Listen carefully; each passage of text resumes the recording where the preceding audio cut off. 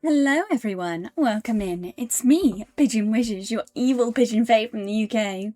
And you might be able to tell by the fact that we are once again grey. We have once again had the colour drained from our bodies. We're going to continue Schrödingers call. Also, we reached 400 today. So clap, clap, clap, clap, clap, clap, clap, clap, clap. Clap, clap, clap, clap, clap, clap, clap, clap, clap. We reached 400 today. Why are you SMHing your head at me? Why are you SMHing your head at me? I'm just like this. You're all the ones that sit here and watch. You're the weirdos here. I'm joking. I appreciate all the support I get. It's fucking crazy to me to think that there are 400 people, potentially about 400 people who, like, care about stuff I'm doing. And I'm glad that I have so many, like, chatters that I see often. Because it means that, like, I don't know, it's just nice.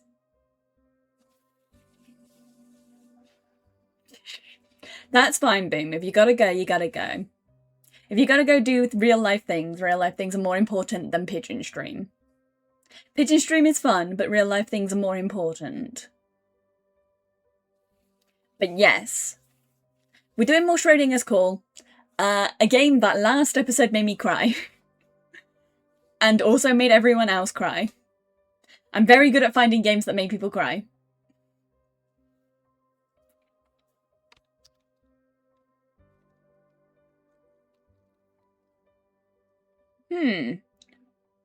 Why ist VTube Studio not open?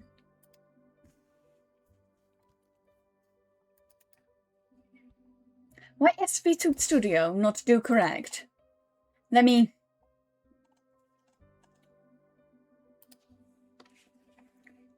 No, Shift B. That should be Pepper. Yeah, there we go.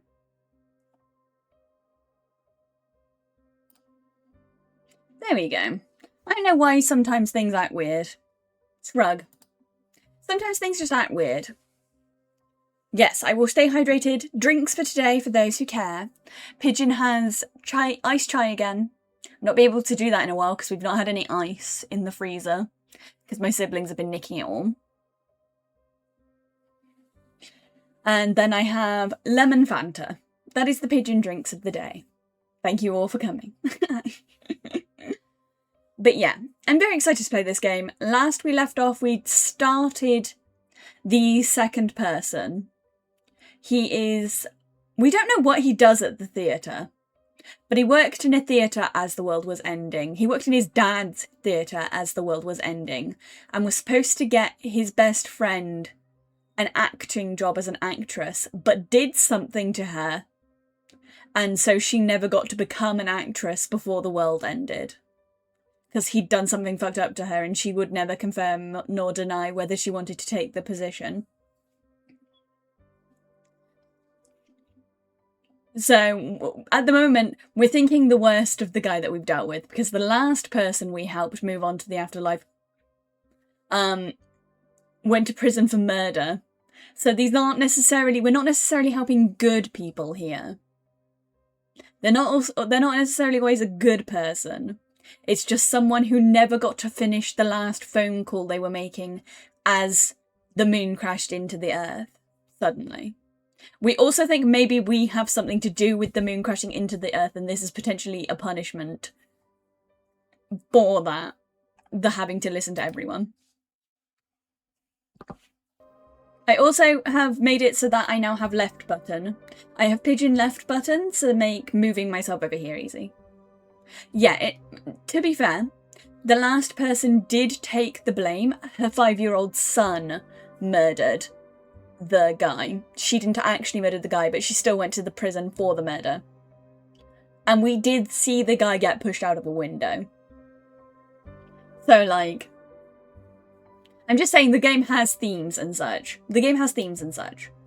So, be warned, this is a sad game.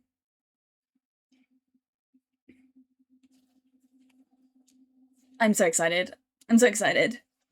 I get to do this, and then tomorrow I get to hopefully start an ongoing series with Himbo, where we're both going to be playing Raft, which should be fun. I think we're going to try and do the story campaign of Raft together. However long that's going to take, because it can take a question mark amount of days, because it's really RNG heavy. God, this is just going to be a good week. I just feel like this is going to be a good week.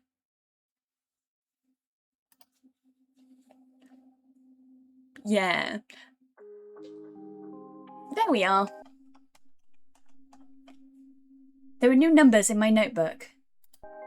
Yes, last we left off, we ended off... Well, it might be best to start here. Yeah, this might be the best place to start to catch us all up. So we've got a notebook, and it basically tells us everything we need to know about each of the people we're dealing with.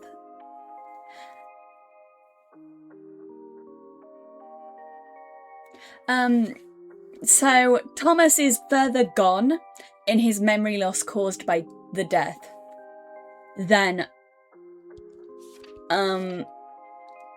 what's her name?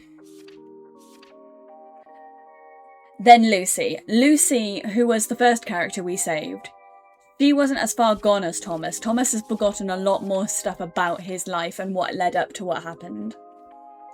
We know that he worked in a theatre, it was his dad's theatre. He cares a lot about a woman called Leah, but he did something to Leah, and so never got to fulfill his promise. Because he promised he would make her an actress, and his father wrote her a play to act in. His father was a famous playwright and agreed to write her a play. And she never responded to him when he phoned her to say, he has made the play, you can act in the play at any point, just let me know when. She stayed silent on the other end of the phone call. So we've just got to listen to his stuff to figure out what he did to Leah. I do need to go through our things. Right. 1276. Because we've got some other people to phone. Some other people to ring in regards to Thomas.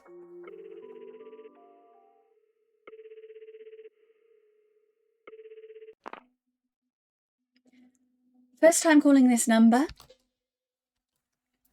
Hello? Hello? La la la la di da. Is someone singing? La la la. La la la. You could never escape self-hatred. Though you would always believe in, I want to live for someone else. Oh my. When did I start singing? Hello? Oh dear, did you hear all that? Yes. Well, how was it? Did I sound good? Tug a few heartstrings, maybe? How should I answer that?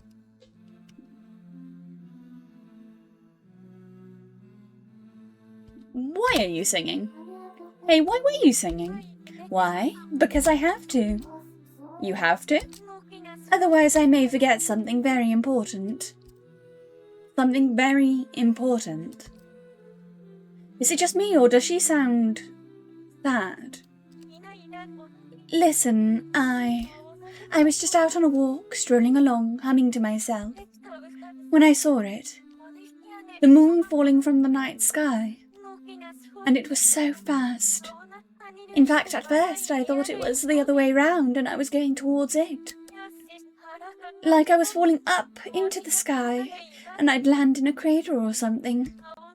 But no, the moon was falling towards me. I got so scared. I started singing as loud as I could.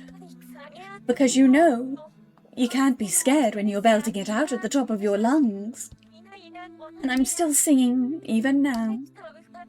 I feel like if I keep singing, I can go back to before the moon fell. I know I'm repeating myself, but If I don't sing, I'll start to forget. Forget everything important to me. Oh, come to think of it, who are you? I am Mary. My name's Mary? Have you heard of me, perhaps? Mary, is it? I'm afraid I have no idea who you are. And I'd hardly think you know anything about me, either. Start from the beginning, then. My name is Araya. Nice to meet you. Nice to meet you too, Araya.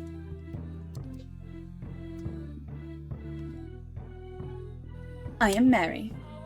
Mary, is it? I'm afraid I have no idea. Yeah, it would be fucking terrifying. You're just out on a walk, assumedly doing your washing based on the fact that she's carrying a washing basket. And then suddenly the moon is falling. God, this music is also good, actually. Can we hear it alright?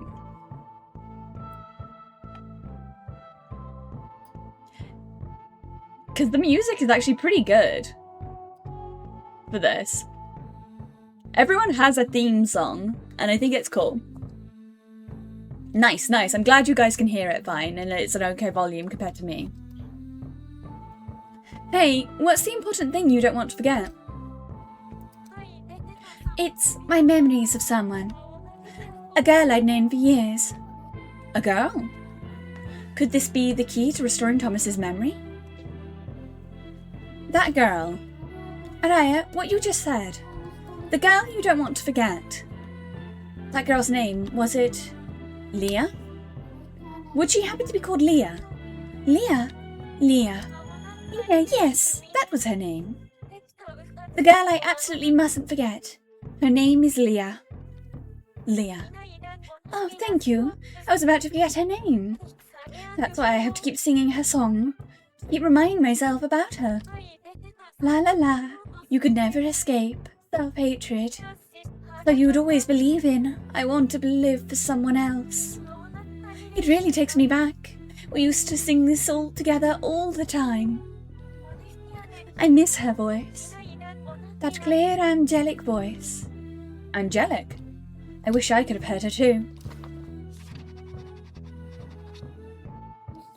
Better make a note. Tell me about Leah. Alright, could you tell me about Leah? You want to know more about Leah? What was your relation to Leah? My connection to Leah? What should I say? I know her friend, Thomas. I know her friend, Thomas. He's also forgetting things about Leah. It's eating at him really badly. That's why I'm looking for information on Leah to help him remember. You know Thomas? Yes, I've never met him in person, but we talked on the phone and became friends, I suppose? Becoming friends over the phone.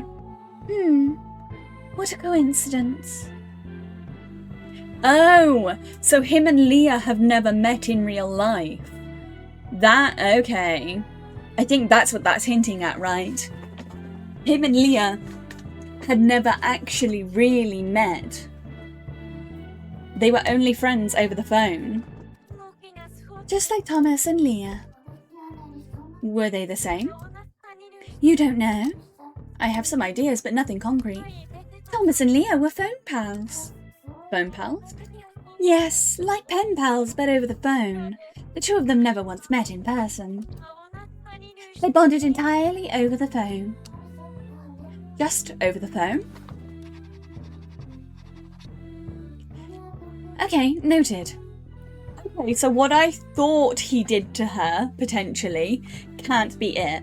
Which is good, because I thought that he was going to end up, like, he had assaulted her, or that they'd had sex, and she didn't, and she was pregnant. I thought that that was going to be what the twist of this was going to be, is that he assaulted her, or that she was pregnant.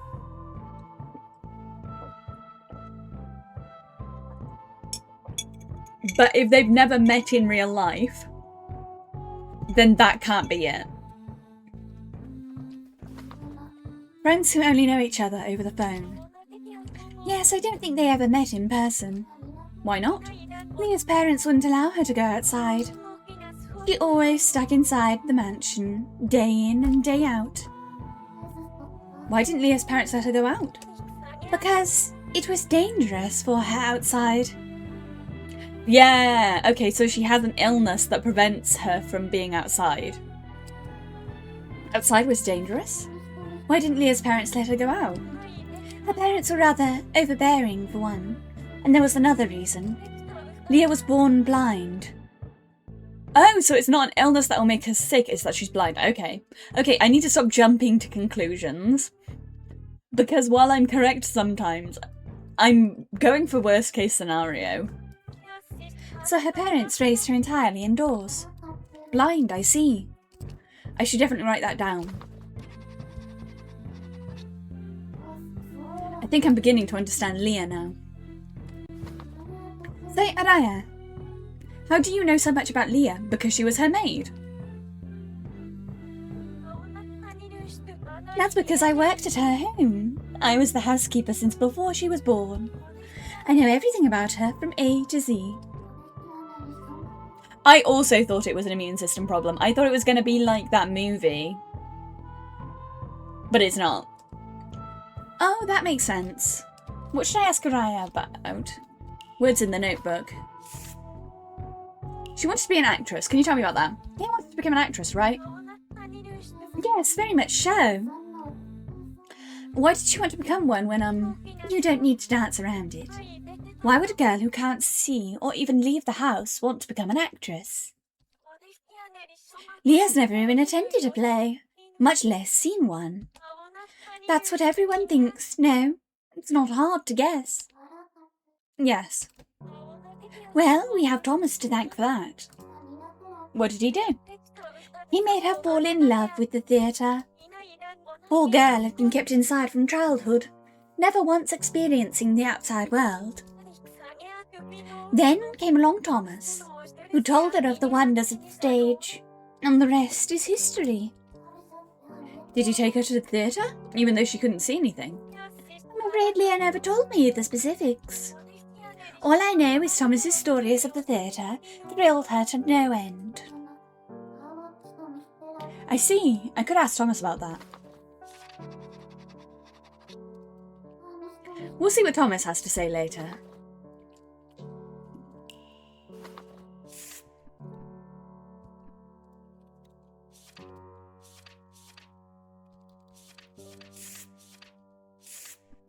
She didn't give Thomas an answer. Why? You might already know this, but apparently Leah really was going to become an actress just like she wanted. Thomas managed to convince his father to write a play with her in it. You're going to be an actress. Father's writing the script himself and make you shine like a star. So he wants you to come visit. Don't worry, you'll be in good hands. Father and I will be waiting for you at the theatre. And yet Leah never responded to him. Thomas's father wrote a play starring Leah. His father was a very famous playwright, if I'm not mistaken. You're right, if he wrote a play for her. She truly might have become a bona fide actress overnight, but was it really Thomas's father who wrote it? Huh? I assume so. Something seems off. I feel as though someone else wrote it. Wait, the person who wrote the script was Thomas himself. Maybe Thomas wrote it himself? Yes, that's it. That must be it. Oh, why didn't I consider that? Thomas wrote it. He wrote the script for Leah's play.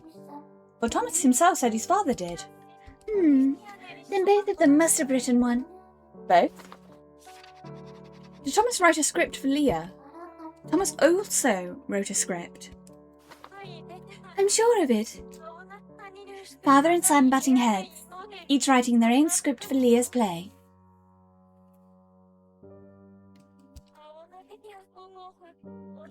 That's why they kept Leah waiting for so long. She waited by the phone all day, for a long, long time. Yes, that's explain it. But then, in the end, Leah faced such a... Faced what? I'm sorry, I don't feel very well. I have to sing. Okay, sure, are you okay? La la la, you could never escape self-hatred. Araya? So you would always believe in, I want to live for someone else. La la la, everyone's calling you. I'll call you back. I can't hear Araya anymore. Seems there's something related to Lyra that neither she nor Thomas can bear to talk about. It looks like maybe she fell down the stairs. It's looking like maybe she fell down the stairs and maybe got brain damage or something because she's blind. I think I might have made Araya remember some painful things. I hope she's okay.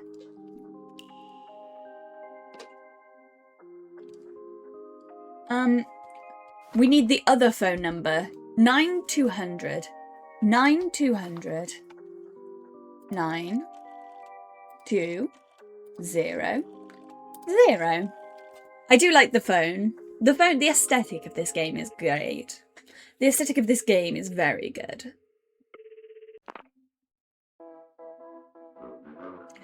Greetings, you've reached the playwright who turns frowns upside down. Comedy genius Chekhov the Great. Apologies, but I, Chekhov the Great, are currently away right now. So after the beep, if you please. Put your best foot forward, or worst foot forward, and give us your wittiest pun. If it's worthy, I, Chekhov the Greatest fame, will personally call you back. What? He wants to hear a pun. Seriously? How's he going to give me the information on Thomas? Puns. I've got two ideas actually, both might work.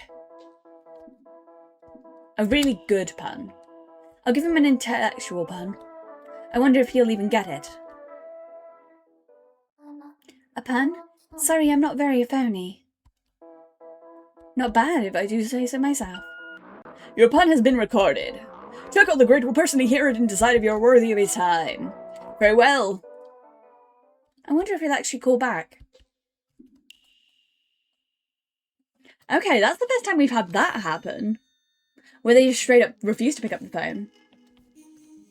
I've called both phone numbers now.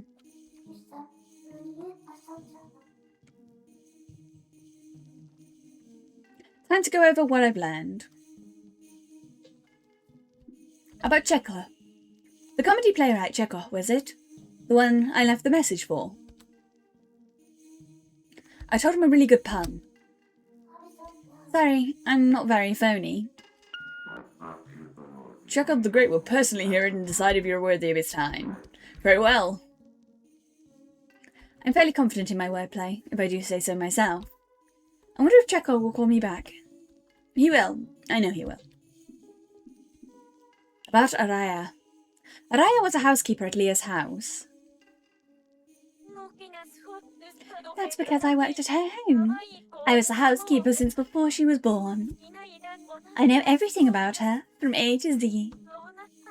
Yes, that's it. That must be it. Oh, why didn't I consider that? Thomas wrote it. He wrote the script for Leah's play. I learned a lot about Leah from her. The girl with the voice of an angel. I wish I could have spoken to her.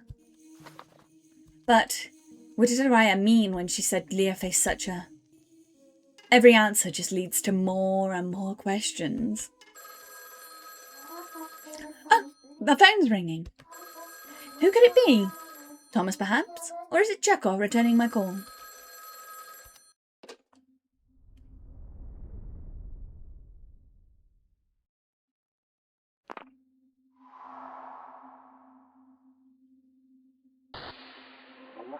Mary. Phew, good. I got through. Thomas? I tried to remember him by myself. About Leah, about the theatre and other things. But nothing clicked. Please help me, Mary. All my precious memories are slipping away. I can feel myself growing emptier inside. Think back. With all your might, Thomas. I found out lots of stuff about Leah. Just calm down and I'll share it with you. Leah. Please, Mary, tell me about Leah. Who was she to me? Can't remember. Thomas and Leah were phone pals. She was your phone pal? You two often talked over the phone, right? Yeah, you're right. Leah was my phone pal. She couldn't leave the house. I always talked to her over the phone. But why? Why couldn't Leah leave the house? She was an inquisitive girl, always wanting to explore the outside world. But she couldn't.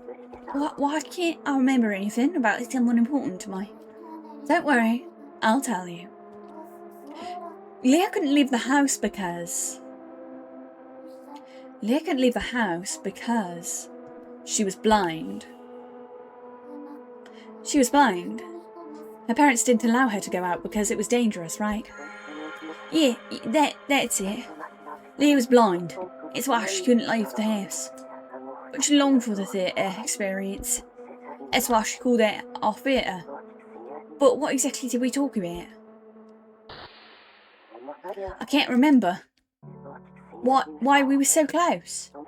Mary, what did we... It's okay, Thomas. If you two were that close, I'm sure it'll all come back to you soon. They must have talked about many different things. But I imagine they mainly spoke about... Thomas and Leah talked about the theatre. Did you talk about the theatre? You told her lots of amazing stories about theatre, didn't you? That's how she grew so fond of it.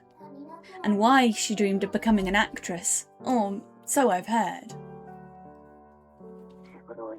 You're right. You're exactly right. Mary, I just remembered. Every day I'd read scripts out there for her. Over and over time, it drew her deeper and deeper into a whole new world. Every day I looked forward to hearing Leah's voice. Yes, it's all coming back to me now. Each and every play we talked about. Leah loved my father's plays especially. Whenever we discussed a play, I felt like I became a living, breathing part of its world. Leah could always tell how a character truly felt, even if it weren't part of the script. Each time she surprised me with something new, and each time my heart would flutter a little more. Reading scripts together was so much fun. It was like she was taking me by the hands to make these characters in the flesh. Really admired her for that. Ain't you, Mary? Truly. I managed to get back some of my most precious memories. All thanks to you. I'm sorry about earlier, by the way. I lost myself for a minute there. Could you refresh my mind? You okay now? Yeah, I feel better now. Thank you, Mary. You helped me remember so much about Leah. I'm really glad you're here. Good to hear. Could you refresh my mind? By the way, Thomas, do you know Ryan? Ryan? Oh, Leah's housekeeper, right? She answered the phone for her a few times. Yes, that's her. She filled me in on a lot. Oh, no wonder you know so much about Leah. Got me impressed. You managed to find Ryan as well. Mary, can we talk about Leah a bit more? Sure, I'd be happy to.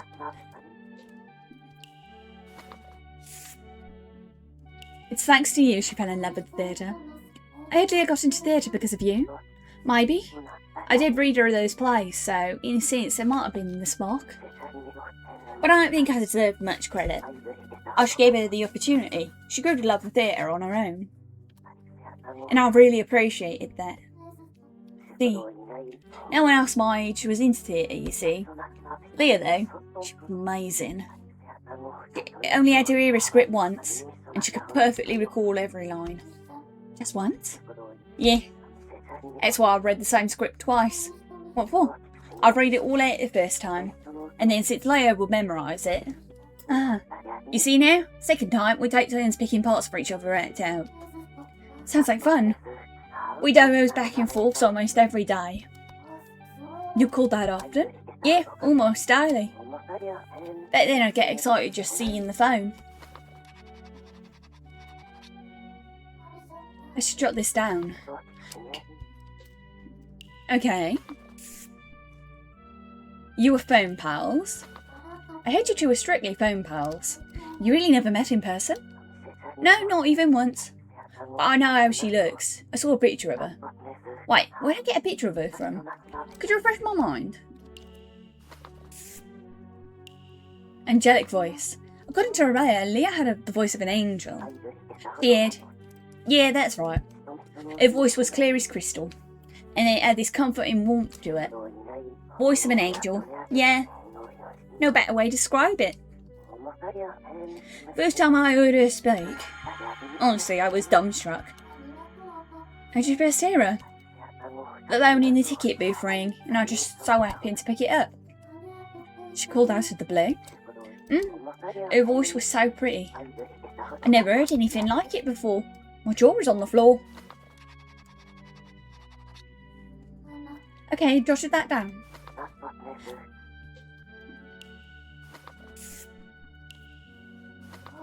So Leah couldn't see, right? Yeah, that's why she relied on her hearing to experience joys of theatre. Sometimes she could hear bits of the plays coming through my end. It was enough for her. Just from those sounds alone, the world of theatre blossomed in her mind. We had so much fun chatting about it. We sit here and listen to plays, and come up with new plot lines or dialogue for side characters. Sounds nice. Is there anything else, you know? Please, I want to hear more about Leah. Did you write her a script? Oh, by the way, Thomas. Obviously you like theatre. Have you ever acted or written a play yourself? Raya said you were the one who wrote the script for Leah's play, although she might have been mistaken. Eh? Might write a script? Thomas, what's wrong? Did I really write a script as well? I never wrote a script. I wasn't supposed to write a script. Thomas, are you okay? Oh, so he did write her a script. And his dad sabotaged it.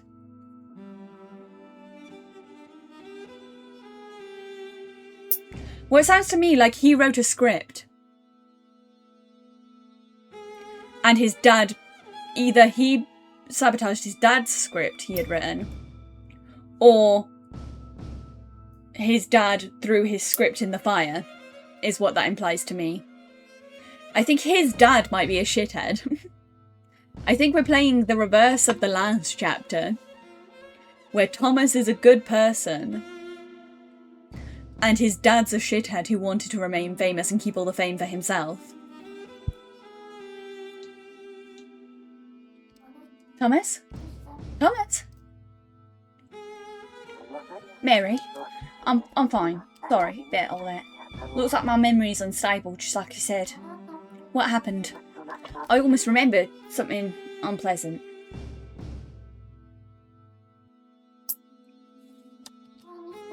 Unpleasant? I'm fine, Mary. Mind if I hang up for a bit? I need a breather. Of course not. Take as long as you need. I'll call you back when I feel better. Thanks for understanding, Mary. I'll talk to you later. Poor Thomas.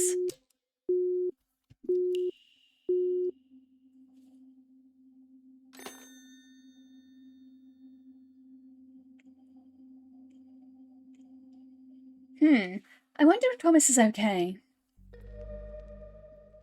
Sounded like he was in pain. I might have touched a nerve. Hi, Ghosty! Hi, Ghosty!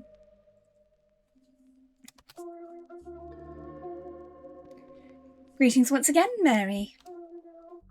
You're faring quite well, it seems. Hamlet.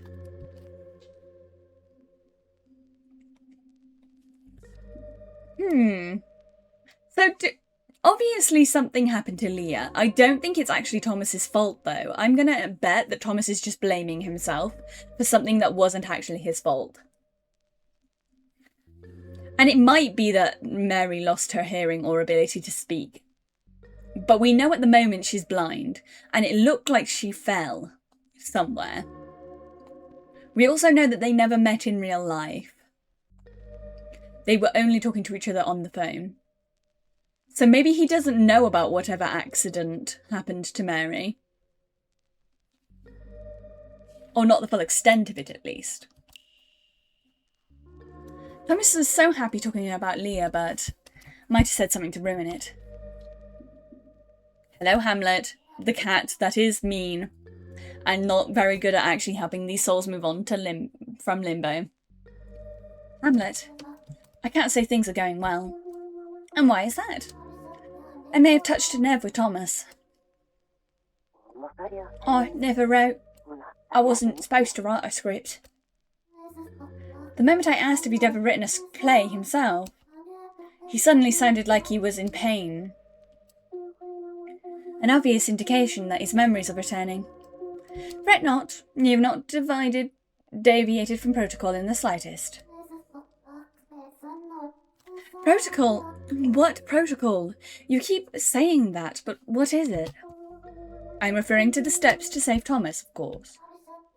Does that mean... Indeed. Thomas's soul is on track to being saved. After all, Thomas himself wished for his memories to return, no? That's true, I suppose. You've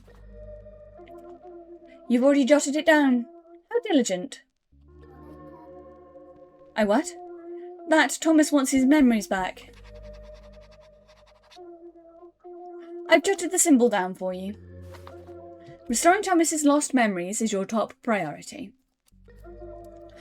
You are on track to saving him. Now go. Learn more about the boy named Thomas. And with that, I shall be taking my leave. Wait. Fear not, I shall return again, Mary. He's gone. The cat, we can't quite tell what's up with the cat.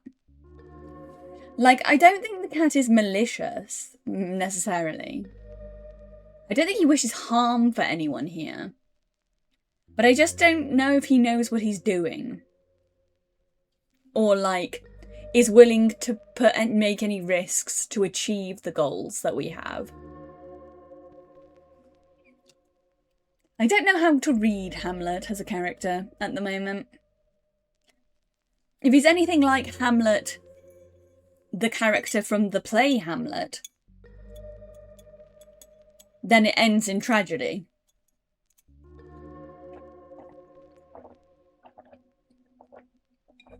Because Hamlet the play is very literally a play where everyone dies.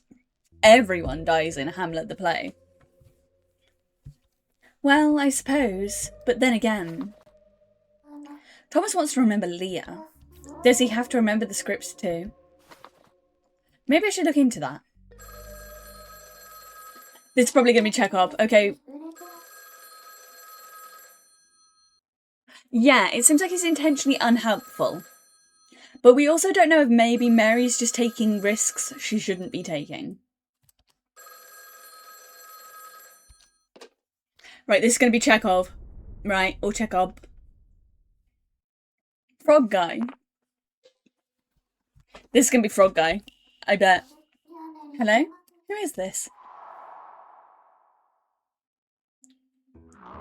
Hello, hello, hello. Is this Mary? Thanks for reaching out. Yes, I'm Mary. Hello. Great, great. Just one thing I wanted to confirm with you. Sorry, who is this? What do you mean, confirm? Are you the one who came up with the pun? Sorry, I'm not very phony. Oh, are you the one I left the message for? That I am. I'm Chekhov the Great. At your service. Are you the one who came up with the pun? Sorry, I'm not very phony. My pun was sorry, I'm not very phony, right? It's my best work. Yes, that was me. Just as I suspected. Sorry, I'm not very phony.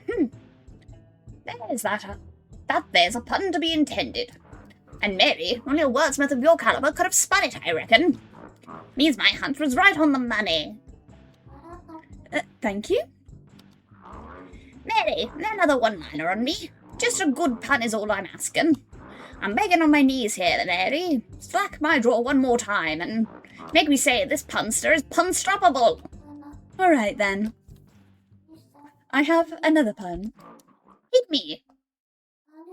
I can't recall any good ones. Can't recall any good ones? No doubt about it. You are a legend, Mary. I'm in such awe I could cry. Okay, I like Chekhov. I like Chekhov. He's good. I like Chekhov. Chekhov is good unless we find out he's done something evil and then he's bad. But he's good right now. You must have been a comedy writer yourself before the moon fell. I too was a humble merchant of chuckles once upon a time. I can tell you and I are cut from the same cloth. Should I be flattered? I don't feel like that's a compliment. Then, Mary, let's begin the conversations. About Thomas. Could I ask? What's that? You want a prom from me? Inquisitive today, ain't you, Mary? Not that. Do you know a boy named Thomas? Who cares? Let's talk puns instead. The cornerstone of comedy. Let puns be great playwrights. Try to play off your ignorance like that. Why are you so nonchalant about your non-talent? Anyway, about Thomas. Thomas this, Thomas that. Put a thought in it, yes. Of course I know Thomas. I can tell you everything about him, and I make a good pun to boot. Okay, I want to know more about him, without puns, please. What's that? You want more puns out of little old me? About Leah. Say, do you know anything about Leah? Leah? Leah. That rings a bell. The thing you pull to open a trapdoor. That's a lever. A monkey with a black and white tail? That's a lemur. Then what, pray tell, is a Leah? I need more information. Who or what is Leah? Jacob seems to know about Leah. Do I have anything to jog his memory? Angelic voice. Could I ask about Leah again? I've heard she had a beautiful voice. Oh, for sure. It was extraordinary. Oh, of course I know her. The blind girl, right? You knew? Yeah, sure I knew. Can't count how many calls I took for him. Pipe bag of that on one so young. The girl's voice is too pretty for her own good. Too pretty. How punchlines ever going to land with that, eh? But with her voice, when I picture her acting in tragedy like what Thomas's old man wrote. What then? If Leah had performed one of Thomas's old man's scripts, it would have gone down in history. What's that? You want more puns out of little old me? Let's ask about puns. Just asking, why do you love puns so much? Why? Because I'm a comedy writer. Jekyll the Great, nonetheless. Got to be well versed in the art of wordplay to squeeze laughs out of an audience. Comedy hunts for clever puns, while tragedy plays on human misfortune. That's why tragedy writers are all hacks, like Thomas's old man. Oh, look at me. I make suffering entertain, and I write masterpieces that leave masses in tears. Patooey on his masterpieces. So he knows Thomas's father. It seems like Chekhov knew Thomas's father.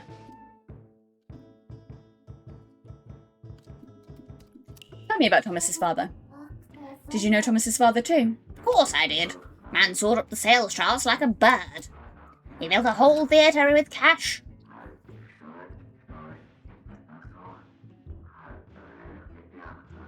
All he did was make people cry, and yet he sat happy, on his own high horse in his own damn theatre. He even got his name plastered all over it. How's that fair? Grr. What gives him the right? He was just like me back in the old days. Oh, did you know him back then? Did I? I didn't just know him. We were best of friends. Oh, this is very personal to you then. Don't I know it? Everything changed the second he got famous. How so? We went from best friends to co-workers.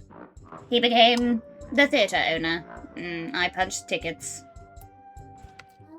That sounds less like co-workers and more like... Up.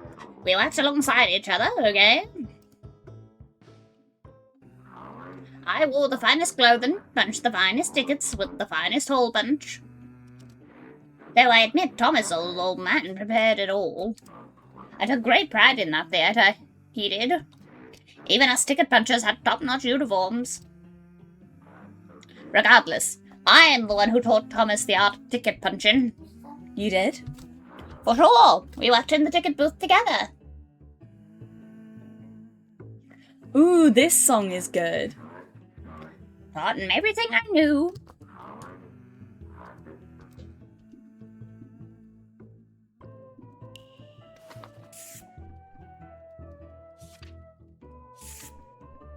Phone pals. Could I ask about Leah again? I've heard she was Thomas's phone pal. That they were. Lad always. Oh, missed it. What's that? I missed that last one. How do I get... I know there's a button to get the... Tell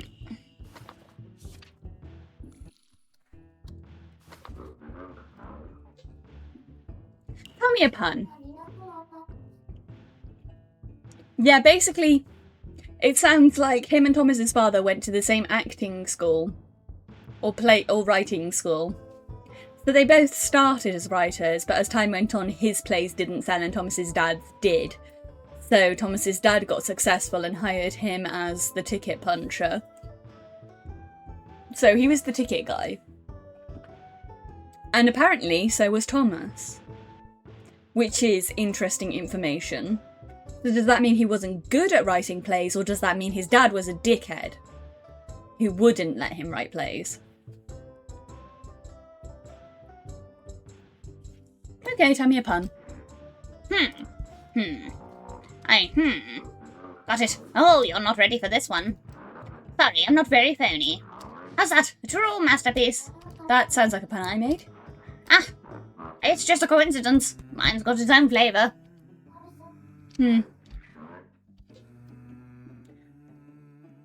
About self-hatred. Do you happen to have self-hatred inside? Of course I do. Ain't it obvious? Yes, of course. I have it to prove it, I can't remember Thomas's old man's name. I can't know. I just don't want to remember. Throughout my life, I've always compared myself to him. I felt jealous and insignificant. Mary? Yes? Why? Why didn't my plays sell? They're filled with puns by Chekhov the Great. Everyone loves puns, don't they? Do you like puns, Mary? I like them. I say I like them. Then why didn't my plays sell? I wanted to be popular too. No, not just popular. I wanted to be famous. I wanted to unveil a new play alongside Thomas's old man. Chekhov the Great deserved to have adoring fans. To get asked for autographs. To get interviews and ride his high horse into the sunset. To put out a self-help book. I even had a title prepared. Trounce your rivals, 101 ways to sell your comedy. Anything. I'd do anything to be famous. I'd even write tragedies if I had to, darn it. Why couldn't I be famous? Why? I just wanted to get filthy rich and marry a pretty actress. I see. You okay? Glad I got that off my chest. That's nice. Thomas the understudy. You said you worked with Thomas. That's right. Lad and I worked the ticket booth together. At Thomas's old man's theatre, of course. You could say Thomas and I were co-workers. I see. Thomas, the lad, wanted to be a playwright greater than his old man, even. He manned the booth during the day, watched plays from the wings in the evenings, and then stayed up all night practicing his script writing. Wow. Yeah, hardest worker I'd ever seen. His passion for theatre ran real deep. What were his scripts like? Well, in terms of puns, they might have given me a run for my money. Not that. I'm more curious to know what the stories were about. He let me read a script of his once. It was, how do I put this? Not something you'd think a child wrote. What was it about? In short, the overarching theme was self-hatred. Everyone's got self-hatred, but the emotions most people want to avoid. He tackled them head-on. While I was lying in bed dreaming up puns, Thomas slaved away at his desk reading stories all night long. I see. Chekhov remembers Leah and Thomas. Maybe he knows about their calls.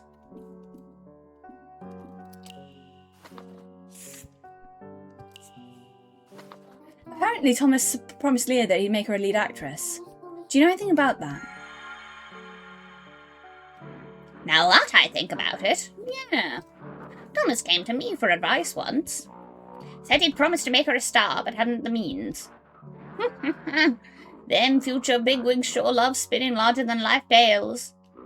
Lucky for him, his old man was always a world-famous playwright. So here's what I told him. Go ask your old man or thereabouts. He said he didn't know how, so I coached him on the word and two. I want Leah to star in one of your plays, Father. And so off he went. How did it turn out? Went off without a hitch, I believe it or not. Thomas worked up the courage to ask his old man, and then almost overnight, Leah got cast in a leading role. It's amazing! Thought was.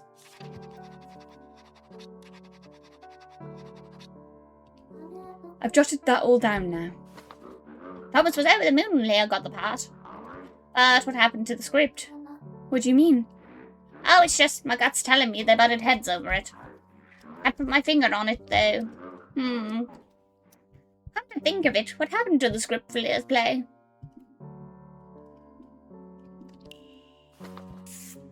Did Thomas write a script for Leah? I'm going to ask about Leah's play. The script specifically. Did Thomas write it? Did Thomas write it? Well, both Thomas and his old man said they wrote one. But the old man was never the one to share credit. You sure? You remember correctly? Of course I do. I recall enough to play them both in a one-man show. The scene opens with Thomas peering up like so. You don't have to perform it. Both Thomas and his father wrote scripts for Leah's play. Pretty sure Raya said the same.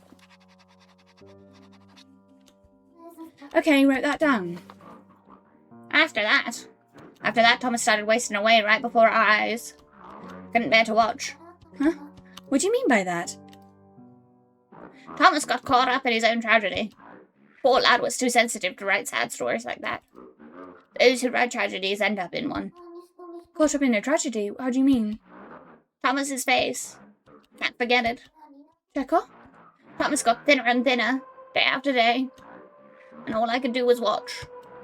Even so, he just kept on writing. Chekhov, is something wrong? For some reason, my heart feels heavy. Very. So much is coming back so quick. I'm tired. The puns aren't coming to me. Can we continue this later? You okay? Just need to catch my breath. Sorry, but I have to go. Okay, I understand. Goodbye for now, Chekhov. He's nice. I like Chekhov. Chekhov is nice. I like the frog guy. I was worried that he was going to be an asshole. But I'm glad he's not. Because usually frog characters go one of two ways in things. And they are using the animals to represent stuff. Like what animal the people are does matter. From what I can tell.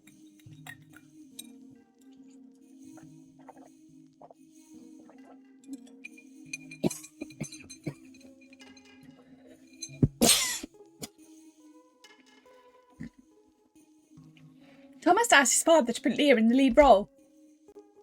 He said yes. Leah got the part. Ooh, I need a sippy. My voice is just closed up.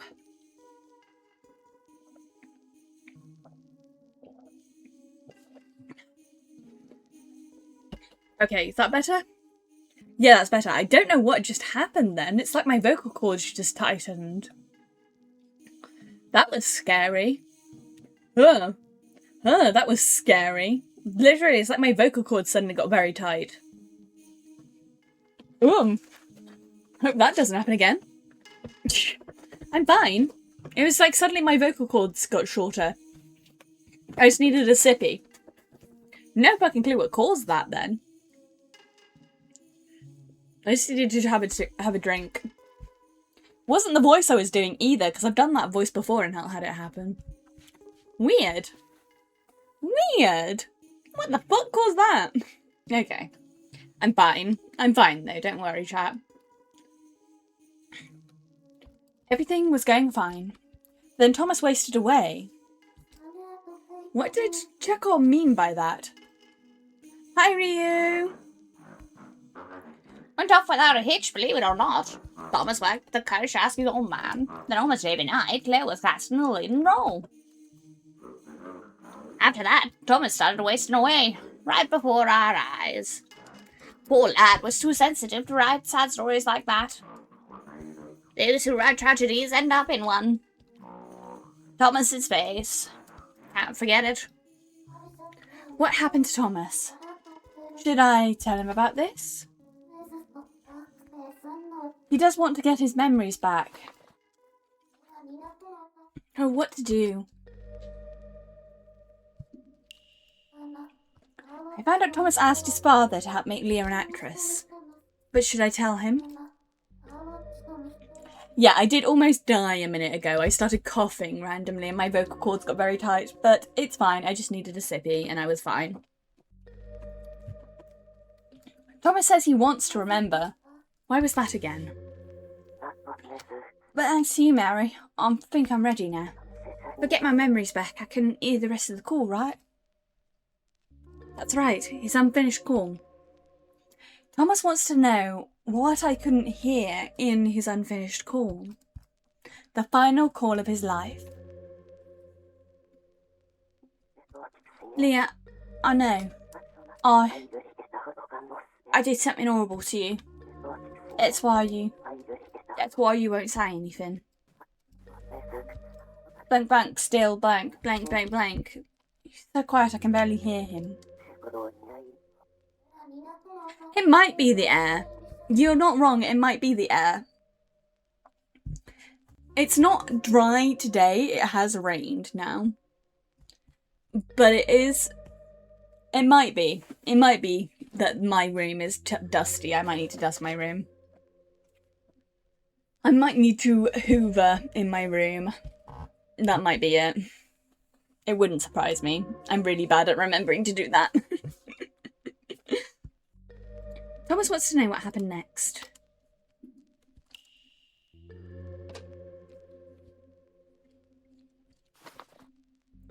$80.52.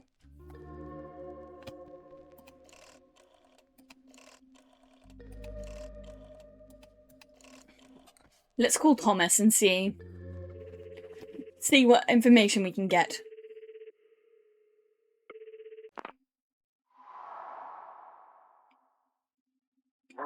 Mary, sorry for losing my mind earlier. Are you okay?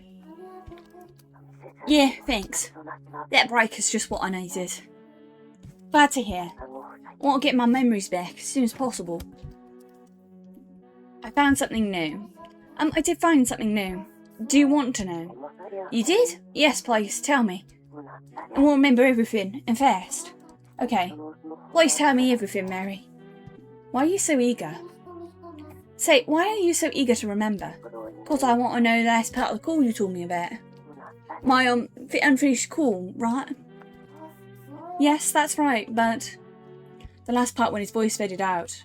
Well, I'll get my memories back. You can tell me what happened then. Lou and I were really close. I considered her my best friend, and I'm sure she felt that way about me too. Best friend. I'm sure if I tried hard to reach her, she would have answered me. Don't you think? Leah would always answer me, right? I think so. Yes, I think so. If the last thing Leah said was really, really important, or even if it was a bad joke. Not knowing, I don't know. It is. Hi, doggo. Welcome in. Yes, it's me, Pigeon. I am Pigeon. I am Pigeon Wishes. Please tell me everything, Mary. Okay, but he's not going to like what he finds out. Yeah, you managed to come in right as ads are going, sadly. I'm going to stay here while ads are going. Or maybe, for most of ads, I'm going to stay here, have a sippy and stuff while ads are going. How is everyone doing today? I'm doing pretty good. We reached 400.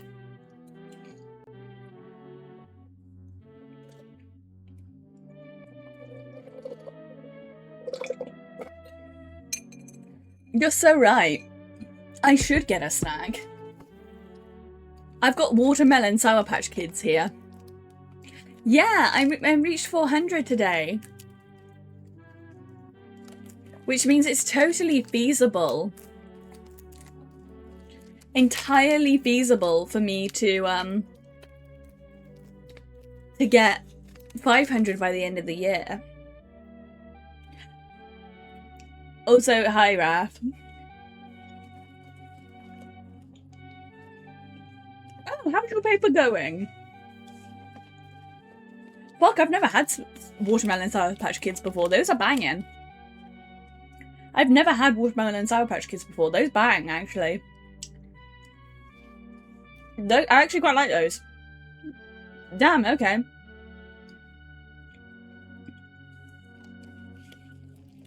Yeah, writing papers for school can be a lot.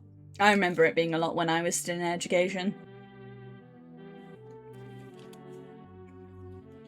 But shrug. You gotta do it. And the sooner you do it, the sooner it's over with. And you can move on to other stuff.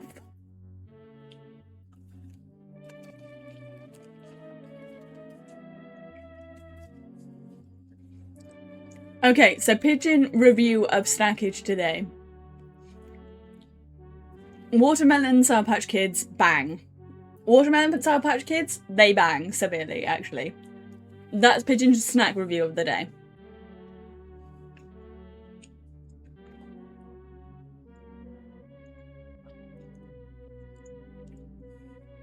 Ooh, the last thing of your uni. Yeah, that's fun. It's gonna feel weird for a while once you're out of uni. But afterwards, you'll be like chilled out. Welcome back everyone from ads.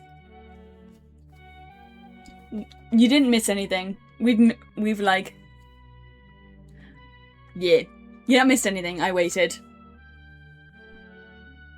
We'll start with you asked his dad. Promise you asked your father for a favour. You wanted him to make a play starring Leah. What? His father? For a fiver? Yes, you did, for Leah's sake, from the bottom of your heart. Do you remember? Oh yeah, father was always so busy. I hardly ever saw him. But I called him up and asked. Aunt Mary, what happened after that? I know I'm getting close.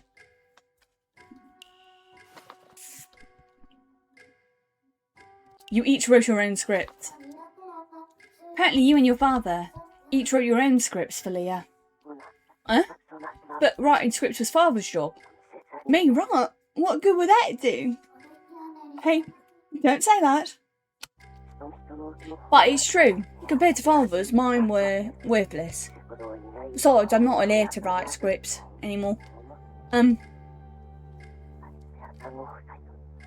Wait, why would father write scripts for Leah in the first place?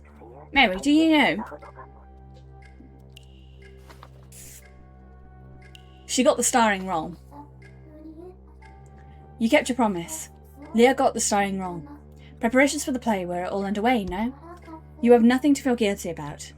I kept my promise. Yes, you promised to make Leah an actress, and that's what you did. Now, you're wrong. Huh? But didn't she get the part? Not there. The old play. The play was never performed. I broke my promise. Only because the moon fell. That's not your fault, Thomas. No, you're wrong, Mary. That's not it. I broke my promise. I ruined Leah's dream. Did I forget? Leah, I'll have to call her.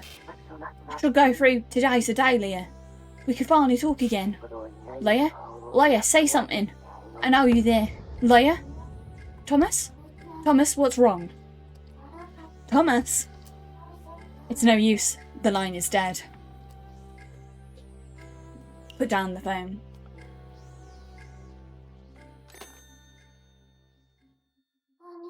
Did Thomas get some of his memories back? He seemed really upset. I hope he's okay. The phone's ringing. Wait, could it be? Is it time? Is it time for the non-j'accuse? What is the opposite of a j'accuse? Good news, Leah.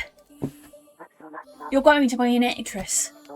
Father wants to create a new play with you as the lead.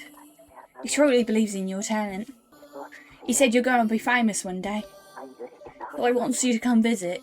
Don't worry, you'll be in good hands. Father's new writing a script himself.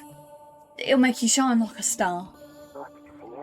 Father and I will be waiting for you at the theatre. It's fine, Leah. Take as long as you need. I'll wait for your answer, however long it takes. Leah and I did something blank to you. That's why blank won't say anything to me, isn't it? I can hear Thomas much better now. Still some muffled parts here and there, but I think I get what he's trying to say. You're still mad at me, aren't you?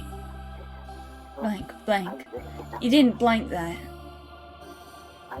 I know you're mad, so you'll never pick up again. Even though I'll never get through to you. I can't help it. I still keep trying to call. I keep talking to this silent phone over and over again. She has been dead the whole time. Fuck. I should have seen this being the case. Fuck. She was already dead. And they've all forgotten because their memories are fading from being dead themselves. They've all forgotten that she has been dead for a while. It looks like she fell down the stairs from that one flashback we saw and died. So she never got to be an actress because she died before it could happen. Fuck. Damn it, this game is good. Damn it, this game's too good at these twists. She'll never pick up again? What's going on, is she?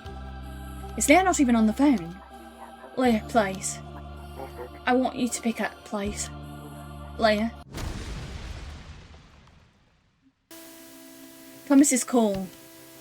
Was never connected all along. And then, just like that, the moon. Bell? Yeah, that got dark. What was that all about? It wasn't that Leah refused to say anything. Bless me. She never picked up at all. Intriguing. What twist now? To think that Thomas's unfinished call never connected in the first place. Hamlet. Was he just talking to himself the whole time? Indeed, a tragic monologue, or one might call it. Does that even count as an unfinished call? It does, so long as the desire to connect remains. The desire to connect. I should jot this down.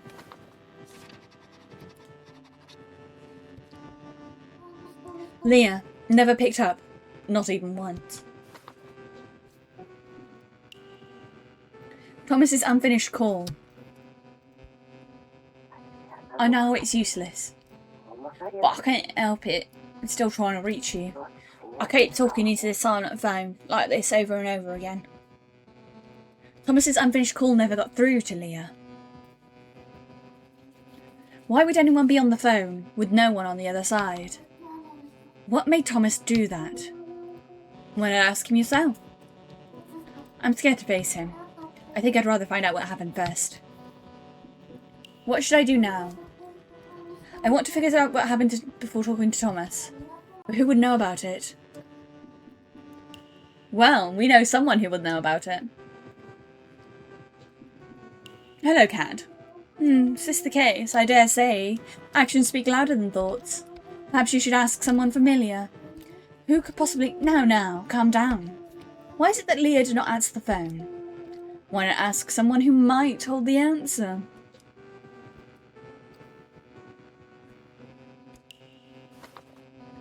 And we know who that probably is. Because it's going to be Araya. 1276. Yep. Where do I go from here? Who should I tell? Why didn't Leah pick up? I think, yeah, we're gonna... And that's why she has to sing the song. Why Araya has to sing the song.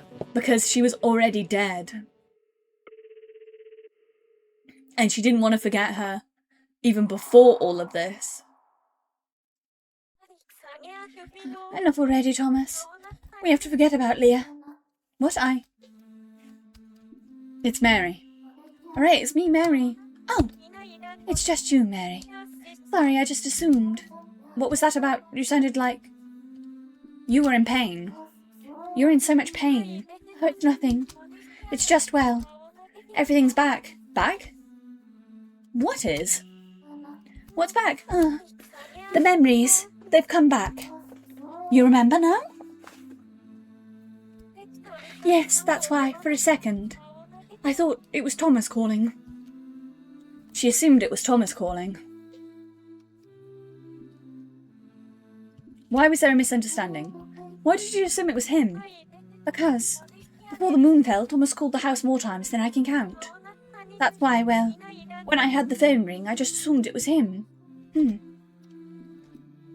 Was he calling all the time? You could say that, yes. Just at a specific time, every single day.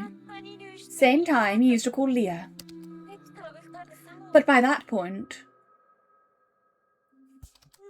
Leah wouldn't have picked up anyway.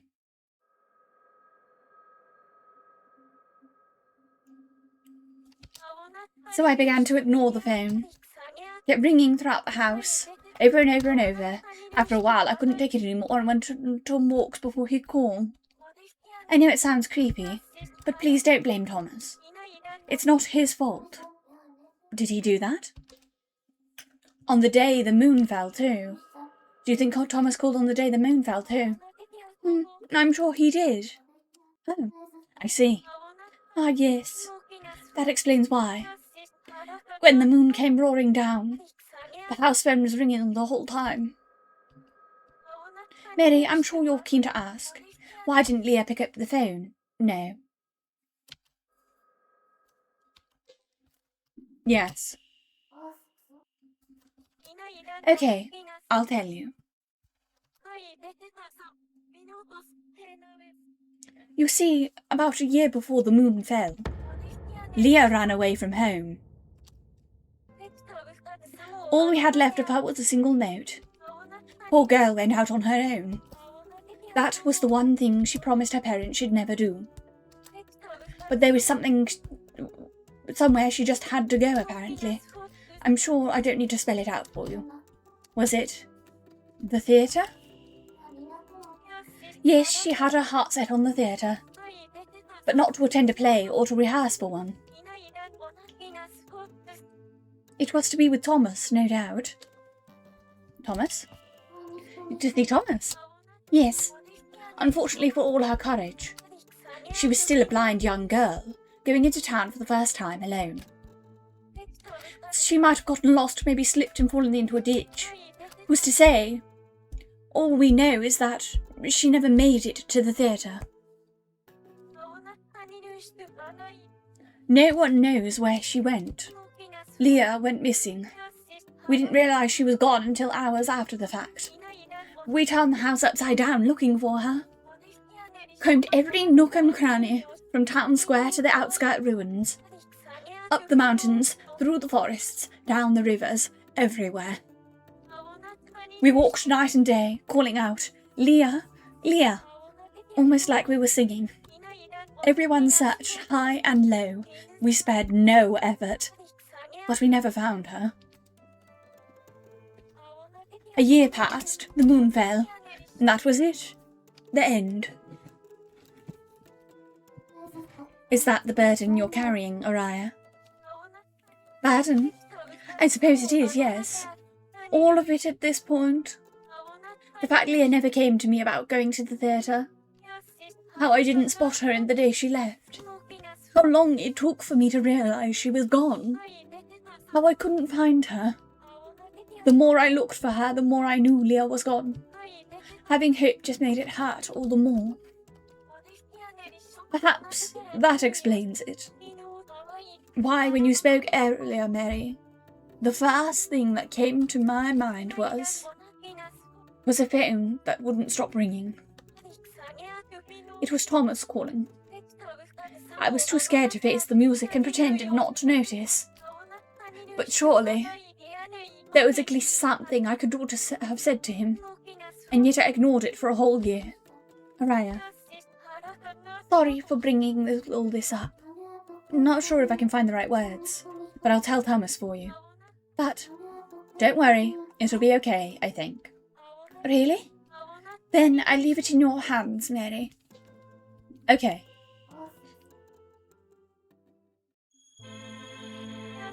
I'm holding you to that promise, Mary. Make Thomas smile again.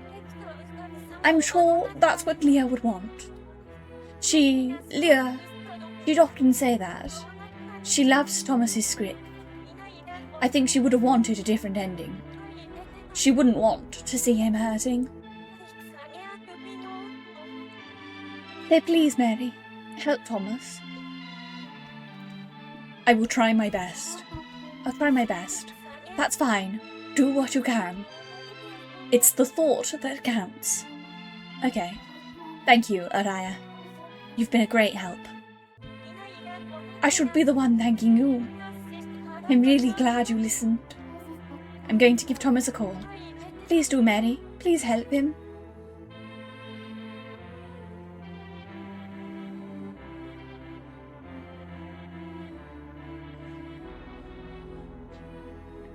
Put down the phone.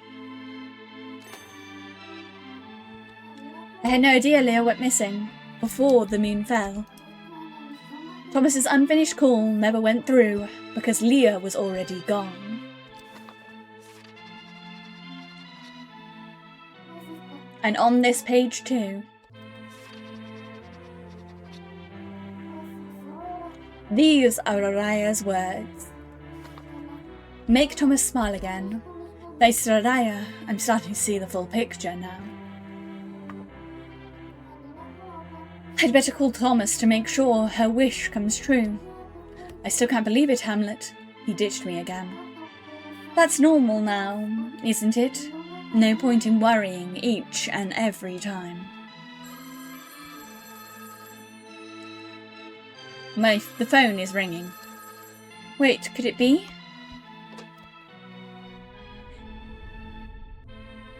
God, the music in this game is so fucking atmospheric. It's Chekhov! Hello, Mary. Oh, hello, Chekhov. Glad I got through. I'm sorry, I actually need to talk to Thomas right now. Perfect timing then. How so? Oh, I'm glad, Raph. I'm glad they pushed the date back to give you more time. Good luck, hun. Good luck. Yeah. Like, look after yourself. Make sure you're drinking plenty of stuff and that lot, because people don't realise while they're focusing on writing essays and stuff, it's hard to remember to drink, especially. But your brain needs the hydration. So, like, you can chill out and take some drinks and stuff from the hard work you've been doing so far. Nod. How so? I've got a teensy little favour to ask. I'm lending it here. Yeah.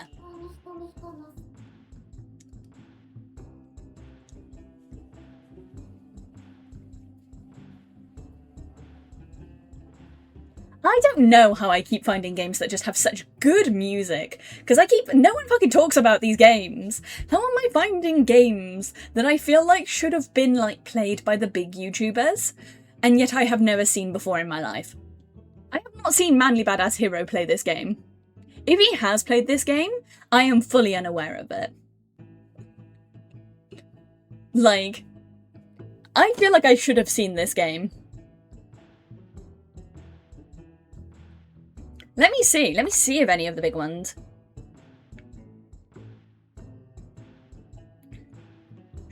Schrödingers.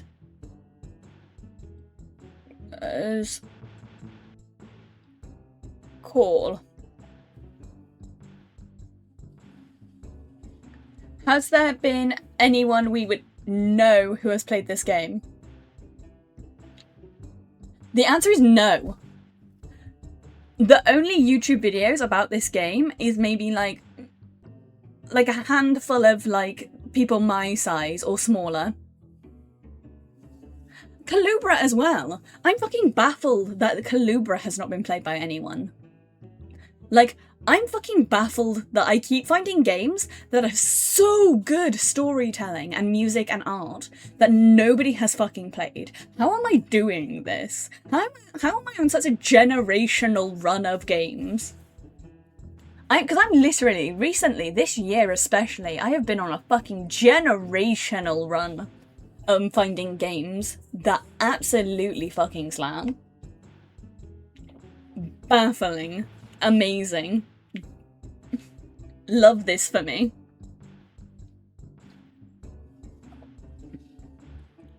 Also, Raph, the heat is good at the moment.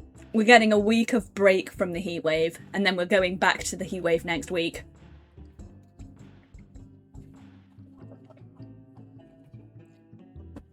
Yeah, like, baffling to me, guys. Baffling to me how I keep finding these games that no one has ever heard of.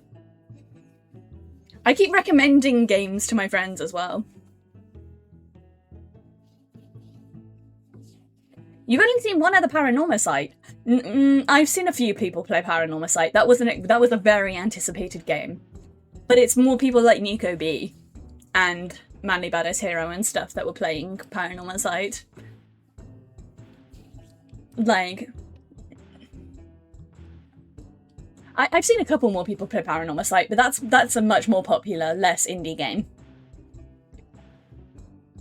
The writer of Paranormal site is like a very famous Japanese mangaka, so that's not surprising to me that one got more publicity.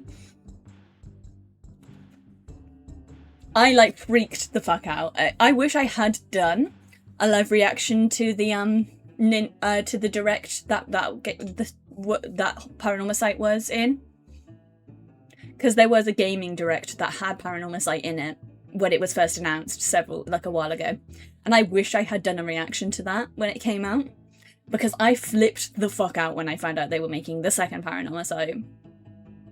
God, I love games. God, I love games.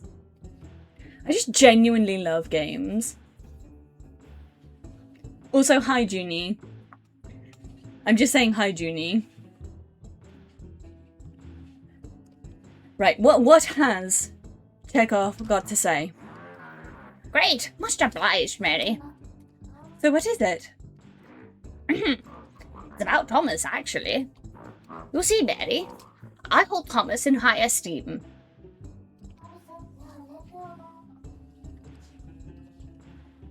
You mean you respect him? Very much so, especially as a playwright. You couldn't find a harder worker. His pen never stopped, come rain or shine. Didn't matter who was watching, even if a living legend rejected his work. Even if he was shown the canyon separating them. No matter how hopeless things got, Thomas's pen kept moving. Unlike yours truly. Chekhov? I told you about Thomas's old man, didn't I? You did. He was a world-famous playwright. World-famous indeed. That man's plays were perfect in every way. Though he demanded perfection out of his own work. Undoubtedly so about those around him. Even as a young lad, I hated being compared to him. Hated watching his plays too. The gap between us was just too painfully obvious. Obvious and overwhelming. I was an ant compared to him.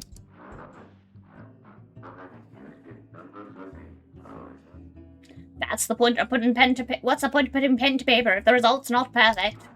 I recall thinking to myself, never been able to finish writing a play since. Even when a surefire pen came to me, when my pen was in hand, the next part never came. I'd write, erase again, till the point I'd long forgotten what I wanted to write in the first place. After a while, it just became too exhausting. Got too tired to create much of anything. But not Thomas, no. Even with his old man's blood and talent shoved in his face, despite living and breathing in his shadow, his spirit never broke. He just kept writing, no matter what. It was awe-inspiring, and he was still just a lad. I see. But then something did break him. Poor lad was suffering. His haggard face carved into my memory. Won't go away either. He was in rough shape, to say the least. Fallen to pieces, cheeks always wet with tears. Chekhov, have your memories... My memories? Couldn't care less at this point. There are still more holes than I'd prefer. Can't even tell if Thomas's haggard face was real or just a figment of my imagination. I like Chekhov too. He's like my favourite character at the moment. He loves puns. He wanted to be a comedy playwright, but Thomas's dad was a dickhead to him, and so he ended up being a ticket puncher instead. Chekhov is a good guy. Chekhov's a good guy. I like Chekhov. But the lad was hurting, that much I know. The way things are, I don't think I'd pass on even if I died. Chekhov. Could you find a way to help out the lad, Mary? If anyone needs a helping hand, it's him. Okay. It's alright. It's alright. I'll stay with Thomas. Really? You will? Thank you. I'm sorry. You got enough on your plate as it is. Now the puns might start flowing again. About time I packed myself up by the bootstraps. Lines from Thomas's play came back to me as if were... What lines? Dreams only end when they come true. Such beautiful line. Perfect for Leah, too. How I wish that just once I got to see them take the stage together. Mine, too. My dream won't end until I see it through. Chekhov? Whoa! Who turned on the waterworks? Mary, will you take care of Thomas? Okay, I will. Thank you, Mary. I'll talk to Thomas. I'm counting on you, Mary.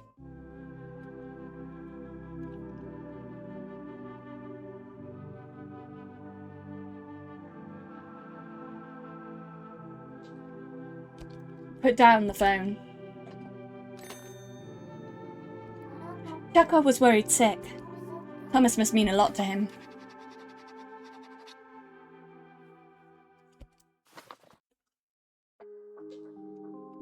About Araya. Araya told me. After Leah went missing, Leah ran away from home. Before the moon fell, Thomas called the house more times than I can count. But surely there was at least something I could have said to him, and yet I ignored it for a whole year. Mary, please, find a way to make Thomas smile again. I want to help Araya. Chekhov can't remember much at all, but he still cared so much about Thomas. He must have been really worried. The way things are, I don't think I'd pass on even if I died. You find a way to help the lad, Mary. If anyone needs a helping hand, it's the him. I want to help Chekhov. Hamlet, I wonder if you'll come back if I'm in trouble. God, just the artwork in this is fucking gorgeous too. 8052. Just had to remember his phone number. His is a little hard to remember. Don't know if I can do anything, but at the very least, I can listen to him. 80 52.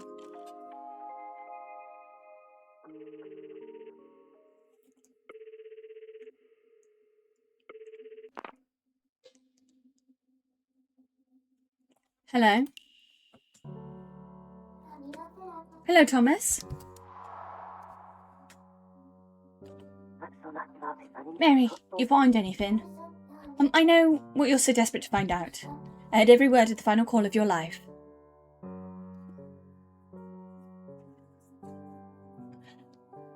I wonder too if we'll ever actually find out what happened to Leah. Leah. I know you wouldn't pick up. I'll still keep trying to reach you.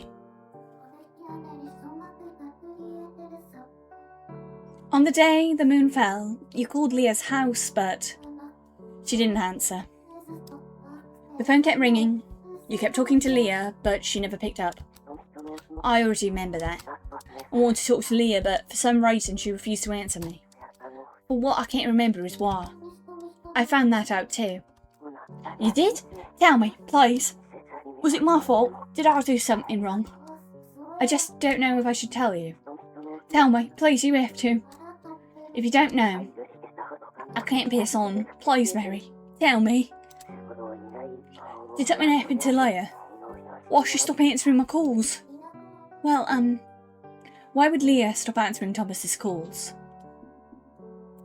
We gotta tell him. Thomas, the truth is, Leah ran away from home and went missing. You called her house every day and hoped she'd come back. She never answered the phone. Kept ringing, but you kept talking to her. In the end, she never once came back, and the moon fell. That's what you forgot. What? Leah never picked up. I was talking to myself the whole time. She ran away from home, and I knew? Did she run away because of me? No, that can't be, right? Because if that what you're saying is true and Leah ran away because of me. Who am I? Thomas? Yeah, it was wrong about everything. It's my fault Leah ended up like that. Yeah, it's right, I remember now. Mary, I was a horrible person. I regret everything. If only I hadn't answered her call at the ticket booth that day. If Jack would have picked up instead of me, I don't think I'd have listened to like I did. He'd have listened like I did. He'd have just seen her. That way, I'd have never met her.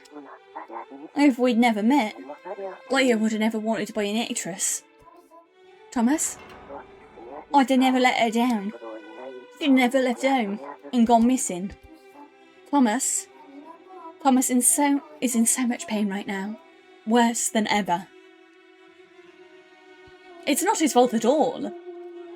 Mary, this is exactly what happened with Lucy. Thomas is caught in an endless thought spiral. You have tugged upon memories that ought not to have been touched.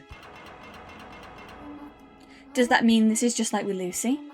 I have to choose words that touch Thomas's soul, right? Indeed, words filled with the utmost empathy for Thomas. Okay, I've got just the words. I just know what will work this time. Here I go. Empathise.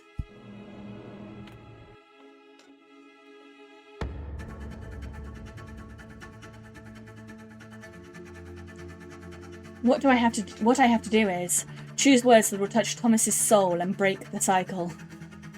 Otherwise, he'll be trapped in his negative spiral forever. I have to choose the right ones. Thomas, can you still hear me? I want to.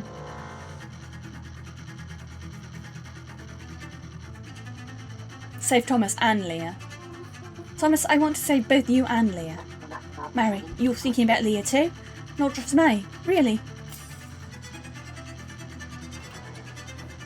Yes, I am. So please, I want to hear all about the two of you. But I couldn't do anything for her. I don't think that's true. After all, without you, Leah would have never learned. How wonderful the outside world is.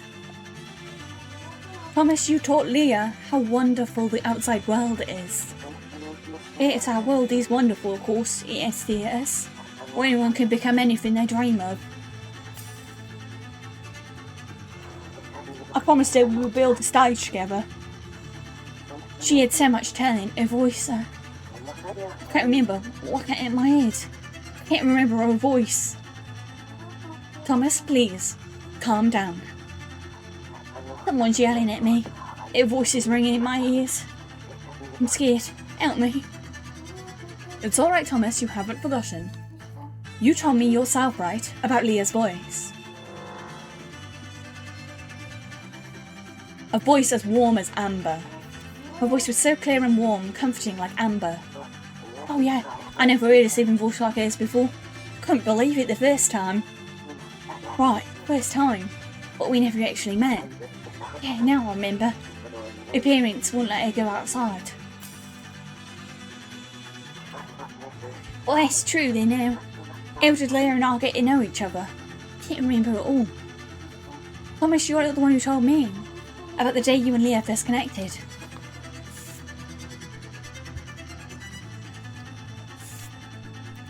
You were phone pals. Phone pals? Are you talking about... You saying that's how we first met?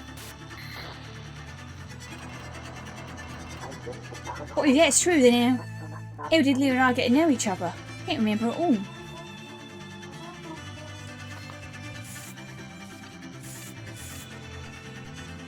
Oh, there it is. I'm blind. Leia called the theatre.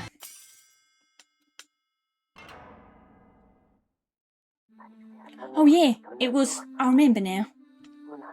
It was a call from Leia. On that day I answered the call from the theatre's ticket booth. I was cleaning inside when the phone on the wall started ringing. I figured it was just a customer wanting tickets, so I picked it up without thinking much about it.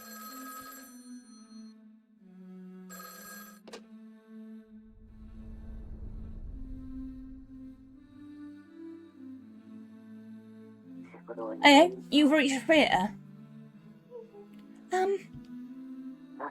This is Thomas. Am I? Are you looking to book tickets? I'd like to listen to a play. Sorry, you want to listen? Not watch a play, but listen to one. That's right. I see. Well, if you come to a theatre and buy a ticket, you're free to close your eyes and listen to actors perform. I can't leave the house, so I'd like to listen over the phone. Sorry, do you mean you can't come to a theatre? Yes, so I want to listen over the phone. My squire can't leave the house. Because I'm blind. My parents don't want me going outside. Oh, I understand. Would it be alright for me to listen? I'll pay for your ticket, of course. Oh, let me talk to Father. I'm in the owner. I'll call you back. Please do. It's how I met Leia. And then soon, we're all calling each other every day. Couldn't leave the phone in the theatre, so you read to her instead, right? Things like your father's script. You read your father's scripts to Leia over the phone? Yeah, my father works left a deep impression on her. She admired him from the bottom of her heart. Because of that, he started falling down the rabbit hole. She fell in love with theatre until her heart was set on it. Her heart was set on being an actress someday. Becoming an actress someday. That's right, she said so every time we talked. Even over the phone, I could tell. Her voice was pretty like an angel's. You must have thought you'd make her an actress no matter what. That you'd do whatever it takes to make her an actress. Yeah, one chance. Just one chance to prove herself. A crowd would have adored her. I know it. And so, to turn Leia into an actress, what he did to make Leia an actress was... Oh, I accidentally pressed space instead of what I actually wanted to press.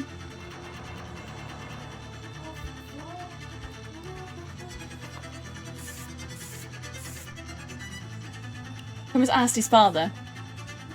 He asked his father. Also, you're right, Maud. I didn't want to ruin while the music was going. But the music at this point, at these sections of the game, is really good. God, they've got the atmosphere down. I had to beg my father for help to make her an actress. Right, I think I remember that now. Hello, Father? Sorry, I know you're busy with work, but it's something I need to ask. And you're never at home, so it's the only way I could reach you. Sorry, I want to ask. I have a friend, Leia, she's blind, but could you help her become an actress? She has a really incredible voice. What, really? You know about Leia? She answered one of the calls when I went around. I had no idea. It turned out her father knew about Leia. get him to pick up one of the times they called theatre. And even over the phone, her voice astounded him. Thomas ain't an angel called. He was talking about Leah's voice. And then Father. What? You always starting writing a play for her? Leah will never believe this. You are hearing her voice too then? Thank you, Father. I'm so happy right now. And Father, if you don't mind, may I ask one more favour? It's about the script for Leah's play. Father noticed Leah's talent without pointing it out. So then why ain't Leah become an actress? Of course, it was my fault. I'm the reason she couldn't become an actress. I ruined everything. I ruined Leah's dreams. Thomas, please calm down.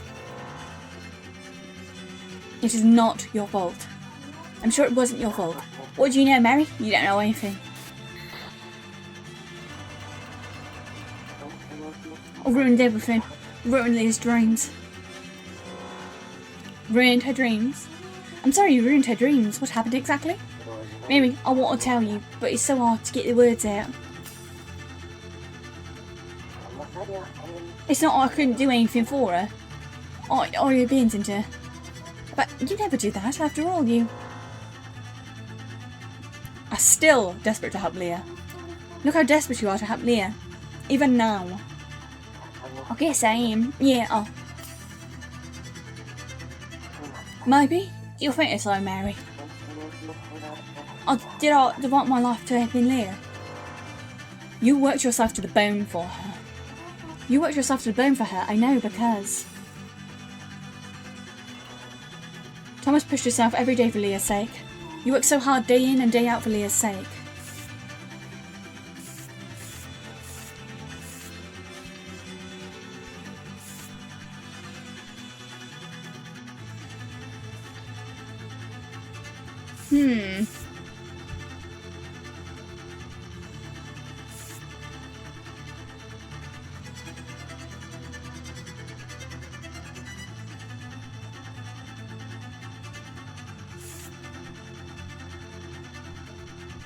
What?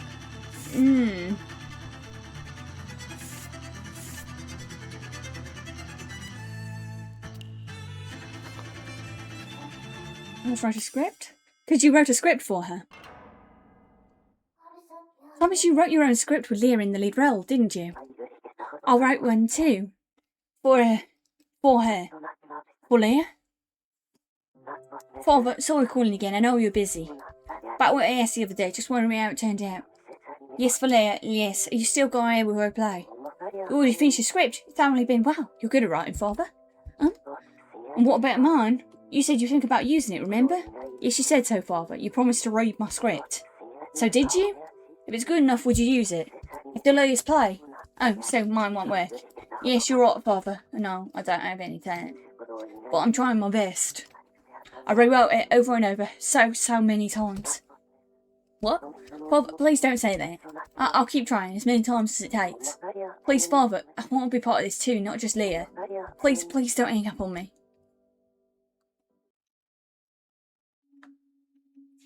His dad's just a dick. Put down the phone. I wrote scripts over and over again, gave them all to my father. Wanted to be the one who wrote this play, no matter what it took. I knew it wouldn't happen, I knew it.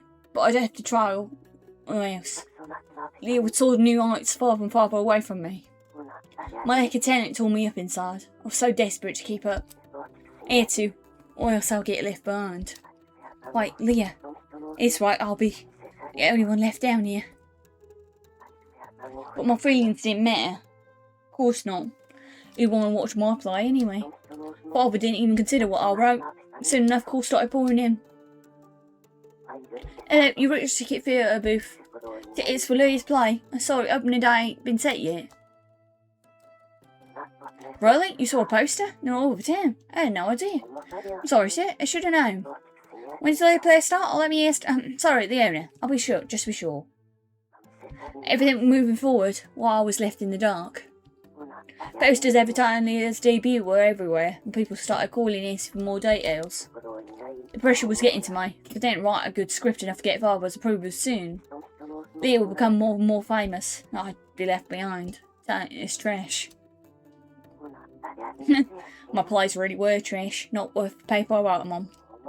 Mary, you know right, paper trash makes good kindling.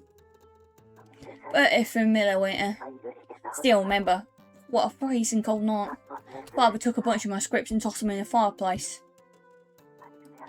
Either way, they were so bad Father burns them out at disgust. Or they just happened to be close by and he tossed them in without realising. Whichever it was, I never asked. Because I already knew. That was the only way my scripts would be useful to anyone. Right, Mary? I don't think so. I don't think so at all. It must have been a misunderstanding. It's fine, Mary. You must be honest with me. Doesn't matter how else I try. I ain't any telling at all. That's why Father burned my scripts. Thomas? I ain't told you what happened next. Pretty soon people called just to ask, when is Leah's play gonna start? Nothing else. Started dread picking up the phone. I started to think, Leah's gonna be a big star very soon. Though I technically supposed to trace out May, shouldn't be talking to her. I have to put some spice between us. No, actually, I want to distance myself from her. It's how I felt at that point. I hate myself for not having any talent. So much. So I made up my mind. I'll never call her again. I'll break it all off. It's what's best for her. It's what's best for me before I break. Answer Leah's call. Don't answer Leah's call. Thought I never answered Leah's calls again, and I never called on myself. About a week after I cut contact, she suddenly went missing.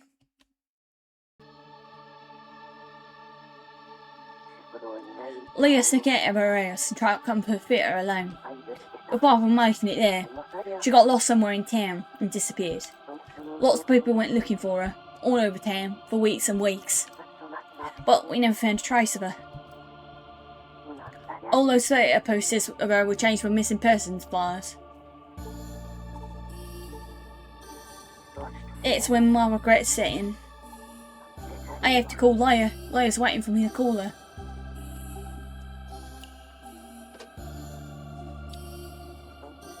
Leah, it's mine, Thomas. Are you still mad at me? I'm sorry. I'm so sorry. Oh, you're still mad. I'll call you back later.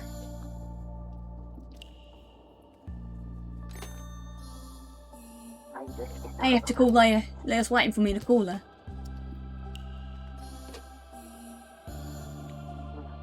Leah, it's mine. Where are you right now? Did some nice person in town taking care of you? I sure hope so. If so, one word, just one word is fine. Would you please pick up and answer me?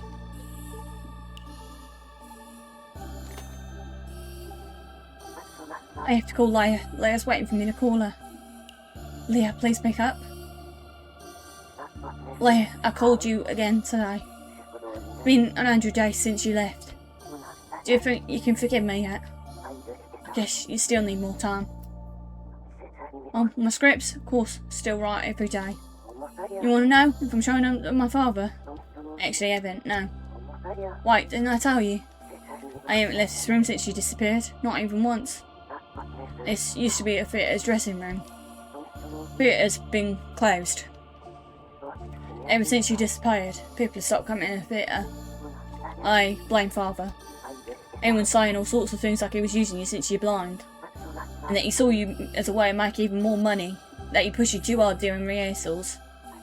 And then when you snapped under the pressure, you ran away and died. That's what they think. Yeah, I know. It's my turn to be the world famous playwright in this place. Yeah, that's why I'm writing scripts every day. Yeah, you're the star, of course. Trying my best for you. So please, forgive me. Pick up the phone, Leah.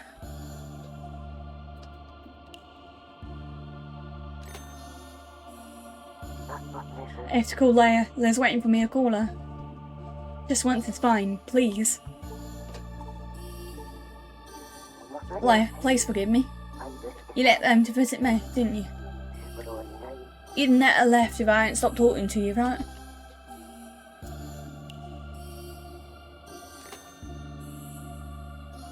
I have to call Leia. Leia's waiting for me to call her.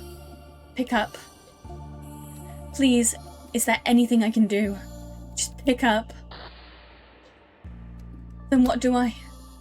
Thomas's feelings, I think I understand him. I felt the same way at some point.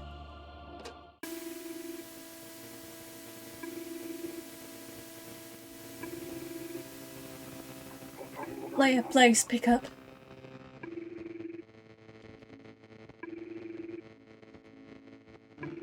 I remember when I kept waiting for someone important to call. But the call never came. Please, dear, pick up. I remember when I kept calling someone important, but they never picked up. I want to talk to you. I really wanted to talk. Leia, it's been 300 days since you disappeared. The truth of it finally hit me. Leia, you're still alive. Not only that, you live in Italy somewhere. I should know it. You're alive, but still angry at me. That's why you won't answer my calls. I'm glad I figured it out, actually. It's great that you're alive. Who would you look at that? Your moon's falling. I just noticed. Not that I care anymore. The moon can fall, the world can end, but at the very least, I want you to live. I want you to be there, even if you're too angry to answer me. I want you to keep living. What should I do now? Thomas, and for myself. Answer is Leia. But I don't know the first thing about Leia. Who was she to Thomas? A kind girl. Thomas must have thought of Leia as a very kind girl. And yet at the same time, she was a lonely girl. A very lonely girl. That's why she was determined to go out and find Thomas on her own.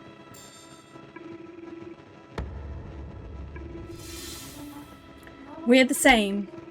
I'm just like Leia.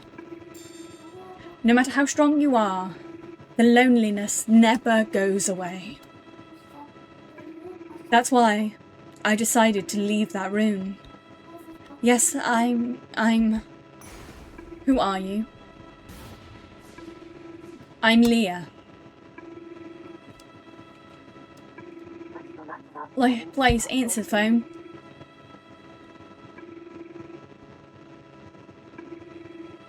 Just this once, please, answer me. So I can... Hello?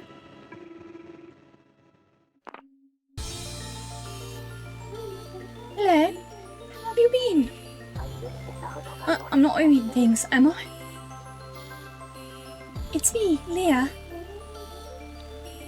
Oh gee, have you forgotten my voice? I know you've been calling me every day, Thomas. What? Leia, is that really you? Yeah, Leia, is it really you? Of course it's me. Silly. Leia.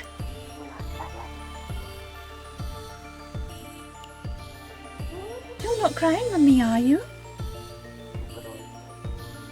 Oh, come on now. I answered the phone. You should be happy, not bursting into tears. Thomas, what were you about to say just now? Something like if I answered just this once. What were you going to do? I'm here now, just like you wanted. Leia, I want to apologise. I'm so sorry.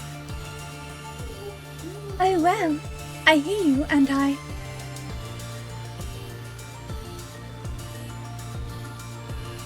accept your apology.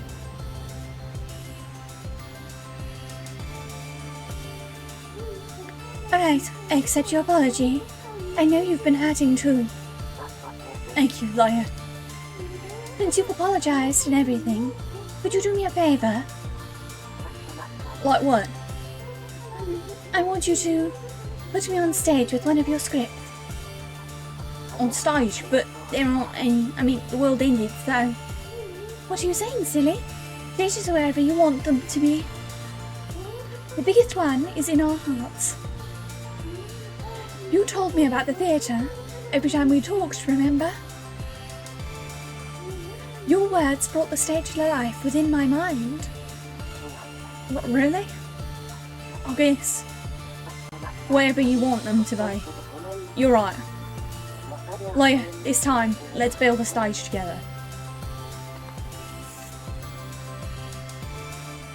Sound of ice falling. Thomas, I hear a sound like ice falling. Yeah, it's the audience's applause. I hear the applause echoing from air. Endless applause ringing out from every corner of the theatre. There are many suns in the dark. Thomas, I see many suns shining in the dark. I know. Those are the spotlights. Each light shining down on us from the ceiling.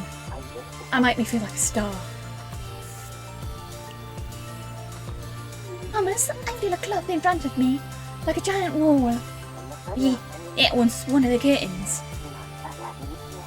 It's always so exciting when the curtains open. It's like they open a door to a brand new world. Always on the edge of my seat, waiting for that one magical moment. See? We made our own stage. Yeah, we're on stage right now. Hey Thomas, I want to perform your play right here. Of course, let's do it right now. What's the title? It's a little embarrassing. At first I wanted to say featured, but I changed it. To what? In the end, I settled on To the Girl Who Saved Me. And who is this girl? Who? She's the only person in the audience to our play, Leah. She's the one who saved us both.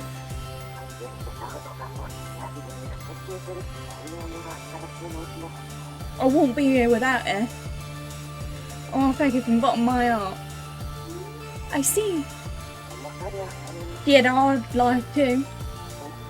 I really hope she gets saved too. What?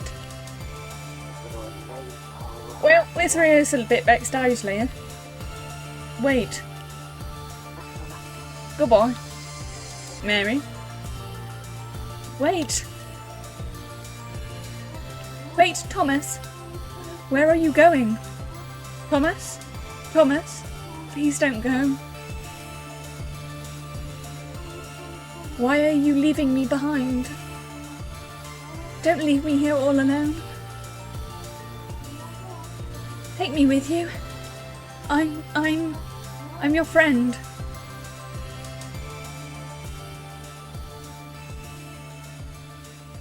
End of episode 2.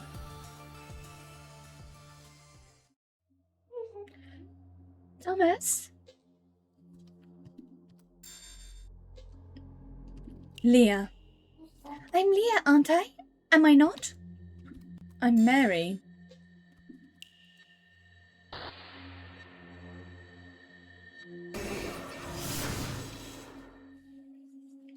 Damn. The end of these chapters fucking gets me. Ugh. God, this game is so good. The end of these chapters just fucking gets me every time. I think a story isn't as emotional as the one before it, and it fucking gut punches me out of fucking nowhere. With information we didn't know. Playing the chapter until the end. Fuck. Ugh. Yeah. Bleh. Bleh. Bleh. God. Gut punch. Literal punch to the gubbins. It fucking hates me. The game fucking hates me. It's mean to me. The game mean to me. It's too good. The game too good. Game too good, it mean to me. It's hard to voice act in a London accent. It's hard to do a London accent when you're fucking bawling your eyes out. Also, hi Monkey Boy, I did see your bear fact. I did see the bear fact. I was just in the middle of something I couldn't pause or it would ruin the whole thing. I couldn't pause that then or it would ruin the whole effect. Fucking hell, that was good. Fucking hell. Blah. Blah. Okay. The moon. That's the moon. The moon from my memories. Where am I? I hung up? I'm not talking to anyone anymore. Where am I? Hamlet? About this room. It's this room again. I recognise this place. I am grabbing a snack. I've got more Sour Patch Kids. I just can't remember where it's from. I like the cat plushie. Why am I even here? No idea. My memories aren't back yet. How I feel right now. Why do I feel so lonely? An empty room with no one to talk to. That's right. Touching something in this room might bring back memories.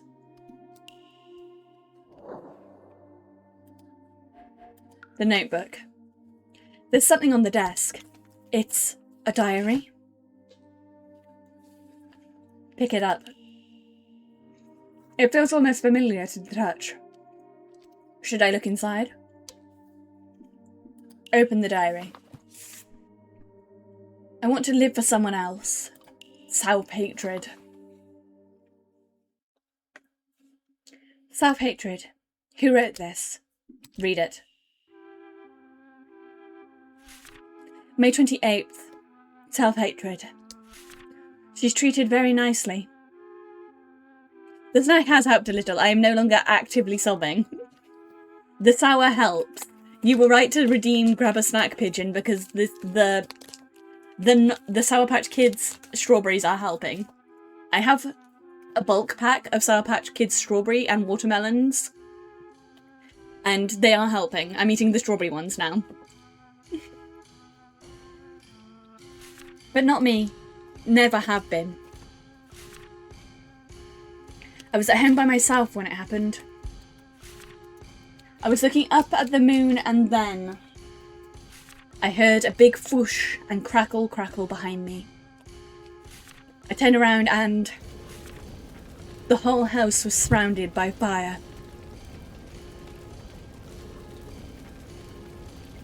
Yeah, no, they're not sour. These aren't sour, they're more sweet than they are sour, the Sour Patch watermelon and strawberries. But the strong flavour they have has, like, helped calm me down. I wasn't, like, panicking or anything, but that last chapter, the ends of these chapters just fucking hit you like a brick to the face. The whole house was surrounded by fire. There was nowhere to run.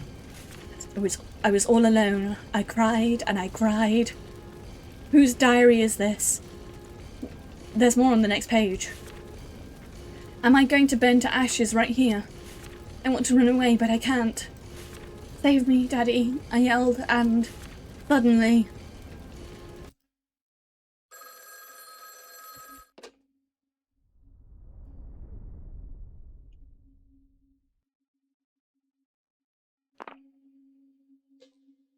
Hello?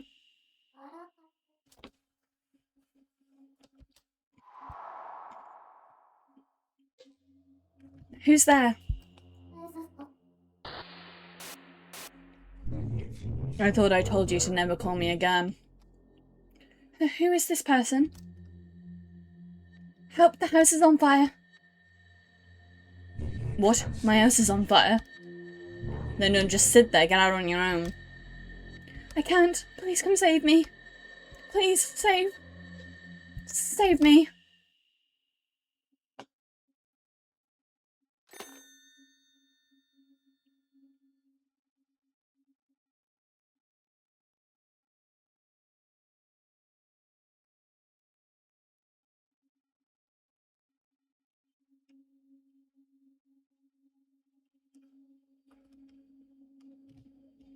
So did she maybe have agoraphobia? And then the house got lit on fire. And she couldn't escape because the agoraphobia kept her trapped in that room. That's what I would guess. Save me. Save me. Pull yourself together, Mary. You've already saved Thomas. There is no need to act anymore. I saved him? Wait, am I the one who wanted to be saved? Foolish girl. Listen to me. You ignored my warnings and interfered with the unfinished calls again. Granted, you did save Thomas in the end. But even so, the end does not justify the means. I saved him, but I wasn't... Who did I save? Was I saved by someone? My word, Mary, you saved Thomas at great risk to yourself, might I add. I saved Thomas. Indeed, Mary. Now you have saved both Lucy and Thomas. I'd label how you handled that unfinished calls a breach of protocol, personally. However, I cannot refute results. You have saved them, beyond measure of doubt. Perhaps you could continue this string of successes with the next spirit. At once, preferably. I trust you are up to the task, no? About Thomas. I saved Thomas. Say, what exactly does that mean? Why is it called saving someone, and what happened to Thomas after all that? I beg your pardon? You question this only now. Thomas has been freed from his life's regrets. He let go of his burden and succumbed to death. As with Lucy, his cycle of life and death was broken. That is what it means to save someone. The cycle was broken. I don't understand. Well, I could sit here and wax poetic all day, but the gist remains the same. Thomas died happy. I dare say that's more than enough, no?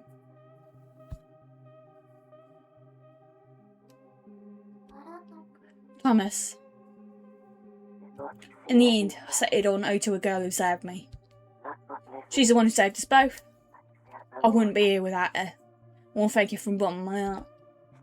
Well, let's rehearse a bit backstage, Leah. Goodbye, Mary. Was it enough? He did say thanks.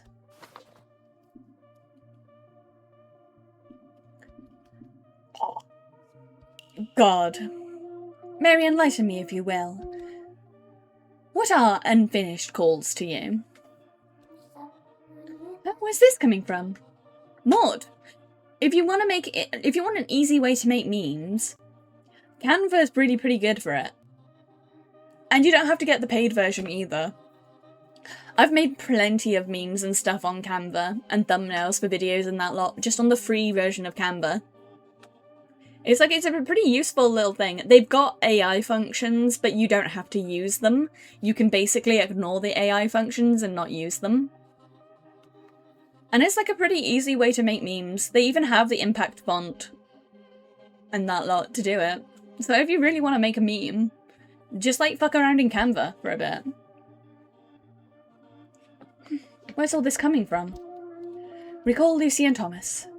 Their calls only lasted until the moon fell. They should not have existed past that point. Yet you forced them to continue regardless. You even impersonated others to do so.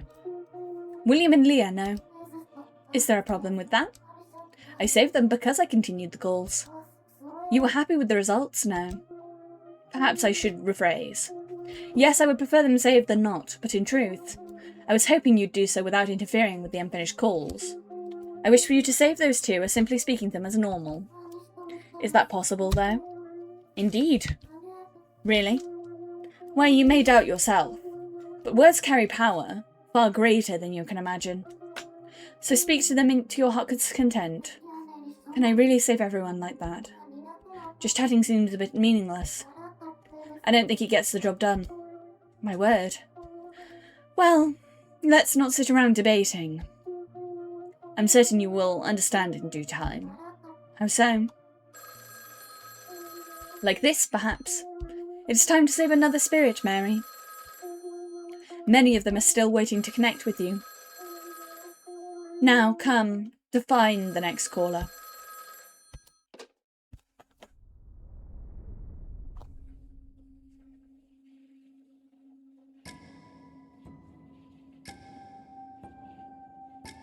I'm still not used to this. Come now, Mary. This is the third time already. I know, but I'm still nervous. Nervous? Well now, you must get used to it sooner or later.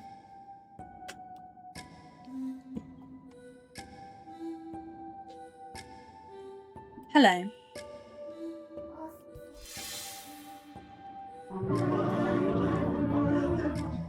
Hello, Mary. We've been waiting. There's still plenty of us eager to speak to you. More spirits that can't move on, just like Lucy and Thomas. Was it believe into reality or belief isn't enough? Tell us, Mary.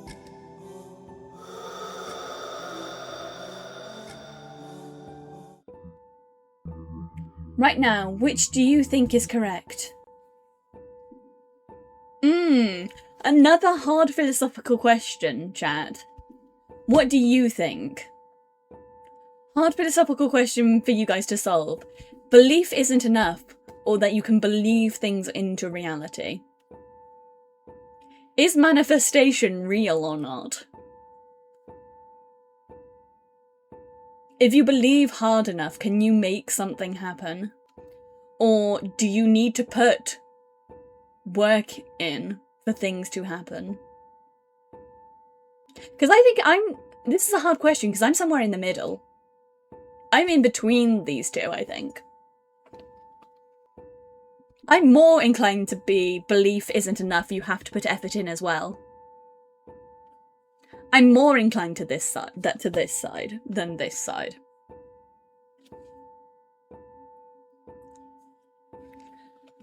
But I do think a certain amount of belief can make things happen. But it's because you believe in something that you are willing to put the effort in to make it happen. It's a hard question. It's a really hard question. I'm going to go with belief is not enough, because that feels most like me. Why did they censor something? They just censored the word something. Come the fuck on, Twitch.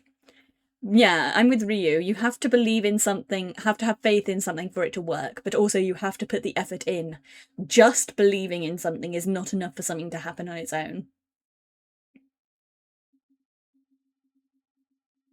Yeah, Morton, I think we're all in pretty much the same place here. We all kind of agree. You have to believe in something for it to be willing to work towards something, but you still have to work towards the thing.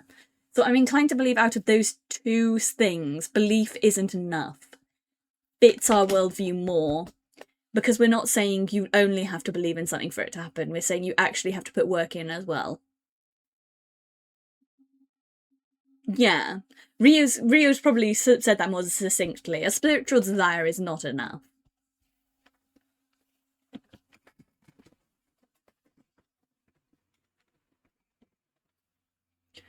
I think this feels most correct to me, because I'm picking the answers of what I would choose if I was asked these questions and given the two options. But I like hearing what you guys think as well, because they are quite philosophical questions. To live for yourself or someone else. Self-hatred or envy. Believing that belief is enough to solve problems, or that you have to put work in as well. They're hard philosophical questions to ask. The game is really well written. Belief is not enough. I see.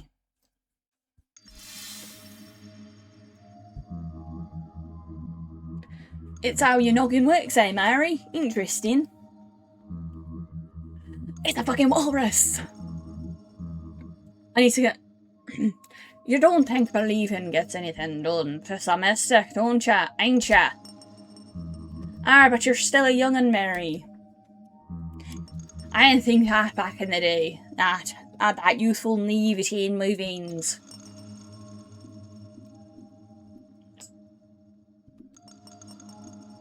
Why did you dream so big?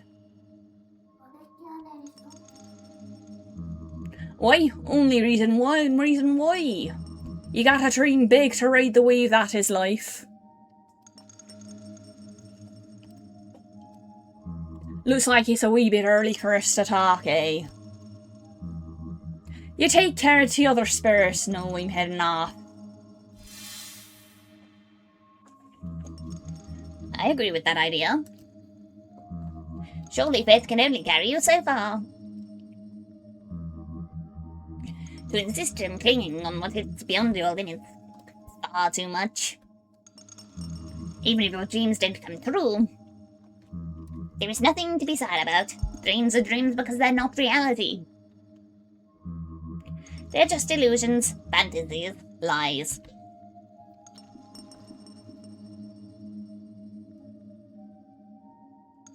It must be hard to have faith. Very hard indeed. I had faith in my wife, and yet... something stuck in my head. It's hurting me.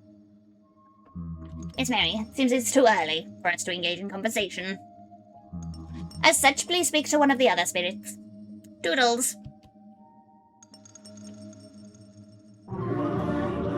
Belief isn't enough, I see. Mary, you answer belief isn't enough. But is that based on your own experiences? Mary, you must break the seal on your memories. Seal? Yes, the past cannot be erased, even if you wish it. Yeah, ignorance isn't a bad thing. Ignorance is only bad when you don't do anything to correct it.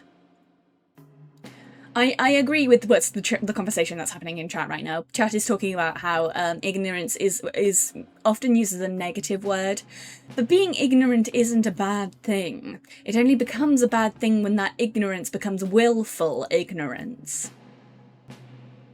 Willful ignorance is bad.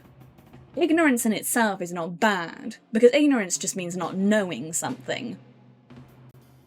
And it's the Dunning-Kruger. You don't know what you don't know. Like, ignorance of ignorance is overconfidence. You don't know what you don't know. And you do not know that you are ignorant about something until you come across it. Humans are experiencing things for their entire lives.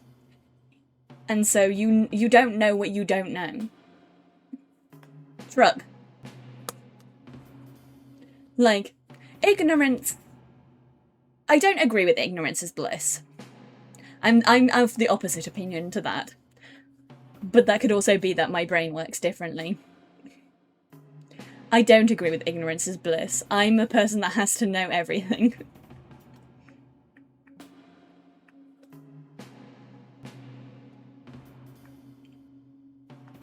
Like, I have to feel like I know. I don't like not knowing things. I have to know things. It's how I function. But I understand that some people don't work that way. Yeah. But yeah, see? This game gives such good conversations in chat.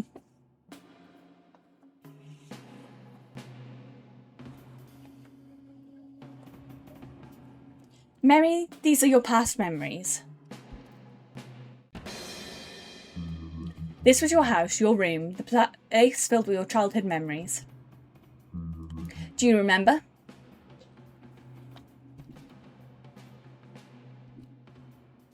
I remember some of it.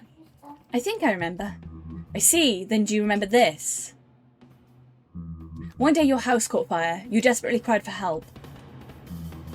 Whose help did you call for? The person I was calling. That's right, you were calling someone when the fire broke out. Help, the house is on fire. I can't, please come save me. Please, save me. Get out on your own. Is what he said, and then he hung up. You believed from the bottom of your heart that he would come save you. Yet despite your faith, he never did. Do you know what happened next? I managed to get myself out? Did I manage to get myself out?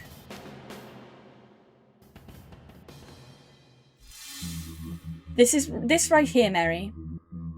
Earlier you answered belief isn't enough. Indeed. Belief isn't enough. Why, of course. Isn't that right, Mary? Faith alone is useless. Useless. My heart feels so heavy. Mary, allow me to repeat the question.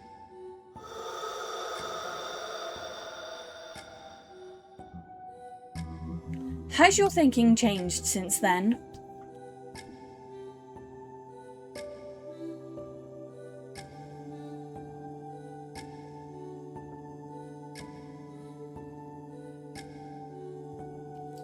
Is it expecting me to say believe it into reality? I've never had this happen in this section before.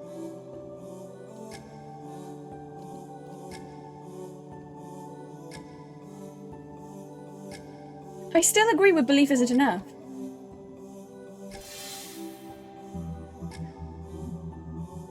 No, Mary, you must have faith. Keep faith, come hell or high water, and one day it will become truth. Hold on to what you believe and never let go. You can do it, Mary. I know you can.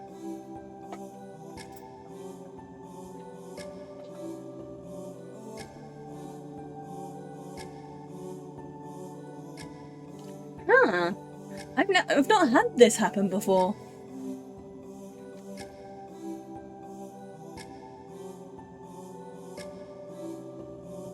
I guess we've got to do it. You can do it. Yes, after all, you are. You are searching for true love. True love? With love comes faith. With faith, anything is possible. Don't give up on love. Don't give up on faith. So answer me once again, Mary. Believe it into reality.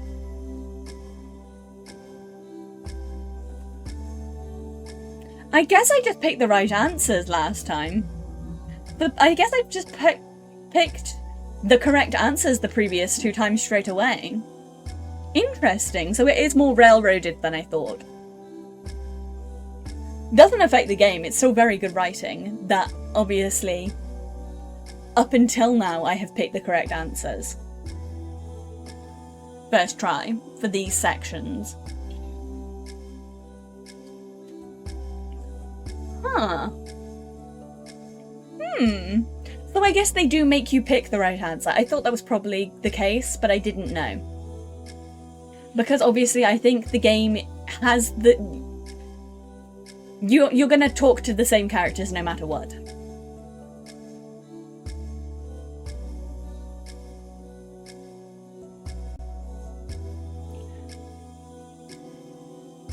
Yeah, I think it's a too open-ended a question. We interpreted them 2 different ways. The game is interpreting it as in, you have to have faith to keep pushing forward. If you have no faith, why do you keep going? Whereas we interpreted it as, if you only have faith and don't do any work, nothing gets achieved. So I guess, yeah, we both had opposite interpretations, but we both kind of meant the same thing. Okay, now I'm getting where they got to this conclusion. Think back, Mary. You'll survive that fire. Why was that? That was because... Mary, how did you survive?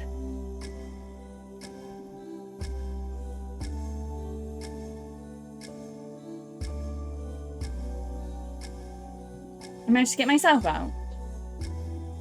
The person on the phone saved me. Okay.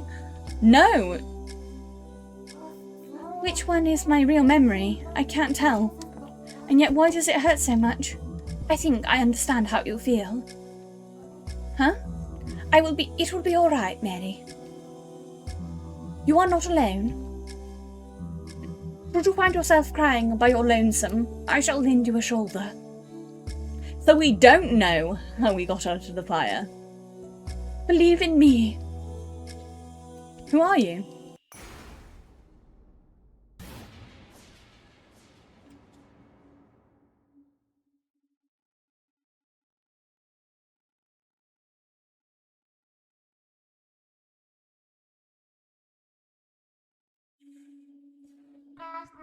Me, my name is Violet. I wish for you to believe even more and believe into reality. I cannot explain how, but I feel as though I have been waiting for you for a very, very long time.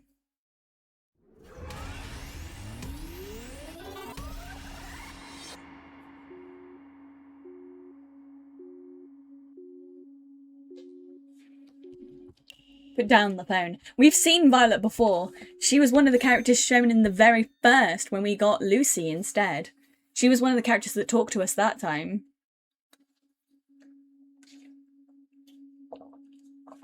So I'm assuming all of the characters we see a portrait for in those blurry sections, we're going to either see as a side character to one of these people's stories, like in the last chapter, the frog and the raccoon. They were the characters that we talked to before we talked to Thomas, when they were blurry, and they ended up being side characters. And I'm assuming this cat girl was the blurry one in Lucy, the first character's story, before we picked Lucy. So I'm assuming the other character in that section that we had at the very beginning of the game is either going to be a side character or someone we talk to here.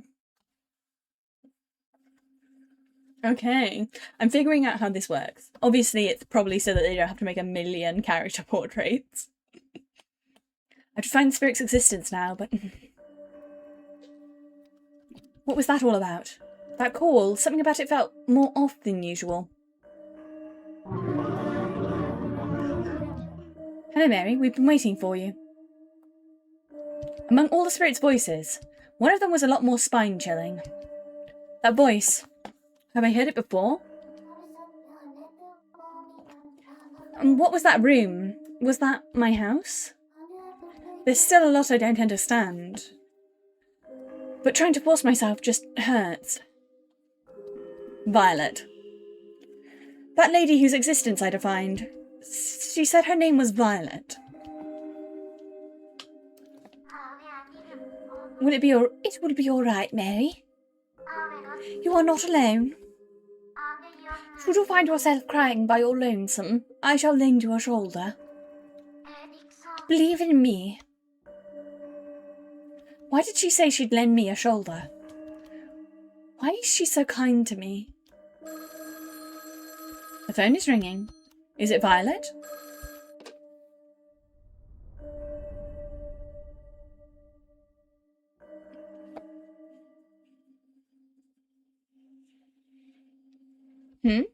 I don't sense anyone. What do I say? Hello?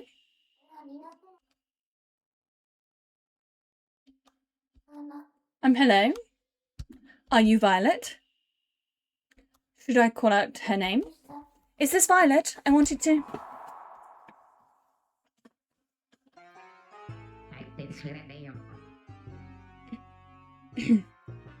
Oh god, what voice do I do for this character? God! What voice do I do for this character, chat? I don't have, like, a detective voice. Gruff. You want me to do a gruff voice? I don't know if I can do gruff. I've not got a particularly deep voice. Hello, please. It's an emergency. I'm gonna die, please.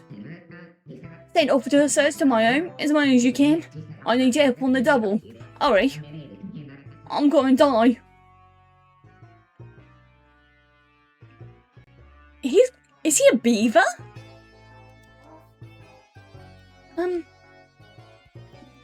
Someone else. Someone else. Hello? Violet, yes, it's me. I'm Violet. Are you sure? Your voice sounds different. What are you saying? We spoke just a minute ago.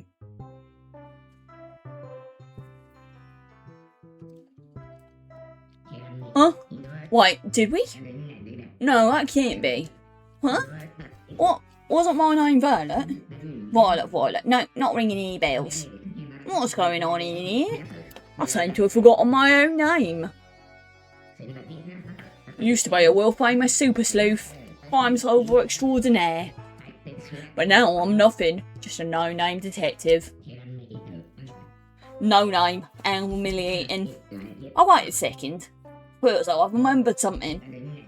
My name is, I believe it was an something Mac, Sorry to interrupt your monologue. I think I may know your name. What? You're a third party for Violet, I assume. Third? Sorry, I'm not familiar with that term. Regardless, please tell me my name. That'd put you on this poor humble detective. If he's a third party, his name should be written in there. Max Goodman? How are we getting a third party before we talk to the main character of this chapter? What? This chapter is so weird. Is your name Max Goodman, maybe? Max Goodman. Max Goodman. Okay, I do like Max Goodman. That's it. My name is Max Goodman. Detective Max, they call me. Yes, Detective Max. World famous Detective Max. Yes, me. Good man always finds the truth. It's my trademark line whether I solve the case. Hey, you're Max. Not Violet then. No, sorry, I do not know any Violet. Do I need an investigator? Detective Max? Detective Max is at your service. Miss Merrick, I guess it's a certain person of interest of mine.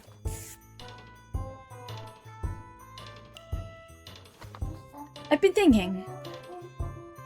You're most likely a third party for Violet. That's why your name has appeared in my notebook. Third party? What is that? Not too sure either. I think it means you knew her. You claim Miss Violet is among my contacts. I assume so, yes. Does that really not ring any bells? Violet, eh? Oh, I remember now. I knew it, even though you just said you don't know her. Yes, apologies for that. Very much do know about it. Young woman by the name of Violet Eckerson. Lady Violet at House Eckerson to be proper. Sorry, Lady Violet? Correct. She was the daughter of a noble house. A noble? Wow, I got someone incredible this time. Is his voice too similar to Thomas's? It's because of the accent. But it's as close as I can get without doing something like Somerset. He doesn't give, it's like the accent he gives, and I'm worrying it's too close to Thomas. Because Thomas had a Cockney accent too, but his voice was more up there. I hope his voice isn't too similar to Thomas. I must respectfully disagree. Ain't no one as being an aristocrat. I ain't all high and mighty, but I've yet enough solved a single case themselves.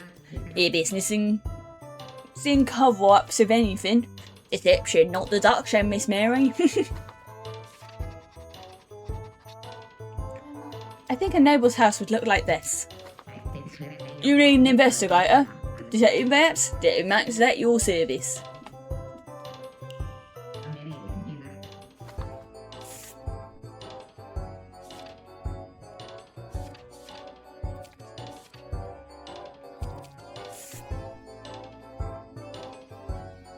Tell me about yourself, Max Goodman.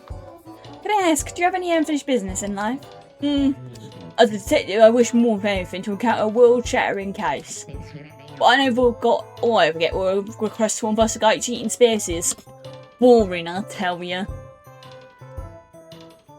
Hi Cal, welcome in, hun. Then one day, started down my very first real case. That was about to catch the culprit too. Destiny called, and Detective Max would answer. And then I died. Right in the middle of the case, believe it. Until I solved the case, I refused to pass on. I see. What sort of case was it? I have no idea. It's all my business is unfinished. So do you know who the culprit was, at least? Not a clue. Oh well, I hope you find them. I'm on the case. Culprit will be nabbed in no time. Where common sleuths get tangled in webs of the sight, Detective Max alone prevails. Sure, good luck. Oh, and Miss Mary, please write it, Sam. Right what? That Max is a great detective. Alright. The clueless detective. Sounds more fitting. Do you need an investigator? I want to hang up. I was hoping to talk to Violet. Do you mind if I hang up? Oh, I see. You wish to investigate the case of Violet murder. I never said that. Please, I need a case. I beg of you, just give me a case to solve. One super grand epic case before I die. It's my final wish. The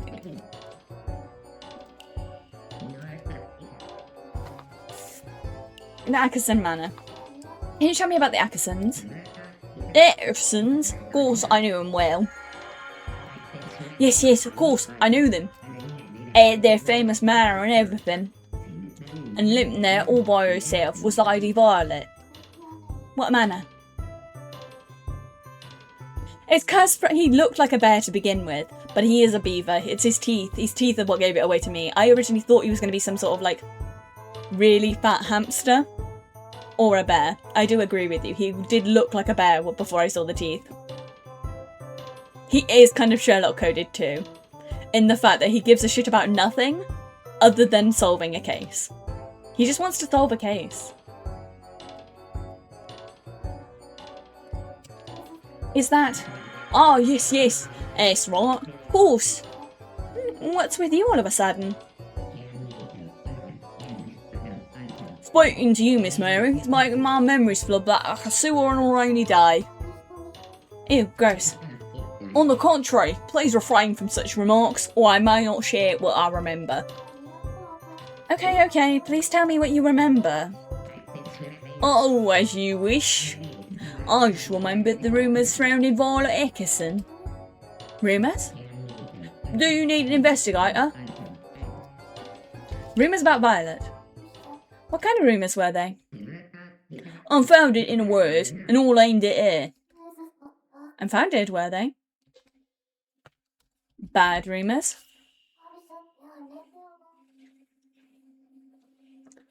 I assume. Unfortunately so, and plenty of them.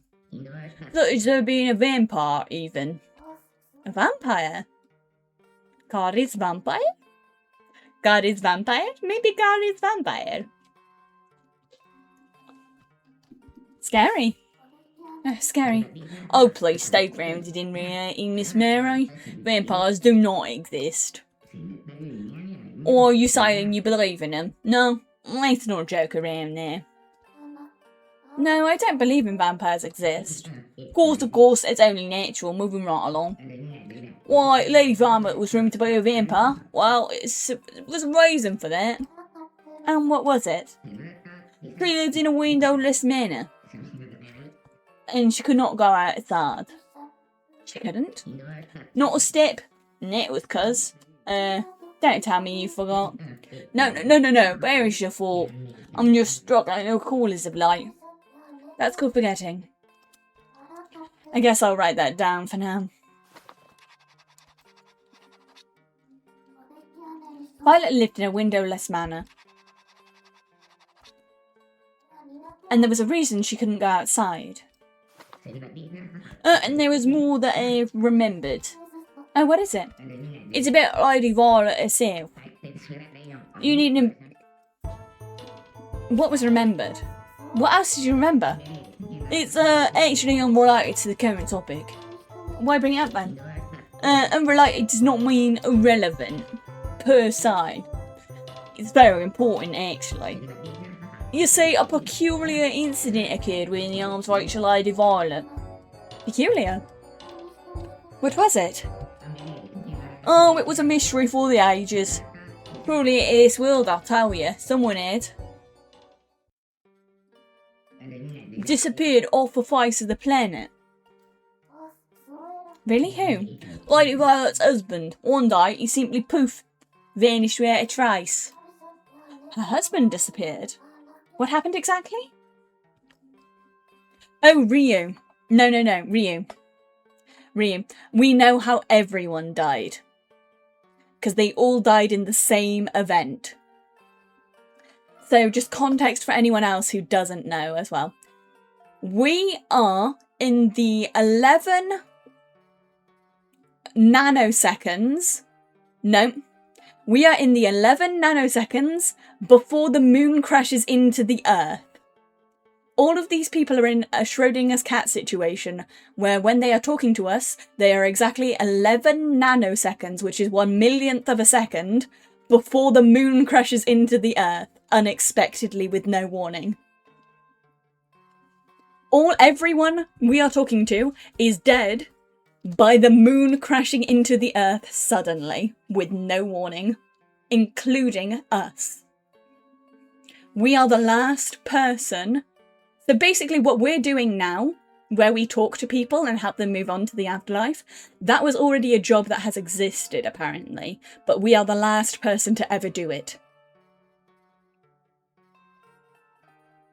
We are the last confidant of humanity.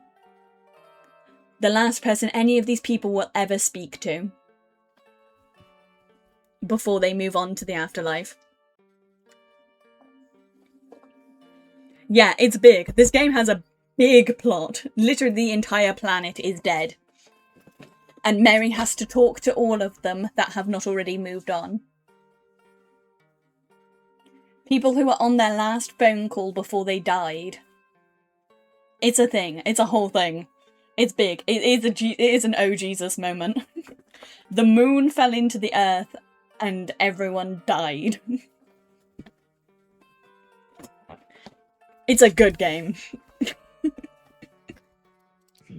Well, the specifics are quite, You don't remember, do you? No. Maybe I should write this down. Yeah, we're basically cleaning up the backlog, and once we've cleaned up the backlog, we ourselves are going to the afterlife. I'll draw a placeholder for Violet's husband. You see that, Miss Mary? I'm quite a knowledgeable fellow myself. Suppose. Okay, I think that's everything. May I hang up now? Huh? Already? So soon? I think we've talked plenty. Hi, TV! Welcome in, Han. Oh, I understand, Miss Mary. You'd rather talk to Lady Violet than little old me. Is that a no? No, not at all. Go ahead and give Lady Violet a call. But fair warning. Be careful not to call her a vampire. Well, that's just a common sense. She had suffered enough with those rumours. Alright. Okay, I'm hanging up now. Call again sometime, won't you? We'll solve some epic cases together. I like him. He's useless, but I like him. I'm biased because I love detective characters, even if they're fucking useless detectives. They're endearing to me. That call went on forever.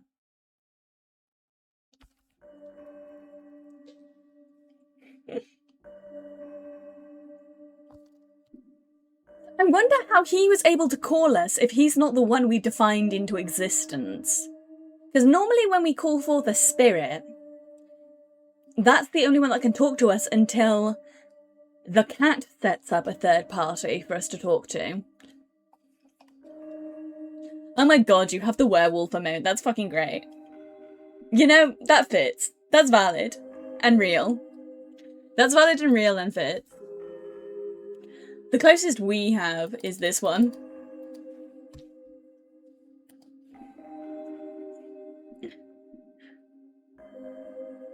You've got the fucking contemplating werewolf too. You know what? Banger. Banger.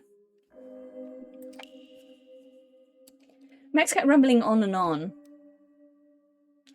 He did tell me a lot of things about Violet, though.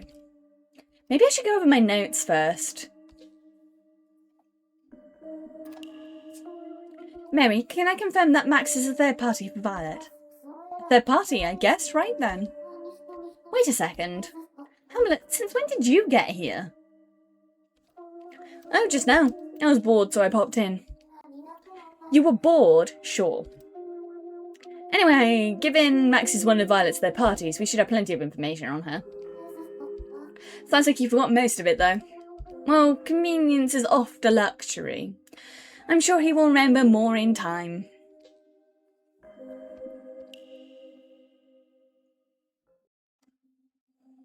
Yeah, no, he would do a slow blink. I think he would do a slow blink, actually. Max seems like a slow blink kind of guy. Max rambled a lot. I have to sort out the important stuff. Violet is the daughter of a noble family. She lived in a windowless manor and never went out. Do we think maybe she had an illness that stopped her from leaving the mansion then? Because we thought that for the last girl and it turned out she was actually blind. And that it was her parents that wouldn't let her leave. But Violet seems to be like an older, maybe like older middle-aged lady. So were we thinking maybe this is what we thought for Leah, the blind girl? And she's actually got, and Violet is going to be like, I have an illness that literally prevents me from leaving my house. Or is it going to be a mourning thing? It could be a window tax thing as well. I would be surprised if they knew about that. But this is vaguely British. Vaguely.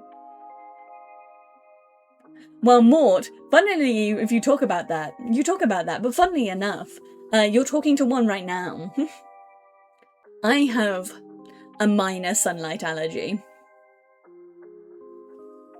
I burn very, very easily. But I also have an allergic reaction. Dead ass. It's not like I'm not anaphylactic to it. But I burn way easier than normal people. And I end up with rashes and stuff if I'm out in the sun. Yeah. The last week has been hell, because I can't go outside. Really. Not when it's super sunny like that. On cloudy days, I'm fine. But I have managed to get burned indoors at night time before. One time when I was a teenager in PE class, during winter, when it was basically nighttime because we were leaving school when it was dark, I managed to get sunburn indoors at nighttime. I think it's funny more than anything. Do I sparkle in the sun? No. I am translucent, though. I am basically translucent, though. So we got that going for us. And someone around her went missing. It was Violet's husband.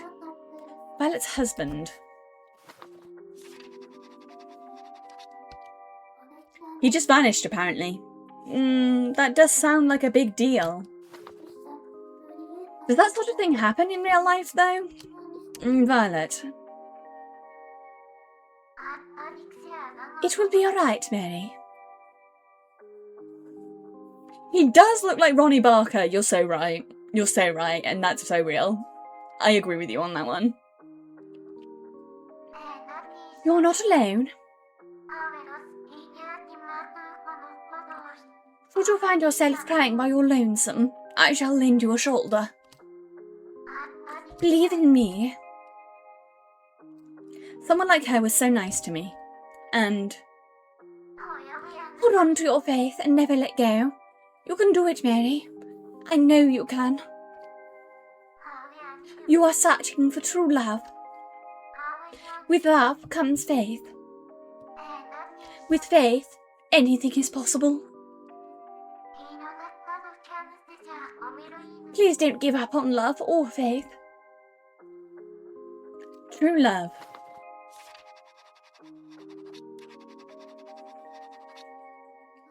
I guess I'll make a note of that.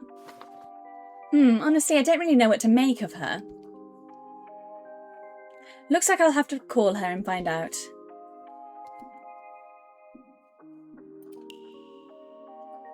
I hope I get through to her this time. We need her phone number. 0659. Oh, Max Goodman's got an easy number. Max Goodman's got a really easy number to remember. Fucking hell. 659. 0659. 0659.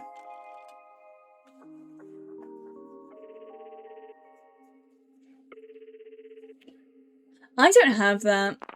I'm not strawberry blonde, I'm just blonde. But I do have very, very light coloured eyes. I do have very, very light coloured eyes that makes it kind of hard to see when it's bright out as well.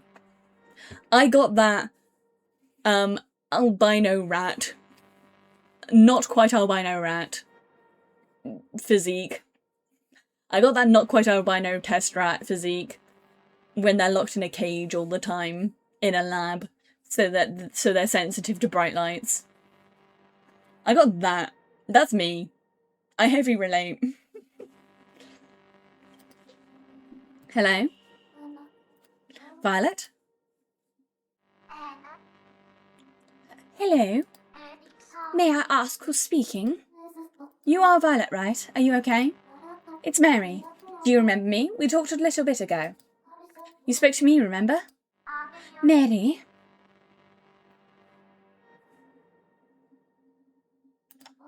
Yes, that's my name. What did I? I'm not sure. Why am I even here? Oh, have a good one, TV. Thank you for coming in, hon. I will have a drink. And pat-pats.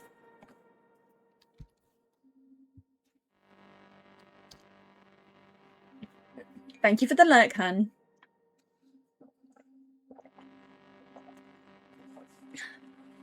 God, lemon Fanta is so good. I need to increase the time limit on that pat as well. I need to remind myself to do that after stream. I spoke to you. What did I say? To have faith. You said it was important to keep faith, and that I should keep believing no matter what. And I agreed. Dreams can come true if you keep believing. That's what you said back then. Well, have faith. Faith. Yes. Have faith and it will appear before you. What will? Something precious.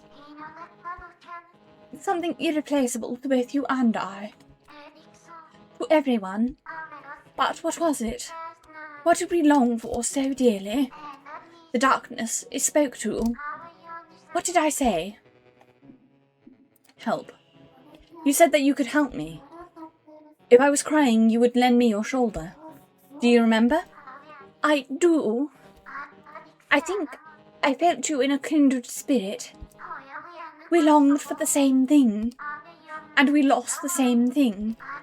We were hurt by the same thing. Yes, that must be it. The same thing. Yes, our deepest desire was the same. That is why I did not hesitate to speak to you. I could not stand to leave you neglected. In the darkness I spoke to you. What did I say? Do you not remember who you are? Your name is Violet. Violet Ackerson. Does that ring a bell? Violet. No, I'm afraid not. I only remember hearing a voice in the darkness. And that I answered it. Yes, I remember now. Mary, we had lost the same thing. In that horrible fire. Tell me, Mary, what did we lose in the fire? What is it we must regain? Lose, regain? I have absolutely no idea. You should know what we lost in the fire. Oh, hi Debbie! Hi Debbie Raid! Hi Junie again! Hi Debbie Raid! Welcome in everyone. I am Pigeon Wishes, your evil pigeon fae from the UK, and fellow spooky girl of Debbie and Junie. How was stream? How was Minecraft? I didn't mean to pop in, but I got distracted making art for tomorrow. How was stream? If you need to raid and run, that's fine. I know your time zone, it's late for you. I know in your time zone it's late for you. And I know you just finished exams, so you should be tired. But yes, thank you everyone for coming in. I'm glad you had fun, Deb. You'll have to, like, tell us how it was in the group chat. And I need to remember, I've got art from a game I played to send you that I keep forgetting to send you, because it's very Eucor. Mort, don't make me hit you with a hammer. I know she does, right? It works really well. I'm matching the art style of the game.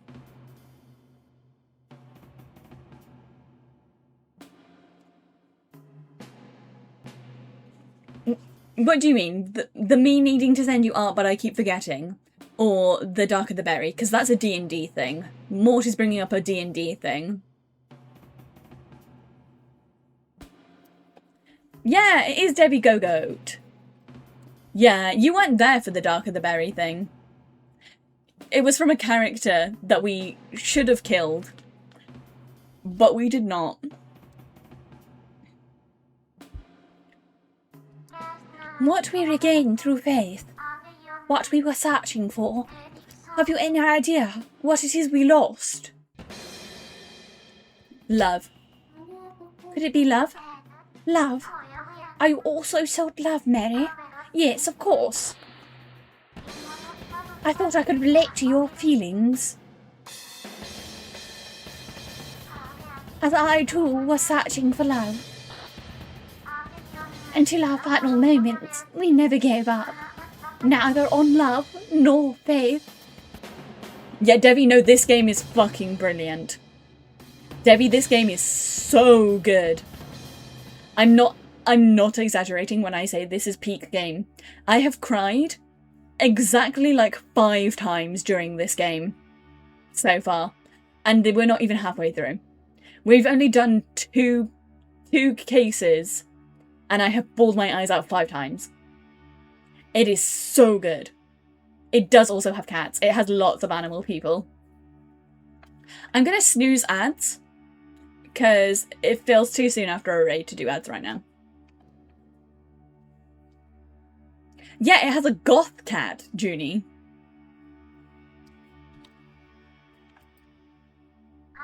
You and I never gave up.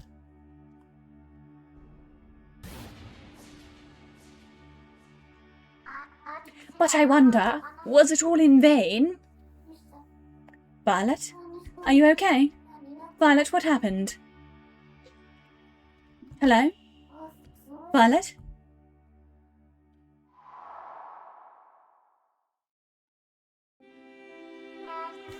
Hello, Mary? Violet, can you hear me? Oh, so also context. Context for the raid that came in. In this game, the world has ended. The moon crashed into the earth, and a bunch of people were apparently on the phone when it happened, and never got to finish their phone calls. Their last phone calls before the moon crashed into the earth suddenly and unexpectedly. We are in the 11 nanoseconds before the moon crashes into the earth. We are in Schrödingers, like the point of time where people are both alive and dead at the same time, because a nanosecond is a millionth of a second. So we are literally in the second, like they're not even, we are literally right before everyone has, in the world, has died. And all of these people we're helping died on the phone and didn't get to finish their phone calls to people. And so we're learning about them to help them move on to the afterlife, because we are the last person that can help these people move to the afterlife. It's very good. A very good game. Hello? What happened? Are you okay? Mary? You're Mary, yes? Yes, that's me, but I'm ever so glad you called. I've been waiting for you all this time. What do you mean? Haven't we been talking this whole time? Oh my, have we really? How strange. I thought I'd only picked up a minute ago. Don't you remember just now? Pardon? Now that you mention it, my mind is rather hazy. What was I doing here again?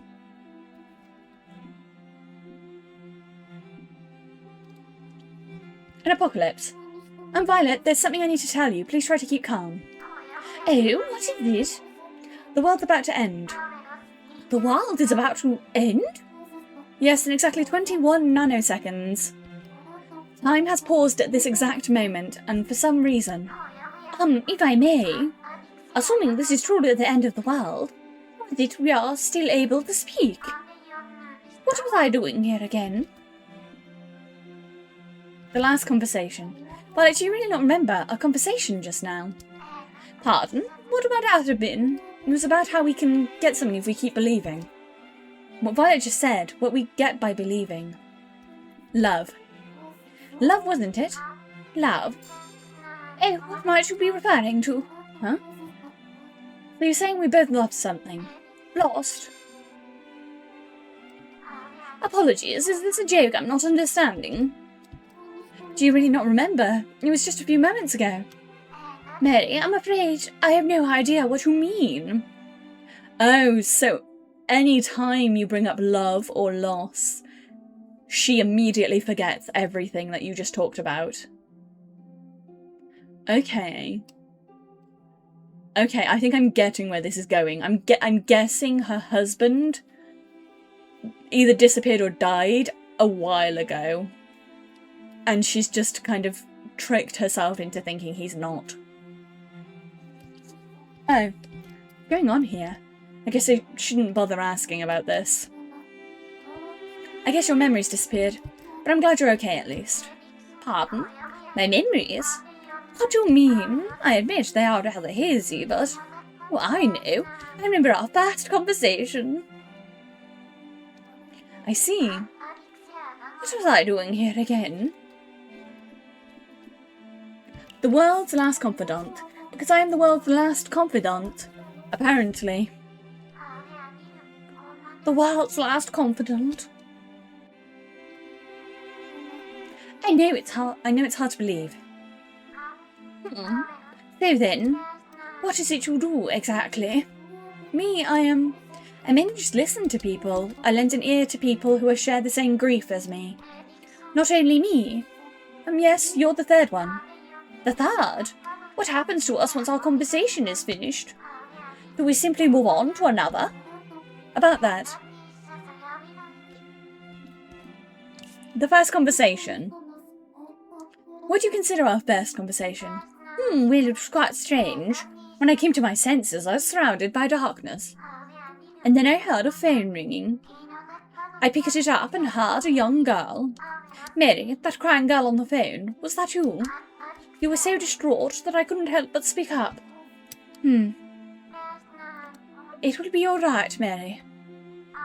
You are not alone. Should you find yourself crying by your lonesome, I will lend you a shoulder. Believe in me. Yes, I remember that very clearly. For some odd reason, I felt as though I could empathise with you. You could? Quite so. I had cried just as you had before, so I felt an urge to help you. I would not leave you alone. Oh, apologies, have I overstepped my bounds? I barely know anything about you. In fact, I barely know where I am right now. That was far too presumptuous of me. My deepest apologies. Not at all. No, it's fine. I'm very grateful, actually. Really? Oh, thank goodness. What happens after? Everyone has some sort of burden on their hearts, some unfinished business. I talk to people, and then I free them of those burdens. That's my job, it seems. So then... Oh, I'm so sorry, I couldn't resist laughing. Mary, you make such a wonderful comedian. That deadpan delivery, impeccable. And the world's last confidant. How dashing. I love it. No, this is all true. Once your burden is lifted, you escape this place and finally succumb to death. All right, I'll play along then. What happens after we succumb to death? You really don't believe me, do you? When you succumb to death, you disappear. You're at peace, you pass on, and I can't call you anymore. Mary? Do you believe me now? Mary, I beg you, please rethink this. What do you... I don't like this setup. It leaves you all alone in the end. What? Does it not? Well then, how about this perhaps? You're still the world's last confidant, but you have a secret ally. Whenever you're in a pinch, I'll come and help you out. And then we stop the bad people together. That's not a bad idea, actually. I still don't quite understand what's going on. But one thing I can say for certain is that I'm glad I met you, Mary. This strange place doesn't seem as bad now. What? Oh, Violet. Mary, is there anything else you wish to speak about? Burdens. Violet, can you think of anything that might be a part of your burden? This setup from earlier comes to mind. Not that. Can you please think about it? I'm being serious right now. Really, my memories were clearer. You want to remember them then? I believe I had someone precious to me. Yes, it was. No, nothing coming back to me. Perhaps it's best I recover my memories first. Okay. I'll try to find topics that might spark something. Thank you, Mary. I wonder if I can regain my memories. Ask whatever you wish. Your husband. Violet, could you tell me about your husband? My husband? Yes. Cyrus. Yes, his name was Cyrus. My husband is Cyrus. How could I forget my beloved Cyrus? My most precious darling in the world. Cyrus, is it? That's your husband's name? Quite so. He was so gentle, so elegant, yet he held a high air of mystery about him. He never failed to comfort me when I was down. I loved him from the bottom of my heart. We had such a grand wedding ceremony. He sounds like an amazing man. He truly was. What's more? A grand wedding. Something like this? I drew Cyrus too. That's how I imagine he looks. The wedding came to a close, and then he went out. I can still clearly remember his warm embrace on our wedding. I wish I could speak to him again. I wonder if I can't regain my memories. Oh, so he literally disappeared on her wedding day. Windowless manor. By the way, did your manor not have any windows? Yes, that's right. It was designed to prevent sunlight from entering. Just like the space I'm in now. What? Why stop sunlight from getting in? You'll see, that's because I was a moon child. A moon child? What's that? Have you not heard of a moon child before? No, I haven't. Or maybe I have, but I don't remember. A moon child is one who is loved by the moon. Nay, perhaps I should say hated by the sun. Hated by the sun? It's a disease that can suddenly develop during childhood. Anyone who becomes a moon child, it's cast to forever hide from the sun, lest they burn everything around them. Burn everything? What do you mean? I don't blame you for not understanding. It's a very unnatural affliction, after all, almost supernatural. When a moon child touches sunlight, everything around them bursts into flames. No one knows why. Nor has anyone actually witnessed it in the moment. But it is true. That is why a moon child could never go out into the sun. Various doctors and scientists have looked into it, but none could find a cause. Is that even possible? Yes, it's common knowledge as far as I know. I never knew. I was one such moon child. That is why I had to spend my days in a windowless manor to avoid sunlight. That explains it.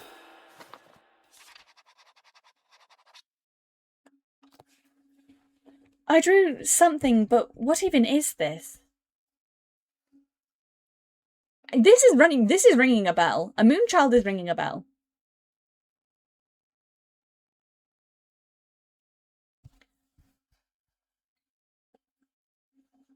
Like, it's ringing...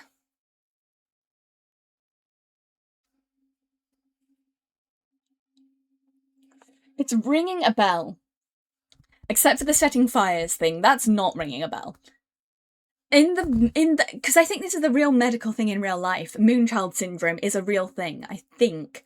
But I think it's more like a more extreme version of what I have. Because I've got a very, very, very mild allergy to sunlight.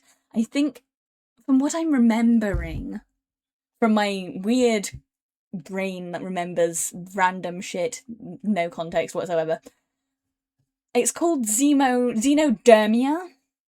If I'm remembering correctly, xenodermia or zeodermia or something like that. And it literally means that their skin is so delicate that sunlight, like, would cause serious, serious damage and burns to their skin.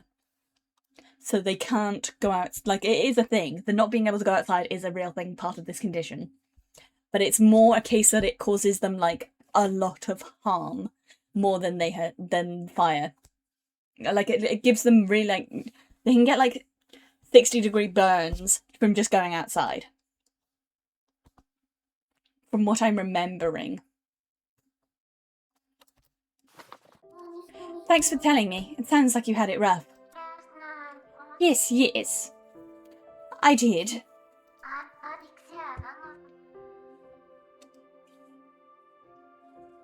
But it wasn't all bad.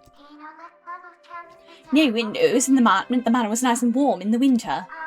Though, on the other hand, it was a veritable sauna in the summer. And ever since I became a moonchild, I changed. You changed? Yes, not only physically, but mentally. I could finally understand. That anger, tears, sulking, none of it would help me at all. Up until that point, I would make selfish demands, cry to get my way, and complain about everything and anything. I was a nuisance to those around me. But that changed after becoming a moonchild, if only a little. I was outside of my control after all. Whining like a toddler wouldn't solve anything. And I also realised the same was true for my mother, my father, and everyone around me. They too could do nothing. My younger self was dumbfounded. Everyone is doing their best in a world where they have so little agency. It pushed me to look for the good in things, and believe in them. I grew to truly appreciate everything in my life. Of course, I shed many tears until then. It wasn't easy, but I believe it was for the better. I wonder if I can regain my memories.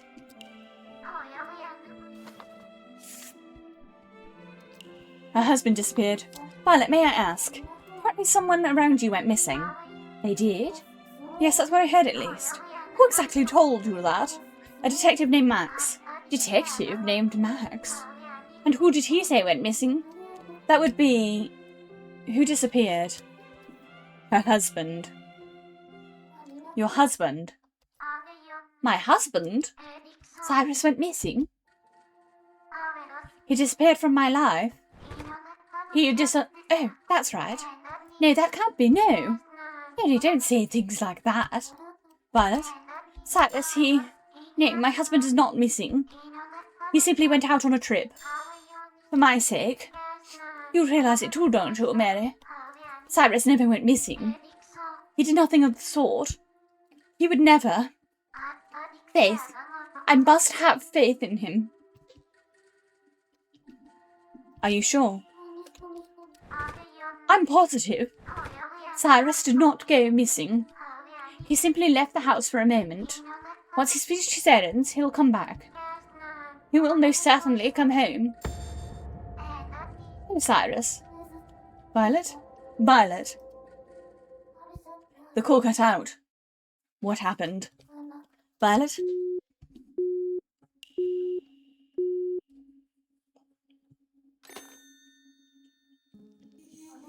The call suddenly cut out.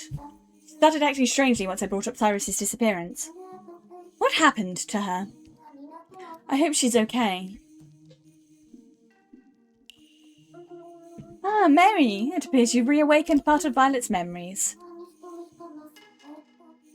Yes, but I'm worried about her. If we want some of my favourite vampire movies, I really like Interview with the Vampire, obviously. But also, 30 Days a Night is pretty good. I Am Legend, also pretty good vampire movie. Even though the vampires in that one are more like zombies. They're like zombie-vampire hybrid things. Revenant? Would you say that's a Revenant? I think a half zombie, half vampire is a Revenant. I also like 30 days, like 28 Days Later. And then 28 Years Later. And also Bone Castle. Or Bone Temple. Yes, Vampire Therapist is in my list to play.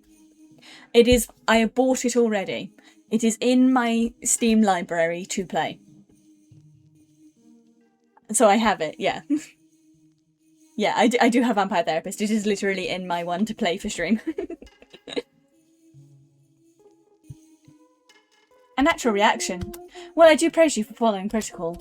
Violet herself is not behaving as expected. Why is that? Who's to say? The answer eludes even I. Perhaps this case will require a different approach. What do you mean? So far, all has been going according to plan. I'm sure you can infer what comes next, no? The unfinished call. Indeed, the final call of her life. Go ahead and pick up the phone, Mary.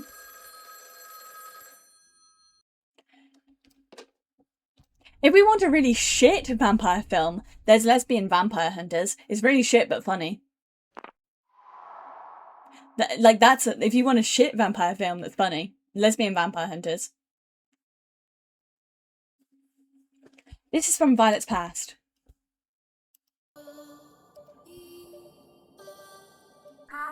Hello? Let me guess, it's you, isn't it? Oh? Are you pretending to ignore me? And after all this time, too?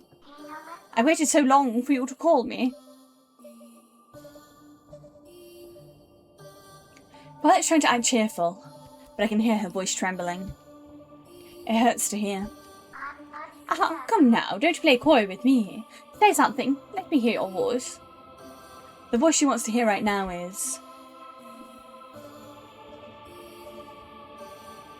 Cyrus?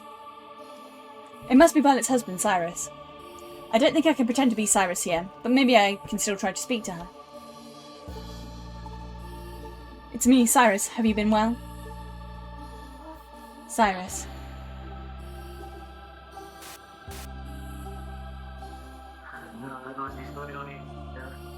It's me, Cyrus.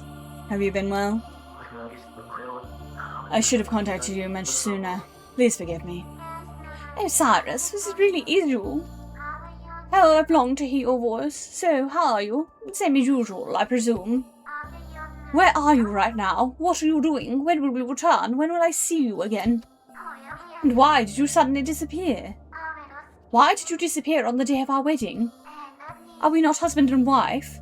Why did you leave me? What were you doing these past 3 years? Cyrus, why? Why? Poor Violet.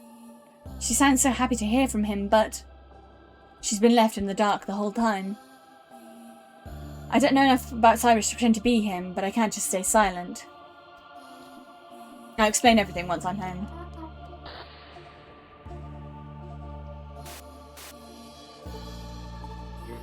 I'll explain everything once I'm home. Wait, am I speaking as Cyrus? Do I get to say the first thing he says? If that's the case, maybe I can tell Violet just a little bit what I want to say. Forgive me for all the questions, Cyrus. I thought I understood you, but it seems I was mistaken. I never knew who you truly were. I do want to know why you've disappeared without a word the day after our wedding, but you don't have to answer that. Instead, could you tell me just one thing? Cyrus, do you still love me? Even just a little, please. Let it touch her heart. I do love you.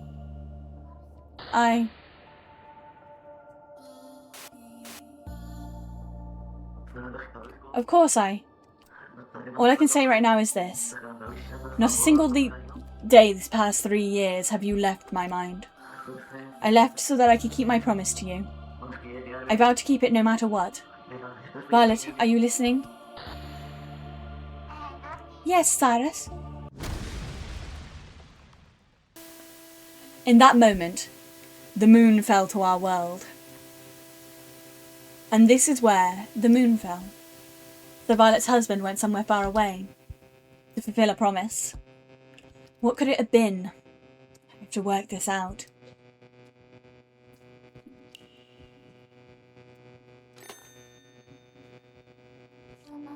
That was the final call of Violet's life.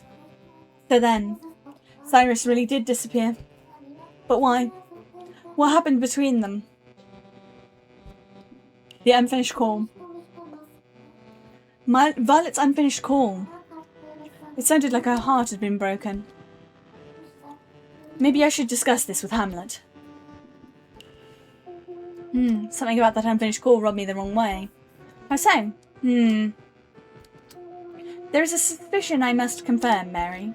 Do summarise what just happened in your notebook. Am I understood? Okay, I understand. Regardless, be mindful of Violet's behaviour. Good day. Huh? Wait. Every single time. Is that not her real final call? Was that her acting her final call?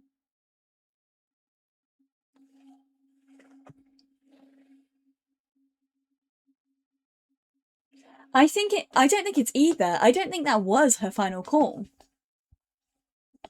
I think she's...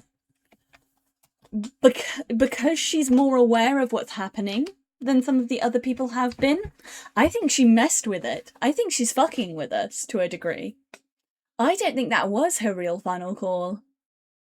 I think she was just acting and going with whatever we said.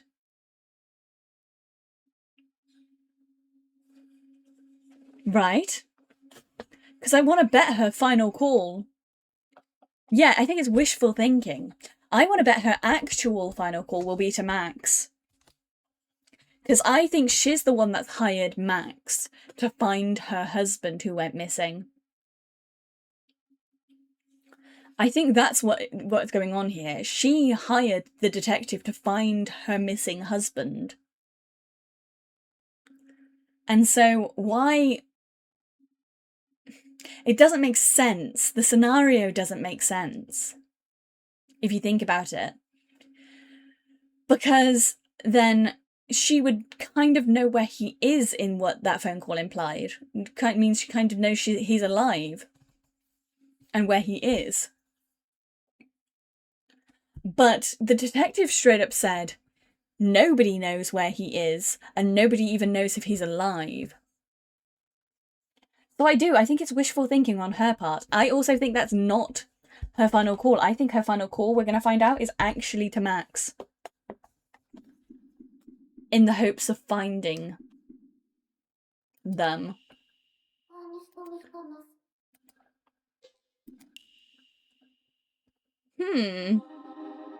Maybe Max also did solve the case, but didn't get to tell her what he found. I need to go over what I just heard. Their relationship. A lot was going on in that unfinished call. Best I write it out so I don't get it mixed up. Violet and Cyrus are what again? A married couple. Right, they were husband and wife. Did he exist in the first place is also a question. That is a valid question to ask. Did Cyrus even exist? Or was it just her imagining a husband while she is trapped in her house? Right? If she's not able to leave because she has this moonchild illness, could it also be that she's just pictured that she has a husband that wasn't there and was never real.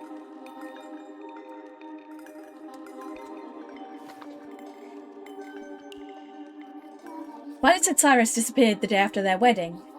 How much time has passed between Cyrus's disappearance and the unfinished call? 3 years. That looks about right.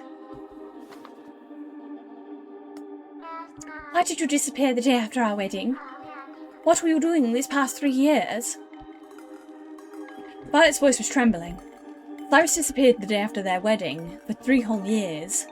What was he doing? Cyrus didn't even have a clear answer as to why he disappeared. What reason did he give for disappearing again?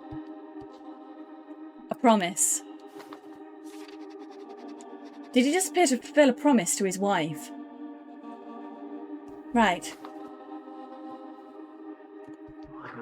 All I can say right now is this.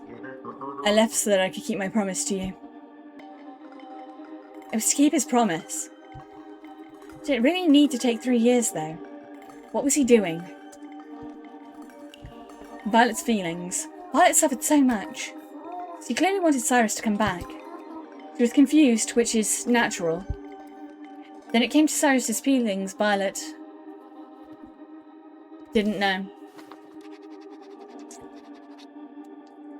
Even Violet herself didn't seem to know why Cyrus did something like that.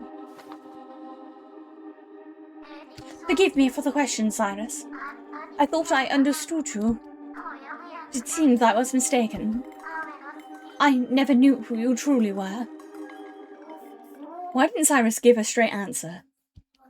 What was the promise he made? And why did he leave Violet all alone? I hope Violet is okay.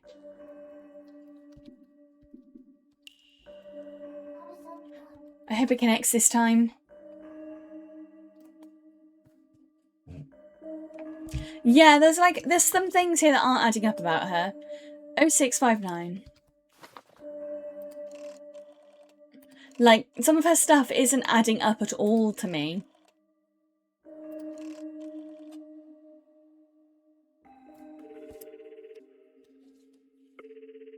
She's sus. She's very sus. She's a character I trust less than the other characters we've come across right now. Not because she's not a nice person. I think she is genuinely a nice person. I think she's lying to herself and therefore lying to us. Because she thinks her fake reality she had created for herself is real. Hello, Violet.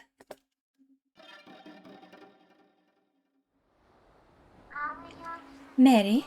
Mary, I'm scared. I feel as though I'm on the verge of remembering something horrible. Something truly horrible that happened to me. I must have been blissfully unaware. But now my memories are returning. Cyrus, my dear husband. Mary, is Cyrus missing? Mary, please, help me. Did he abandon me? My mind is telling me my beloved sweetheart disappeared from my side. Is that true? Cyrus. Disappeared. Yes, I'm afraid Cyrus went missing. Why do I have no memories of living with him after our marriage? I looked for him for so long. I'd have a mind to leave the manor in search of him. Yes, I was desperate enough to step foot outside if it meant finding him. Yet I couldn't. I could feel the frustration crawling under my skin. You know, don't you, Mary, why I couldn't go outside? You can't be in sunlight. Because you're a moonchild and can't touch sunlight. That is why you couldn't go look for Cyrus. That's right, I was stuck waiting for him, all alone in a cold, dark manor, and yet he never returned. Days turned into weeks, which turned into months, which turned into years. And not once did he ever get in touch. Why? I want to keep faith in him, but how can I? What can I have faith in if not him? I should have faith in him. I must. I love him so much, I can't not have faith in him. I'm scared. My husband is a stranger to me. I don't know what to believe anymore. am I going to disappear like this? Mary, please, give me a reason to believe. Please tell me, why did Cyrus disappear? Cyrus wasn't at Violet's side because he was keeping a promise. The reason he left you was because he had to fulfill a promise to you. His promise? He disappeared to fulfill a promise to me. Is that true? You're not lying, are you, Mary? Can I believe you? I can believe in Cyrus, right? Violet, he did it to fulfill a promise to me. My faith in him wasn't misplaced. Violet, are you okay? I am now. Thank you, Mary. But may I ask how you know this? How do you know why Cyrus disappeared?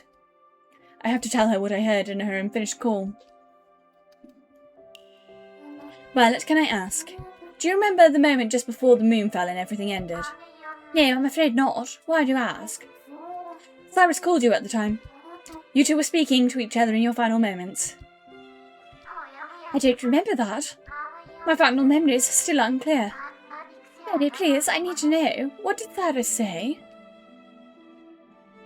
I have to tell her what I heard in the unfinished call.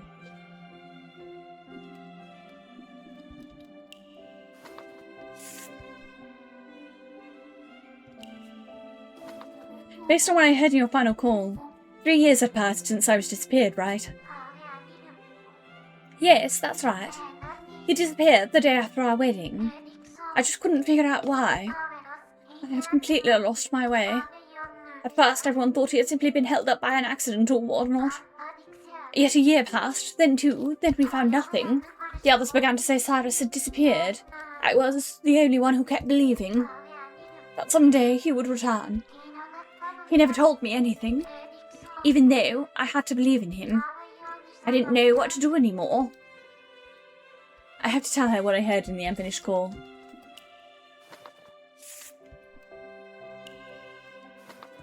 You and Cyrus are married, right?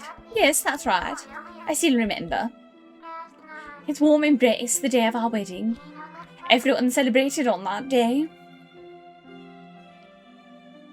I think he's supposed to be a secretary bird. Right? His design says to me secretary bird. They're beautiful birds. I was so happy, not knowing what came next. I have to tell her what I heard.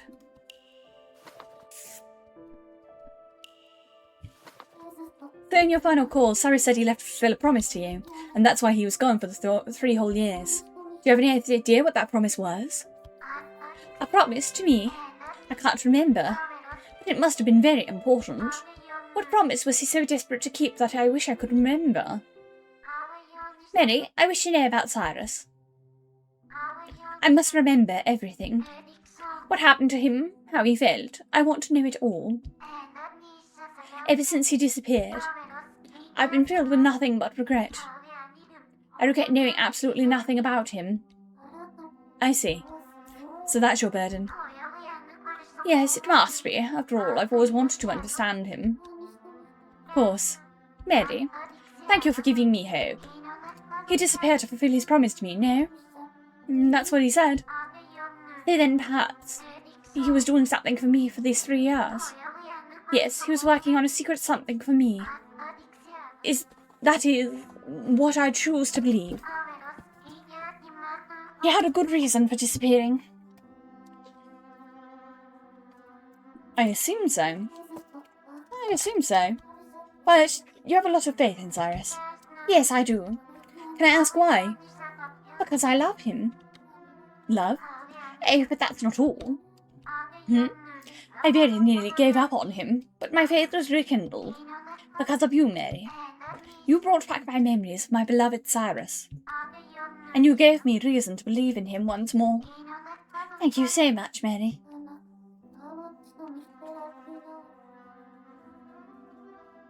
Stop, I don't deserve this much praise. No, you deserve all this and more. What you're doing is truly splendid. Really? Yes. I feel kind of fuzzy inside. Speaking of which, you mentioned Cyrus was working to fulfill a promise to me now. Yes, he was. I see. Hey, if only I could remember what it was. I could figure out what he was doing all this time. Is there any way I can make myself remember what sort of promise he was trying to fulfill? How do I make that memory come back? I haven't the faintest clue on what to do. Let me help.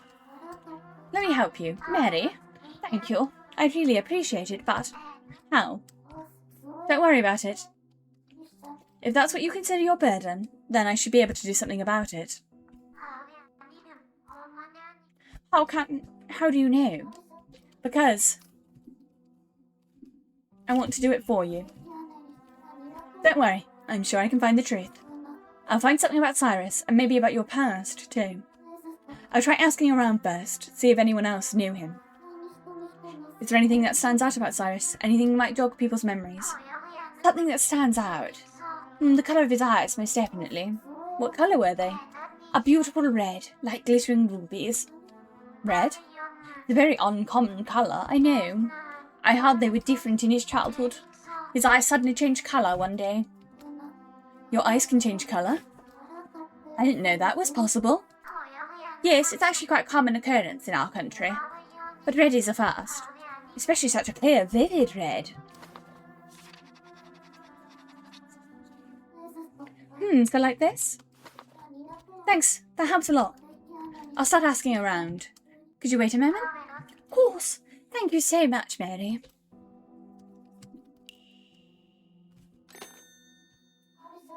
I need to look into Cyrus somehow. Maybe I should write down some questions in my notebook first. Violet wished to remember her promise with Cyrus. Okay, so the key is the promise they made. Huh? Something's different here. There's a new number. 4831. Oh, this must be for a new third party. Maybe this will help grant Violet's wish.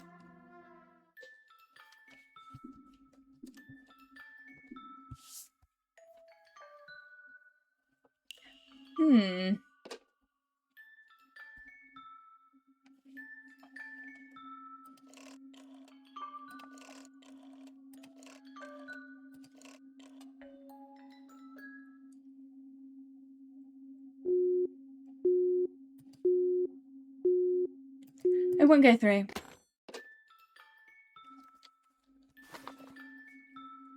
Oh, it's 4831, not 5.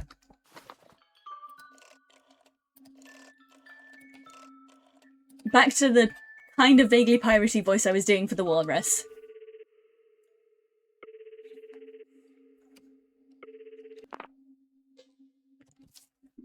Hello.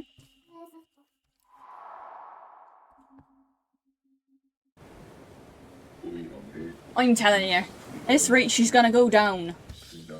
Hurry and send her up, or else you're all doomed to the ocean. What's that? You can't because the moon's about to fall. The heck are you talking about? I ain't accepting no death till I get me lifeboats. You got that? I ain't going nowhere. Ain't no one on this ship drowning today. I swear on me cat and that. Hello? Finally found you tongue, eh? Where are you? You're with the lighthouse of the Coast Guard. Bah, who cares? Just send the blasted lifeboats. Up to it or else we're gonna sink. You listen to me now. I got another huge responsibility. Me crew. I gotta get each and every one of them back to their families. So hurry up and send help.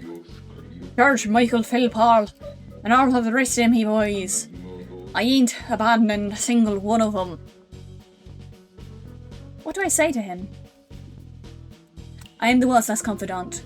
I'm not with the lighthouse or the Coast Guard. People call me the world's last confidant. So hurry up and send help.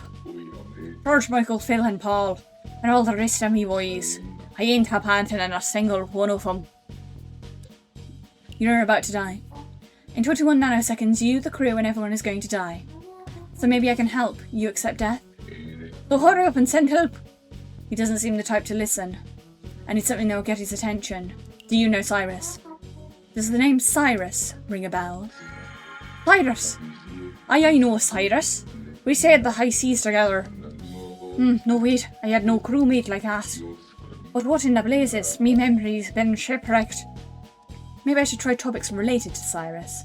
Seems to recognise Cyrus's name. Can't try asking about Cyrus. He had red eyes. I'm looking for someone with red eyes. You're talking about old Red Eye Lucas. Or you talk... Cyrus had me not knowing apart from Starbird. No, not Lucas, Cyrus. It's Lucas, I tell you.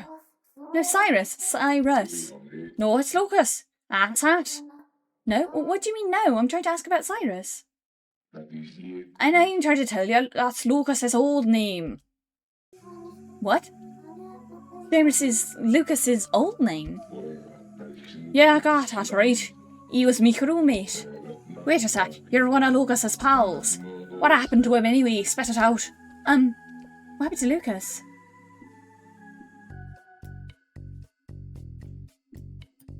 This world is already... Look, I'll be blunt. The moon fell onto the world and everyone's about to die. We only have 21 nanoseconds to live. Bah, and me ma's half dolphin. What a load of barnacles. Well, that's a normal reaction, I guess. Honestly, I don't know much more than that. All I can say is, there's nothing we can do except death. You're not making a lot of sense. I'm having a hard time wrapping my head around it too, still. All we can do now is talk. What is your name? Ahab. Captain Ahab. Which is the name of the captain who tried to hunt the whale. He is named after Moby Dick's captain. Ahab, okay. And who are your lass? I'm Mary. Mary, you say? Aye, that's strange. That name rings a bell. Have we met before? I'm not sure. I don't think so. But I think it'd be nice to believe we have. You're a funny one. Nice to meet you, Mary. About Lucas. So about Lucas. Aye, old Red Eyes. What's he up to nowadays? Wait a sec. You said me and Lucas and everyone's gonna die. And we can't avoid it. Ain't even seen him again. Probably yes. Then so be it. If death is calling me name, I'll accept. Goodbye, Mary, or whoever you are. Wait. What? No. I'm ready to kick the bucket. Let me die already. It's about Lucas. What? You too lively lever to die. Bah. Once a landlubber, always a landlubber. A noble should accept his death with honour. You don't know about Lucas? He's up to these days. Lucas's old name was Cyrus, right? So he changed his name at some point. I suppose so. Why did Cyrus change his name? Did he have a specific reason? Also, when did he change it? Hold on, no. What you asking all that for? You're trying to spy on him. Listen up, Lus. Every sea dog's got ghosts in their past. And the sea's vast enough to wash them all away. That's why our hearts are purer than the waters themselves. No, Lucas, that here was a true man of the sea. He set sail across the sea just to find medicine for his missus. Sure, he may have been a gloomy and mumbled all the time, and wasn't the friendliest, but I'll be damned if he didn't always do his darnest for his missus. No one bad-mouths him on my watch. Doing all that for his missus, that's enough to make a grown man cry. So don't go sticking your nose where it don't belong. He was a superb husband, I tell you. But don't true. Cyrus was looking for medicine for his wife. Aye. So don't go asking any dumb questions now, lass. I see. So he was looking for medicine for Violet.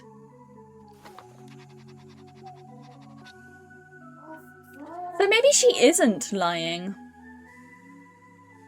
If other people are corroborating her thing,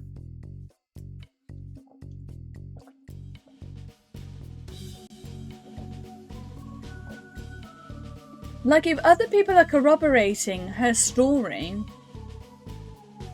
she's obviously not lying about all of it. She might not be lying about any of it. It might be something else that is weird with her phone call. What kind of medicine was it? That's definitely important too. Either way, I have to tell Violet. Okay, I understand. Thank you, Ahab. Oi, long as we're on the same page. I have something urgent to deal with. I'll talk to you some other time, okay? What's that? You're leaving already? Ah, it's fine, go ahead. Give me a call if you're in the mood for Tales of the High Seas again, hey? Sure, talk to you later.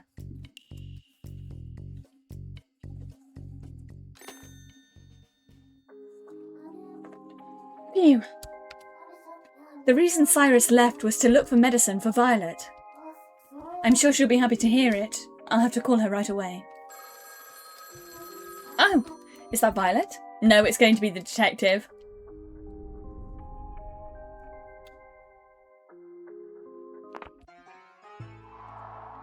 Yeah. I could tell right away. He's gonna be calling us every time. Because to solve his final grudge, we're gonna have to make him solve the case, right? This is how we're gonna solve his final grudge. By getting him to solve the mystery.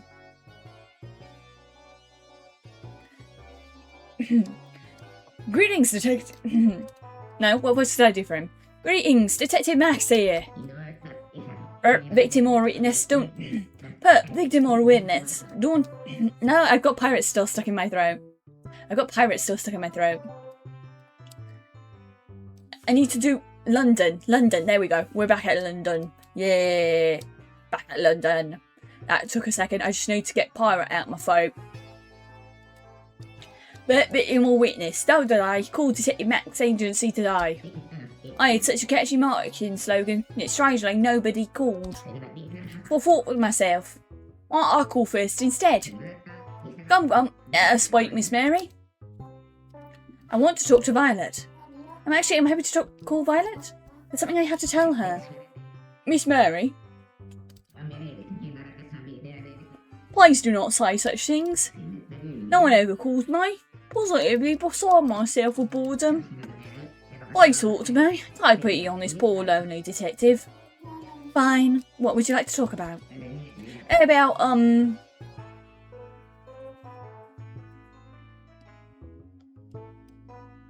Call it there, mate. Have a good one, Ryu. Hopefully that was what you wanted, when me saying call it, mate.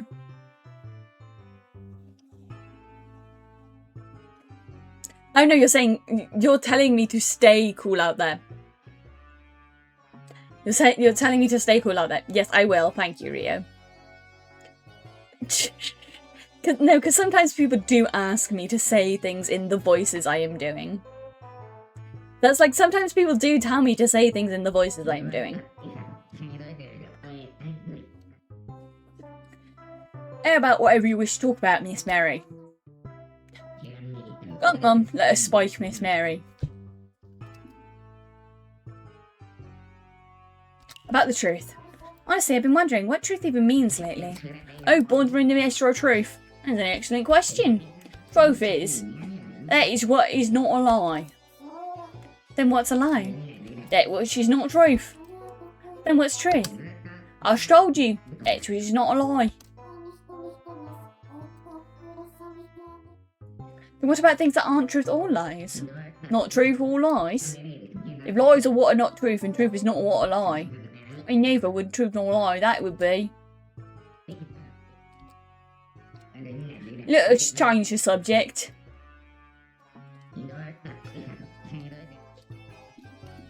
I think my definition would be different from that. Because my definition is... a truth is... Oh, Barry! Hi, Barry! Hi, guys! Welcome in! I'm Pigeon Wishes, your evil pigeon fae from the UK. And we are playing Schrödinger's Call. It's a very good game with very good music and art. About the end of the world and helping people move from limbo to the afterlife. How was stream? How was stream? What were you up to? Oh, thank you for the follow. But yes, right now, We are trying to solve the case, or trying to help a lady whose husband went missing. Oh, radio light! I'm glad you're having fun. If people need to raid and run, I would prefer people look after themselves. We will be here for a little while longer to help this detective actually solve a case so that he can move on to the afterlife. And to help the lady whose case he is trying to solve actually figure out why her husband went missing. If he is real, we do think that she is lying to us.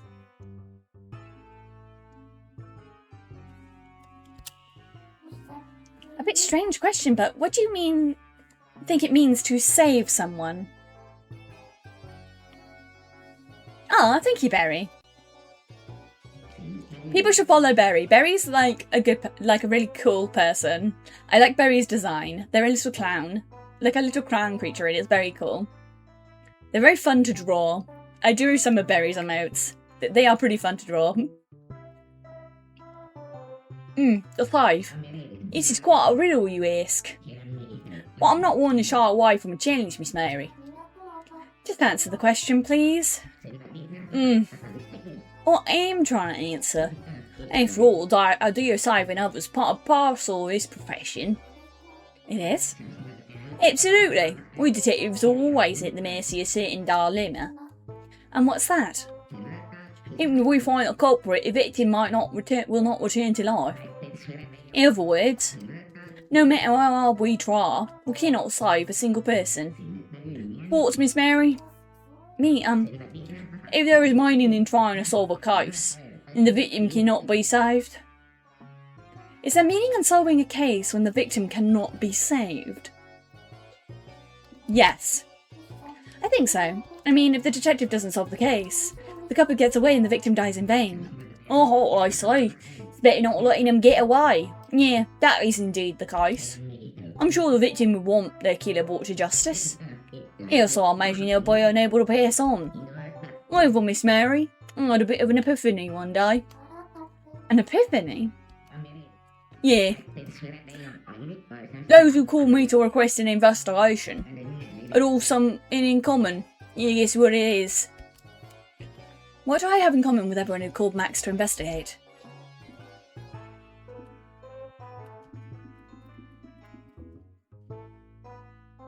They weren't going to hire him? They were calling about something else? Incorrect. It was actually the timing. The timing? Yeah, when did they choose to call the Detective Max agency? Actually, usually it was quite some time after the victim's body was discovered. Be it 1 week later in most cases. It was as clear pitting as any. 1 week? Yeah, why do you think that is? I wonder. It's simple. Body is discovered and they hold a funeral and then they had nothing less to do. The 1 week mark is when they start to get antsy. They cannot deal with the crushing inactivity, so then they call me and beseech me to solve the case.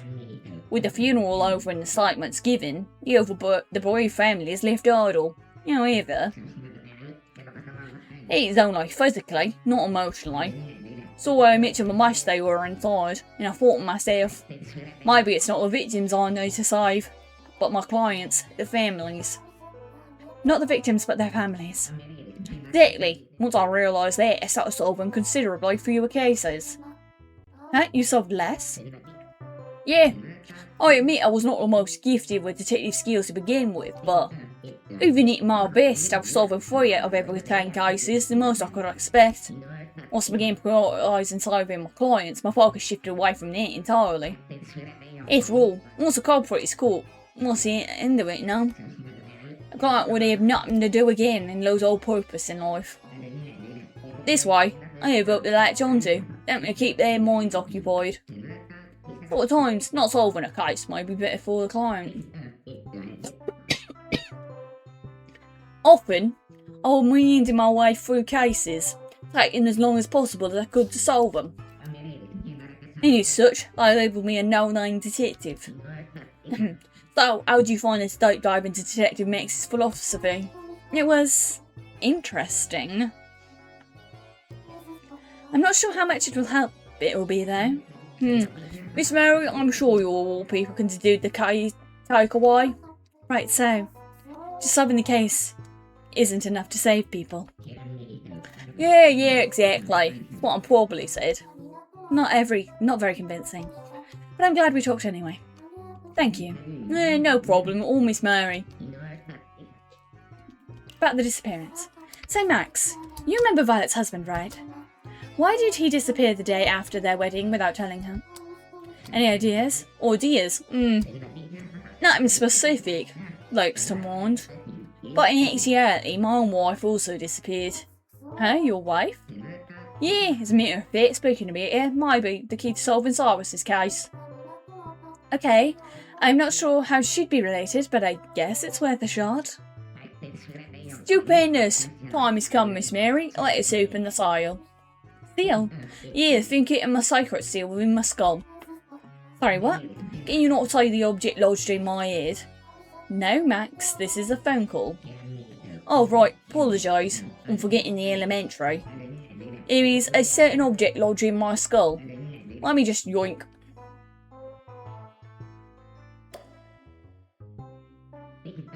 There it is. Pencil. Pencil stuck in my head. You don't sound like you're in pain, though. Yeah, rude. It's very painful. There's no ordinary pain, either. It's the pain of a married couple. A married couple? I'm getting a bad feeling about this. Oh, I see you're interested. Listen up for a tale of my marriage. It's a long... You can make a Max encyclopedia with it. Just a summary will be fine. Thanks. Yeah, dude, we don't need to hear about your marriage. We got other people to deal with. Oh, okay then. One day I was tiring a man and a woman and investigated if they were having an affair. In their secret rendezvous point, I witnessed something unbelievable. Don't tell me Cyrus was there. No, this has nothing to do with him. With my wife with a man unknown to me. Yeah, that was the truth behind her disappearance. She had eloped with another man. She had abandoned me. Before my life came crashing down around me, in my rage I grabbed the man. I shouted, "Give me back my wife." And we got into quite a scuffle, all punches and pinches and chomps. And then he stabbed me in the head with his pencil. I panicked and rushed to a nearby phone booth and called police for help. They arrived in a flash. But for some reason or another, I was arrested. But why? Do not know. I mixed things up. Anyhow, the police clearly do not know anything about investigations. In the end, I was there. You think you see why Cyrus disappeared now? I can see. I think I can see. Sensational. Now I can die in peace. Come, let us speak, Mary. I don't really remember much about myself, Max. Do you happen to know anything about me? Well, yes, Miss Mary, I must confess, I know next to nothing about you. Your life, your past, what perfect crimes you set up, don't know any of it. I don't think I committed any crimes. You sure, Miss Mary? Perhaps you were a rare mastermind who got away with the perfect crime. Did you not commit even the tastiest little crime? Please tell me, Miss Mary. Why do you want me to be a criminal so badly? Oh. What is it? You remember something? We were actually a criminal mastermind? I'm not sure if it's a crime, but something is burned in my memory. Oh, and what is it? A fire. It was in my house, I think. The room I was in was on fire. Yes, fire. Miss Mary, I think you would set fire to your own... I think you set fire to your own home. What a perfect way to remove any evidence of your perfect crime. Set fire to my own home, did I? I don't know. Max, you're a detective, aren't you? Help me figure this out. Why am I having flashbacks of a house fire? Wonder. No more clues. Clues? I tried to escape, but there was no way out. The fire was everywhere. Then suddenly the phone rang. You answer it? I think so, yes. Who was on the other end? I don't know, but they were very scary. They yelled at me even though I was about to die. That is horrible. Can a girl when she's down? He told me to get out by myself. He didn't even offer help? Unforgivable. Who would do such a thing? What happened next, Miss Mary? Did someone else help you escape? I don't remember if I escaped or not. You saying you might have died in the fire? Don't know. I don't remember when I died. Was it in the fire, or did I survive until the moon fell? The only thing I'm sure of is, the person who called didn't come save me. Oh, Miss Mary, tears won't stop. You forced to escape from a fire all on your lonesome. You were only 8 years old, yet you had to endure such peril. She didn't know she was 8. He does know something about us we didn't know. He did know something about us we didn't know. We didn't know we were 8. Huh? What did you just say? You are 8 years old. 8? That fire happened when I was 8? How do you know that? What? What was happening? Do you know where I passed? Appears I was mistaken. Yeah, I confused you with Lady Violet. You confused me with Violet? How's that even possible? My deepest apologies, Lady Violet also suffered a house fire in her youth. Really? Yeah, there was a fire in the Great Eckerson Manor when she was only 8. That I'm certain of. Seems I confused the two cases. So then my fire. Don't know anything. Come on, Max. Let me make sure. Violet was in the house fire too. A house fire? I wonder if I made it out. Violet survived her house fire, right? Max? Max, hello? Max, don't go quiet on me. Say something, you're giving me the creeps. Max?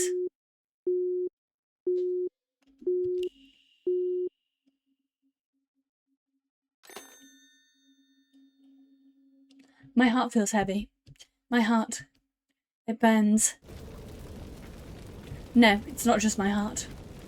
Everything is burning. No one ever comes to help.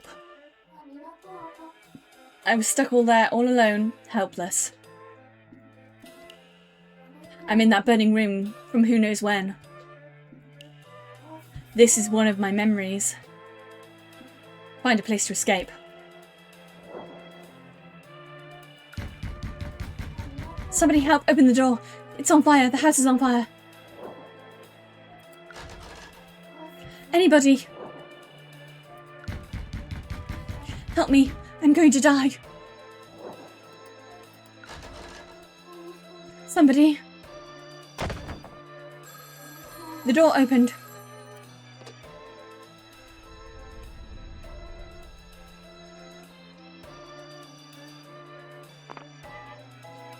Help me.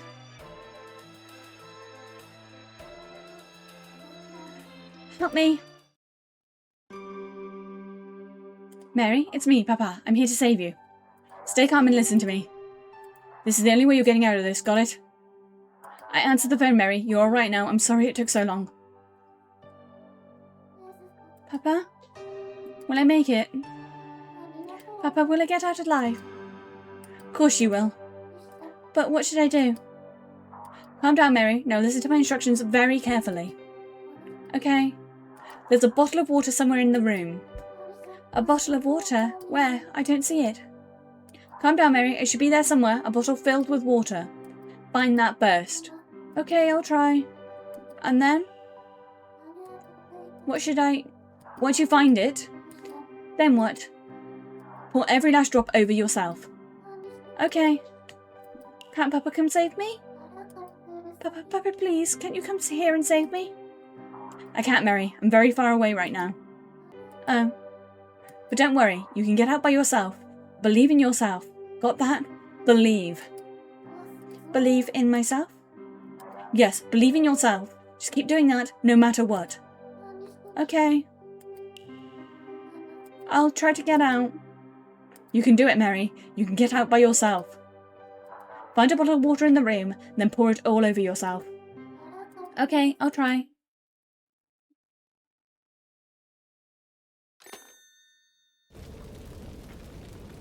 Papa, I can't do this on my own. I'll get out of here, so... Papa, watch me. There's a plushie. It could catch fire any second now. Plushie. The plushie, it's very important.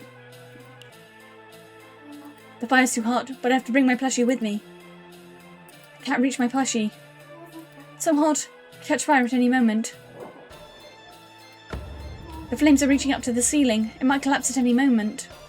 My hair is scratchy and my mouth is dry. My body is shriveling up.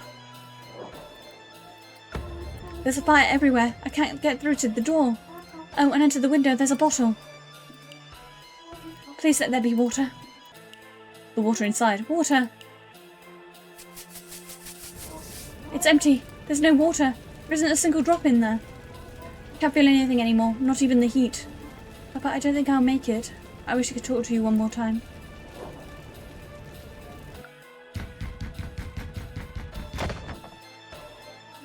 I'm sorry, Papa. I couldn't do it. I couldn't escape by myself.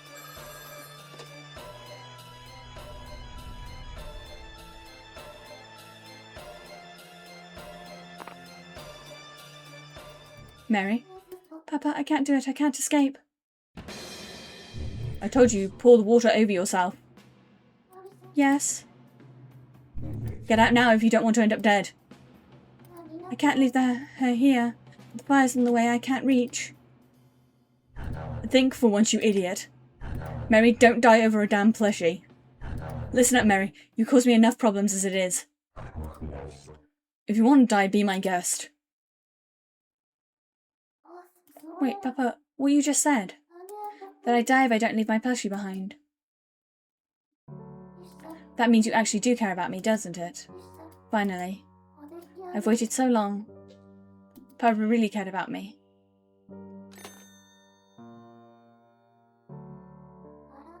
Fire.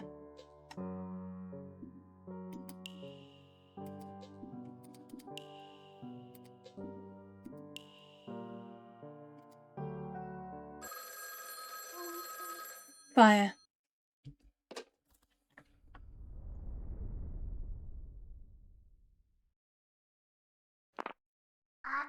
Mary, it's me, Violet. Violet, your voice is unusually gloomy. Good thing I called.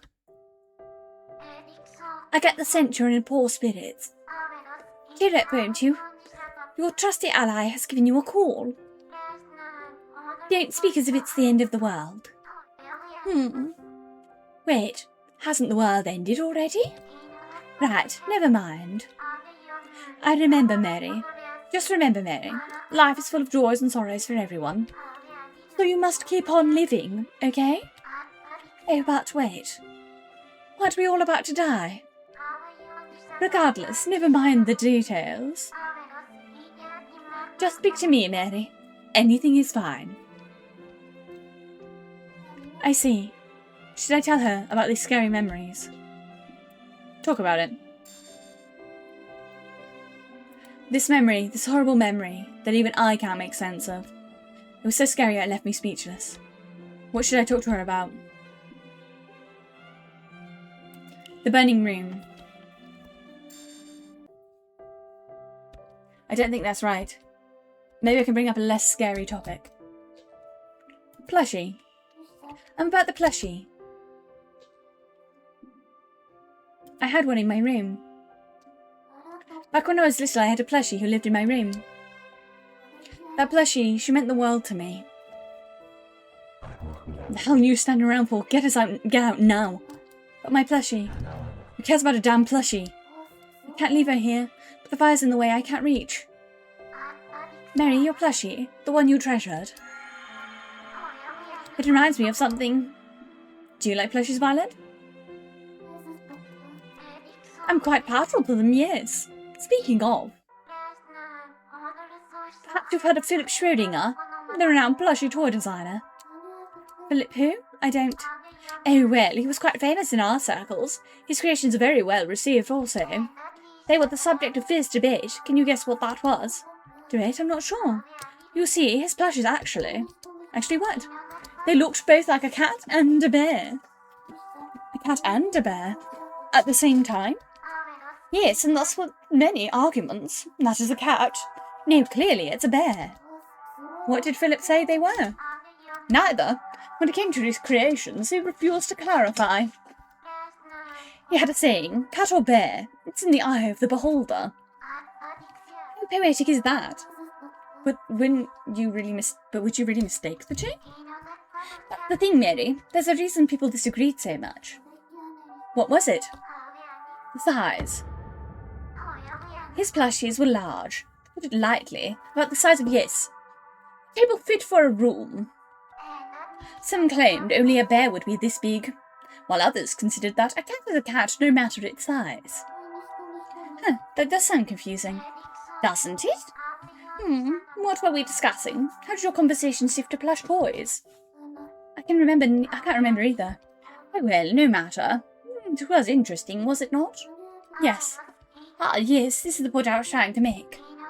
Everything is in the eye of the beholder, just like with Philip's plushies. What does that mean? In essence, Mary, what you fear may only be your perception of the situation. For instance, encountering a bear is frightening, but a cat, not so much. That is what I mean. Does that make sense? Maybe, but I'm not too sure. Overthinking does a lady no favours, Mary. Speak your mind as it is, all of it.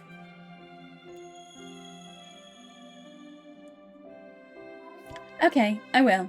Thank you. We've all the time in the world, Mary. Why not tell me? These frightful memories that haunt you, I'll help you overcome them. My most frightening memories would be the burning room. Speaking of fires,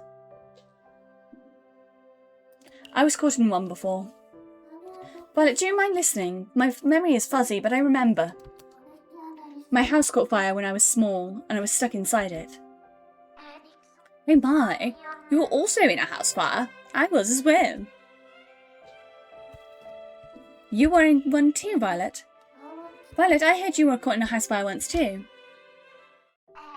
Yes, I know full well how terrifying they are. The flames were everywhere. They burned down the entire manor. Truly horrific. You must have been devastated. Oh, I'm sorry, Mary.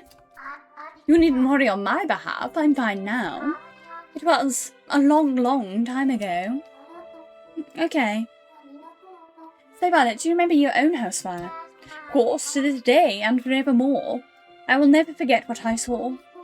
Was it your illness that made it burn? You said it yourself, right? When a moonchild touches sunlight, things around them burn. It was not. My moonchild had no hand in it. It couldn't have, since the fire occurred at night. Yet despite that, everyone suspected me. No matter how many times I tried to explain, nobody would believe me. We never found out what truly started the fire. Oh, that's right. Mary, may I ask, how did you know that my house had caught fire? Well, a detective called Max said he knew about you. Lady Violet also suffered a fire in her youth. It was a fire in a great X in Mene when she was only 8. Max, oh, that one clueless detective. Defective, huh? So you know him too. Why, of course. Difficult not to when he insisted on hounding me at every turn. Cyrus, too, held quite the disdain for him. Huh? Did he follow you two around? Yes, he also called my house more times than I can count. Fear not, I'm watching over you, he'd say. What a thorn in my side. It's a bit of a weird one, yeah. Well, enough about him. Oh, Mary, may I ask what caused your house fire? I don't remember. Why my room was surrounded by fire. I just can't remember. Mary, I have a rather strange question. What is it? During your fire, was the sun out? Was there any sunlight entering the room? Sunlight? I don't know. I see. Never mind. We're simply overthinking things. Me and my overactive imagination. I have a bad habit of assuming things. The people at the manor would tease me for it. Really? Yes, I'm afraid so. Perhaps it was due to my constant reading. Books and daydreams were the only way I could experience the outside world. Come to think of it, Cyrus often spoke of what I lay beyond the manor grounds. I yearned for his visits, for him to tell me those stories. Mary, is there a Cyrus in your life? Someone you yearn for as I do? If so, please tell me. The person I long for the most would be the person I remember on the other end. Would it be okay if I told you about my papa?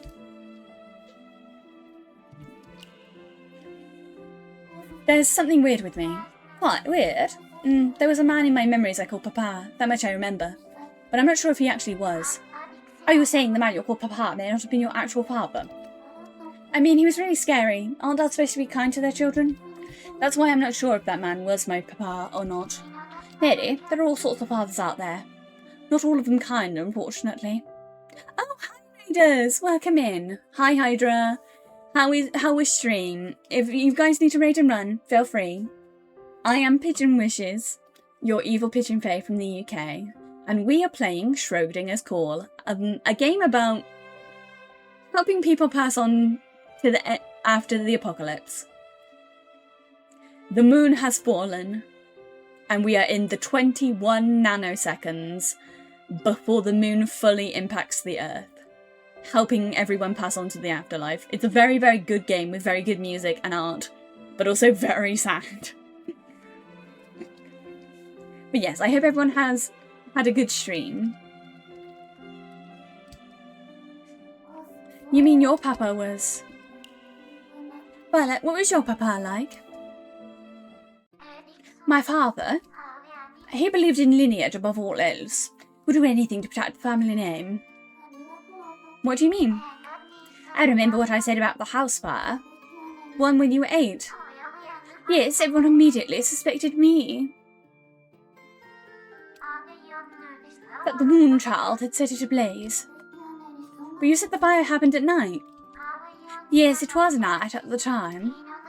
So my moon child could not have started the fire. Yet everyone accused me regardless. How horrible. That's when my father burst in and told me. You tarnished the family name. He couldn't bear to see us painted as criminals. Father forced the trial to end early.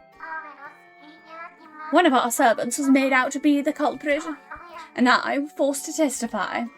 To this day, I'm unsure if that servant really did it or not. How could that... But maybe he just didn't want you to go to jail? I appreciate your optimism. Our new manor was one without windows. I was not allowed to leave without Father's permission. He kept me locked up within the dark manor. He would not abide the slightest risk to the family name again. How horrible. But I never gave up hope, because Cyrus was there for me. He gave me the hope to persevere. Yes, that's it.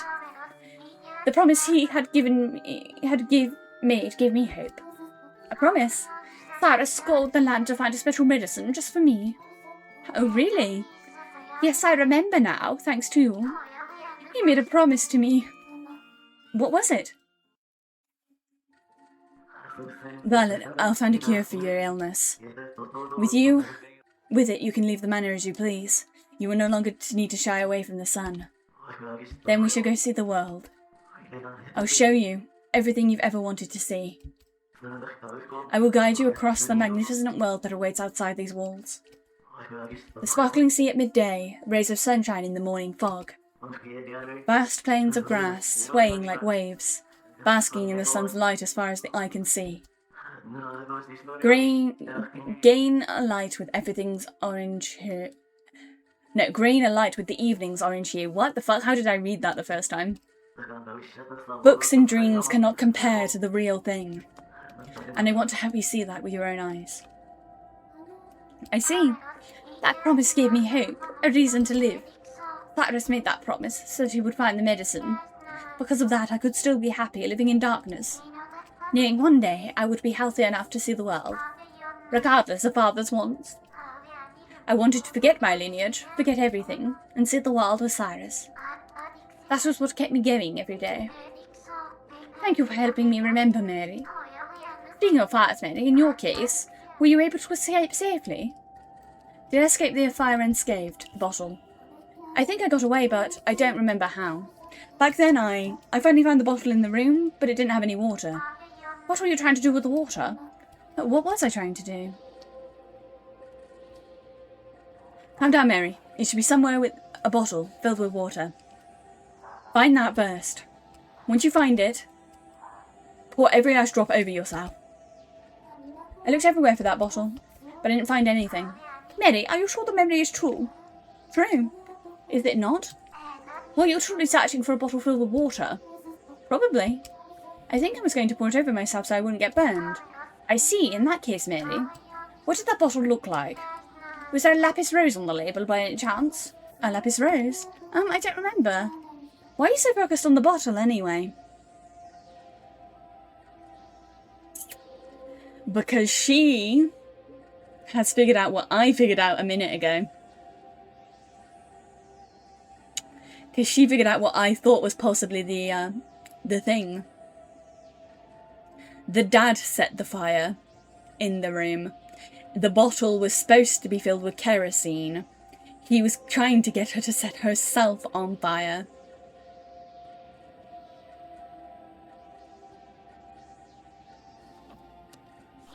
Well, because Mary, perhaps you were also a moon child.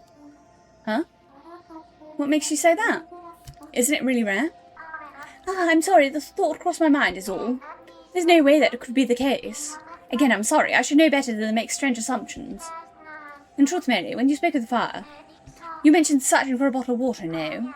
I just thought it may have been medicine instead. Medicine? Yes, a cure for Moonchild, to be exact. I've heard that it's stored in a bottle with a lapis rose on the label. The rose itself is supposedly the key ingredient. The medicine is so strong that once applied, no fires can break out even in direct sunlight. Have you ever used it, Violet? No, unfortunately. The medicine is priceless, very rare and difficult to obtain. That's why Cyrus set out for a long journey. He wanted to find it for me. Violet, I'll find a cure for your illness. With it, you can leave the manor as you please. You will no longer need to shy away from the sun. I see. Cyrus set out to find medicine for you. But why would he leave without telling her? After all, he left for her sake, didn't he? Because if he did, disappearing without a word the day after the wedding seems really odd. Cyrus just disappearing the day after the wedding doesn't feel right, but how do I tell Violet? Say it. Just say it. Violet, do you know how Cyrus disappeared? You know how Cyrus disappeared without a word right after your wedding? Doesn't it seem strange? What did you say, Mary? It just seems odd. Why would Cyrus up and disappear like that? I mean, the medicine was for you, right? I don't think he'd leave without telling you. Mary, I have faith in Cyrus. He wanted to find that medicine, even a day sooner for my sake. That's why he left the day of our wedding. How can you be so sure? Because to be honest, it's a bit suspicious. Because I love him. My love for him is why. Because I love him so, I have faith in him, even if he does something strange. I love him enough to know that he had his reasons. Can you understand that? But, Mary, I'm going to hang up now. All this talk of Cyrus and the fire has taken a toll on me. If you'll excuse me, I'll call you back later. Goodbye. Violet, wait. I'm sorry for bringing it up. I believe you really.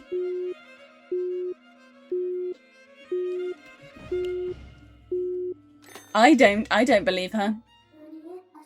I may have touched a nerve with Violet. The medicine Cyrus was searching for. Wait, wasn't Cyrus... That promise gave me hope, a reason to live. Cyrus made that promise that he would find the medicine, knowing one day I would be healthy enough to see the world. I've had it stored in a bottle with a lapis rose on the label. The medicine is so strong that once applied, the fires break out even in direct sunlight. Cyrus was looking for the medicine to cure Violet's moon child, right? A lapis rose.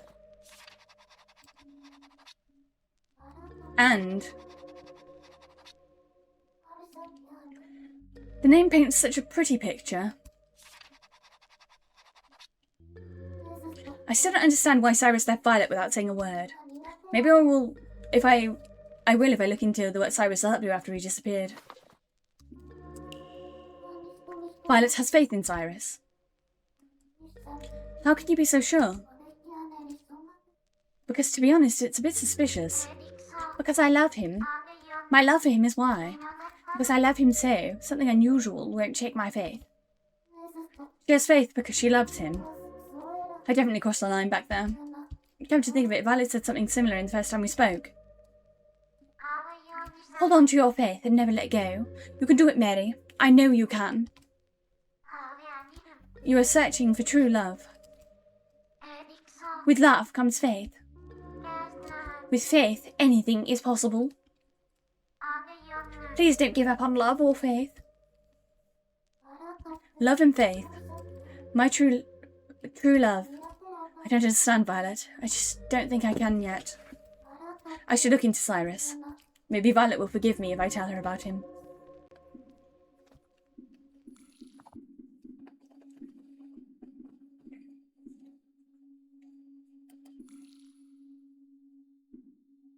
I think now is a good time to end. Now is a good time to end for tonight. It's pretty late for me. So it's a pretty good time to end for tonight. Let's see. This game is so fucking good. I can't wait to start next episode on the finale of Violet's thing. Who can we raid for tonight?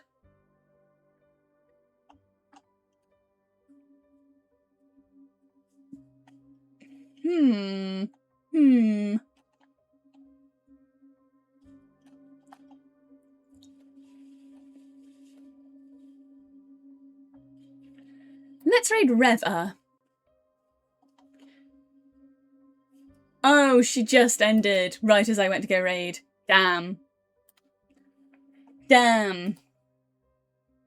My luck is bad with that at the moment. Accidentally trying to raid people who are ending.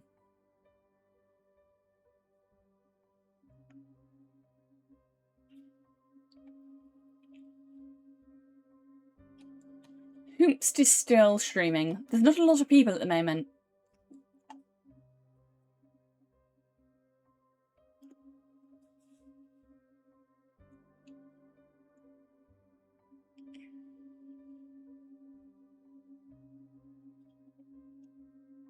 Yeah, everyone's ending. Damn it. I've tried to click on like 4 different people and they've all ended stream right as I was bloody trying to raid. Okay, we're just going to have to end it for tonight then, I think, if everyone's going to just stop streaming as we go to raid. Thank you everyone for coming in. I will see you tomorrow at 4 PM my time, so British Standard Time, for Raft with Himbo.